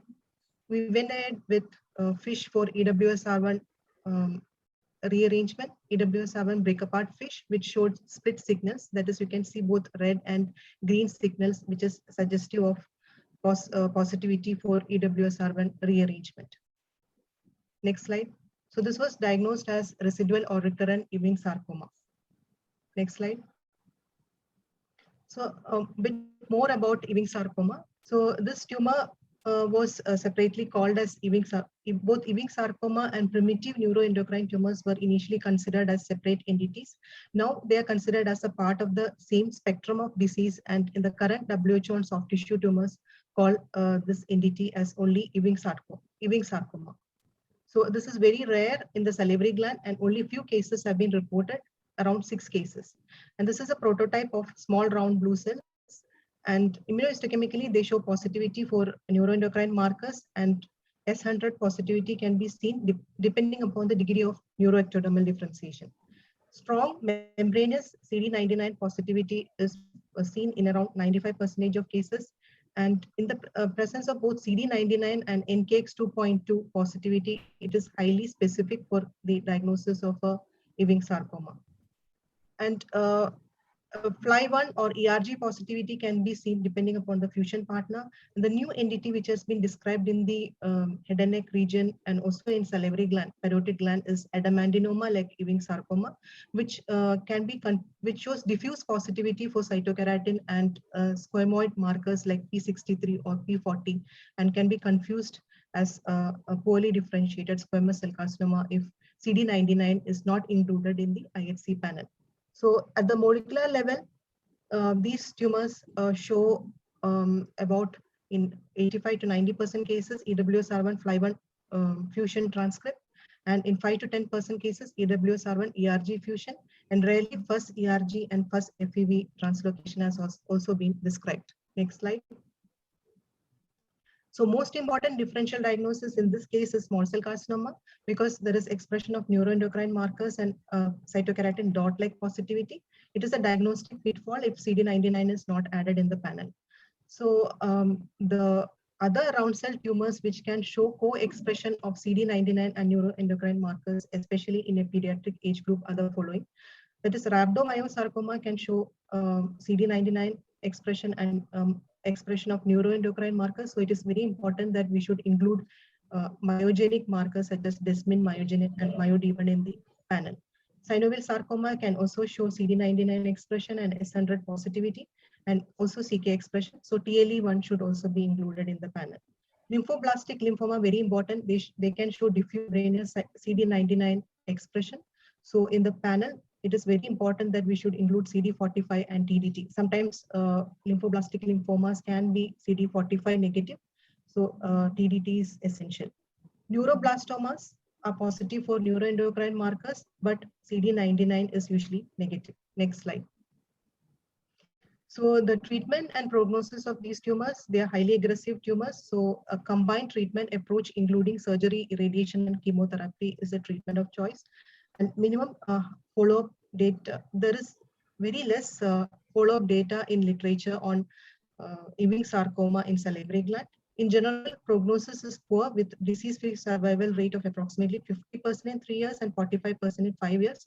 And there is propensity for distant metastasis to the lung, liver, and bone. Next. So our patient is on chemotherapy and interval radiotherapy. Over to you. Thank you, ma'am. So it's indeed a very rare and very interesting case. And here we see that we have to take the help of very much ancillary techniques to come to a composite diagnosis.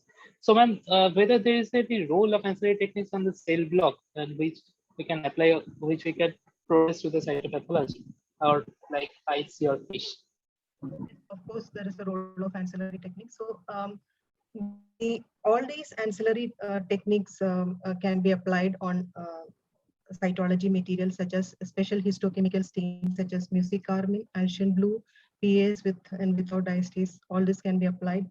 Immunohistochemistry, fish fluorescent in situ hybridization, RT-PCR, next generation sequencing, flow cytometry, especially if you are suspecting a lymphoma. All these techniques can be applied on cytology material, such as it can be an alcohol fixed or air dried smears, cytoskins, liquid based preparation, or formalin fixed paraffin embedded cell block material.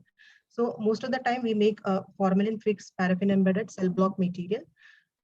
This is more reliable. This is the most reliable method because for doing ancillary test, because it has been very much, it has been validated and have shown comparable results with when ancillary tests were done on this cell block material. They have shown comparable results with the biopsy material. And these tissues, cell block material can be stored and can be used for future use, especially for research purposes, or if you want to do additional immunohistochemistry, it can be done at a later stage. So in addition, salivary gland tumors, some of the salivary gland tumors can show specific gene rearrangement, which are diagnostic of these entities. But the absence of these gene rearrangement does not mean that that does not exclude these entities.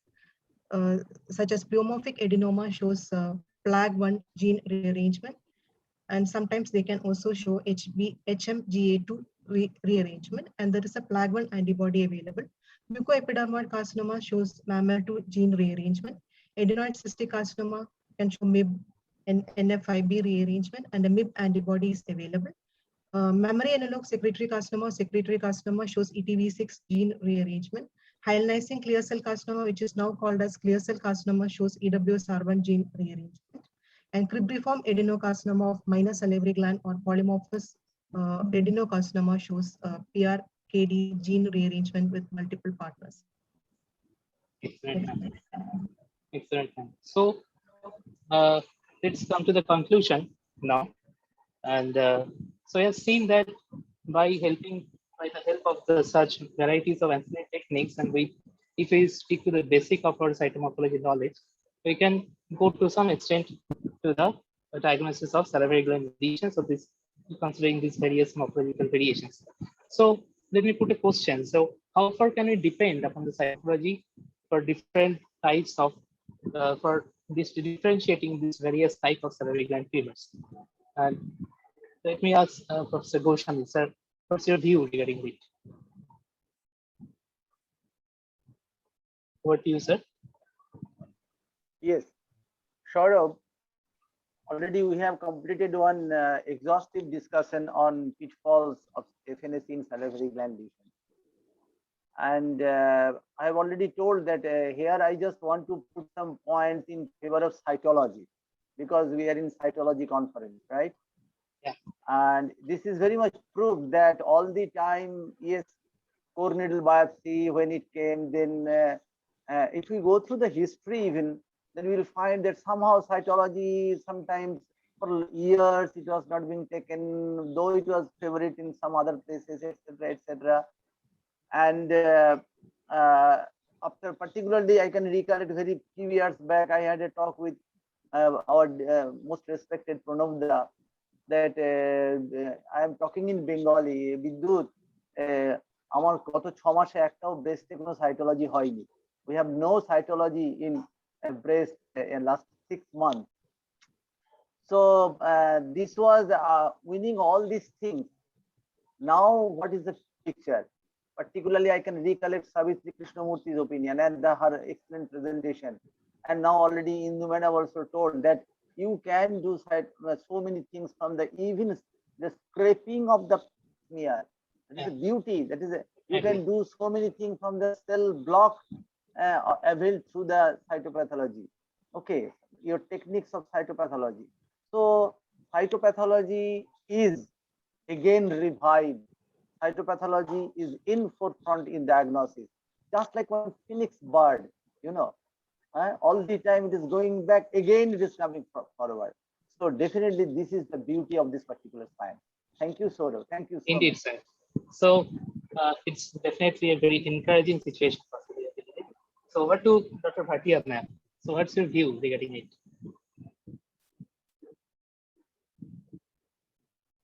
Ma'am?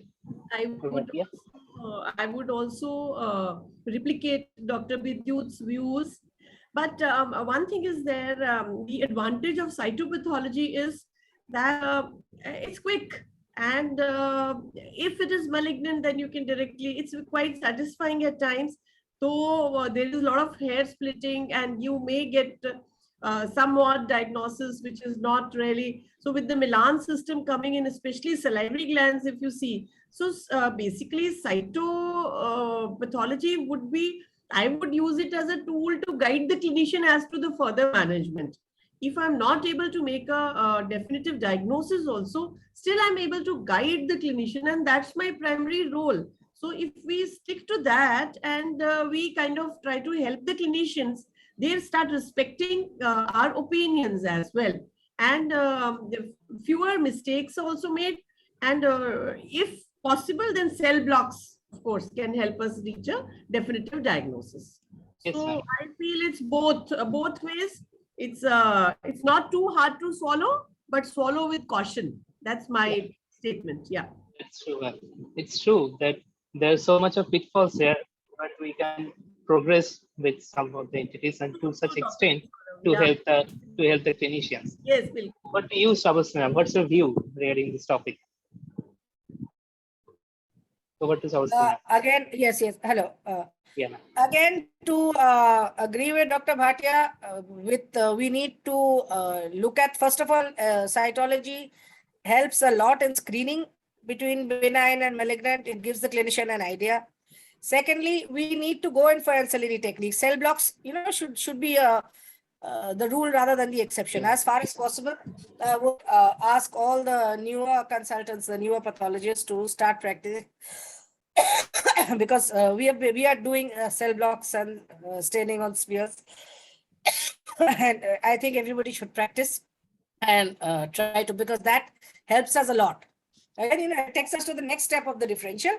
But then again, we cannot run away from histology being the gold standard. But you can give the clinician an idea, right? Yeah, true, ma'am. We are also trying to practice cell block regularly so that we can give a better idea on the basis of the cytomorphology. And over to you, Indu ma'am. What's your opinion regarding this topic? How far we can depend upon the cytomorphology? I would also agree with Sravasti ma'am, what she said.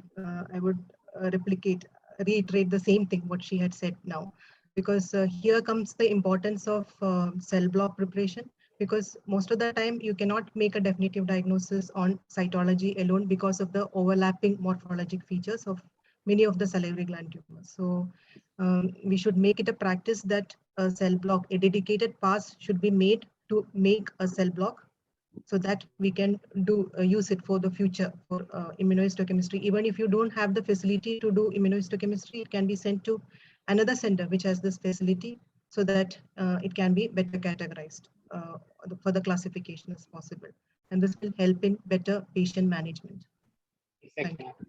Exactly. So we are saying that if we stick to the basic, that how to differentiate the benign to malignant cells, and we keep an vigilance over the appearance of the smear, the cellular component, whether these are basaloid cells, oncocytic cells, or cellular leukocytes are there, epidermoid cells are there, and also the stromal component, whether it's fibrillary or globular, and also keep in mind the various DDs what might happen in salivary gland pathology, and with the help of the ancillary techniques and all over the cell block preparation or splitting of the smears by applying immunostains over that, by applying the in situ hybridization over that, and we can definitely swallow the salivary gland cytomorphology, but we should keep a caution and we should keep all the DDs in our mind while we are dealing with such kind of salivary gland conditions. So let's come to the end of this session, because thank you all the experts sharing your views and your experience with us. And so let's conclude the session. Thank you all. Thank you so much, Dr. Bhomik. Thank you, all the panelists. Dr. Bhomik, if I may please request you to briefly just go through A few of the comments in the chat box. Oshitabu sir has also written something, and plenty of comments, I guess. If you could just read out a few. Just briefly. I will get that from the chat box. Possibly. Yes, please, if you could.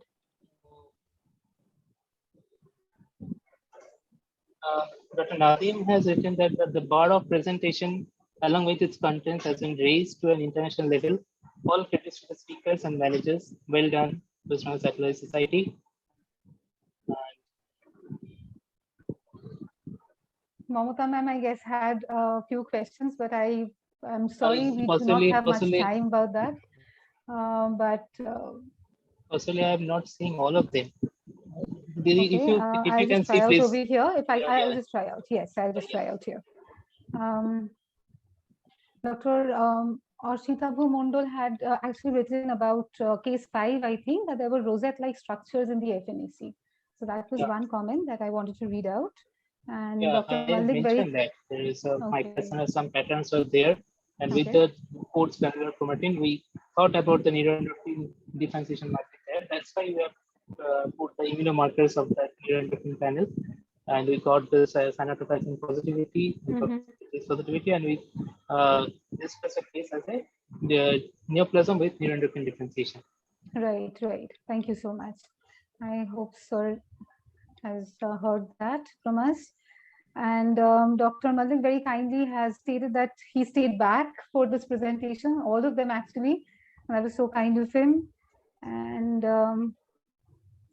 yes, I guess lots of comments which have read that excellent discussions, and the panelists were excellent.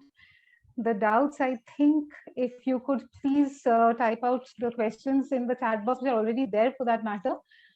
If the speakers could be kind enough, the esteemed speakers, the panelists, if you could please type out the responses in the chat box later. I think that would serve the purpose.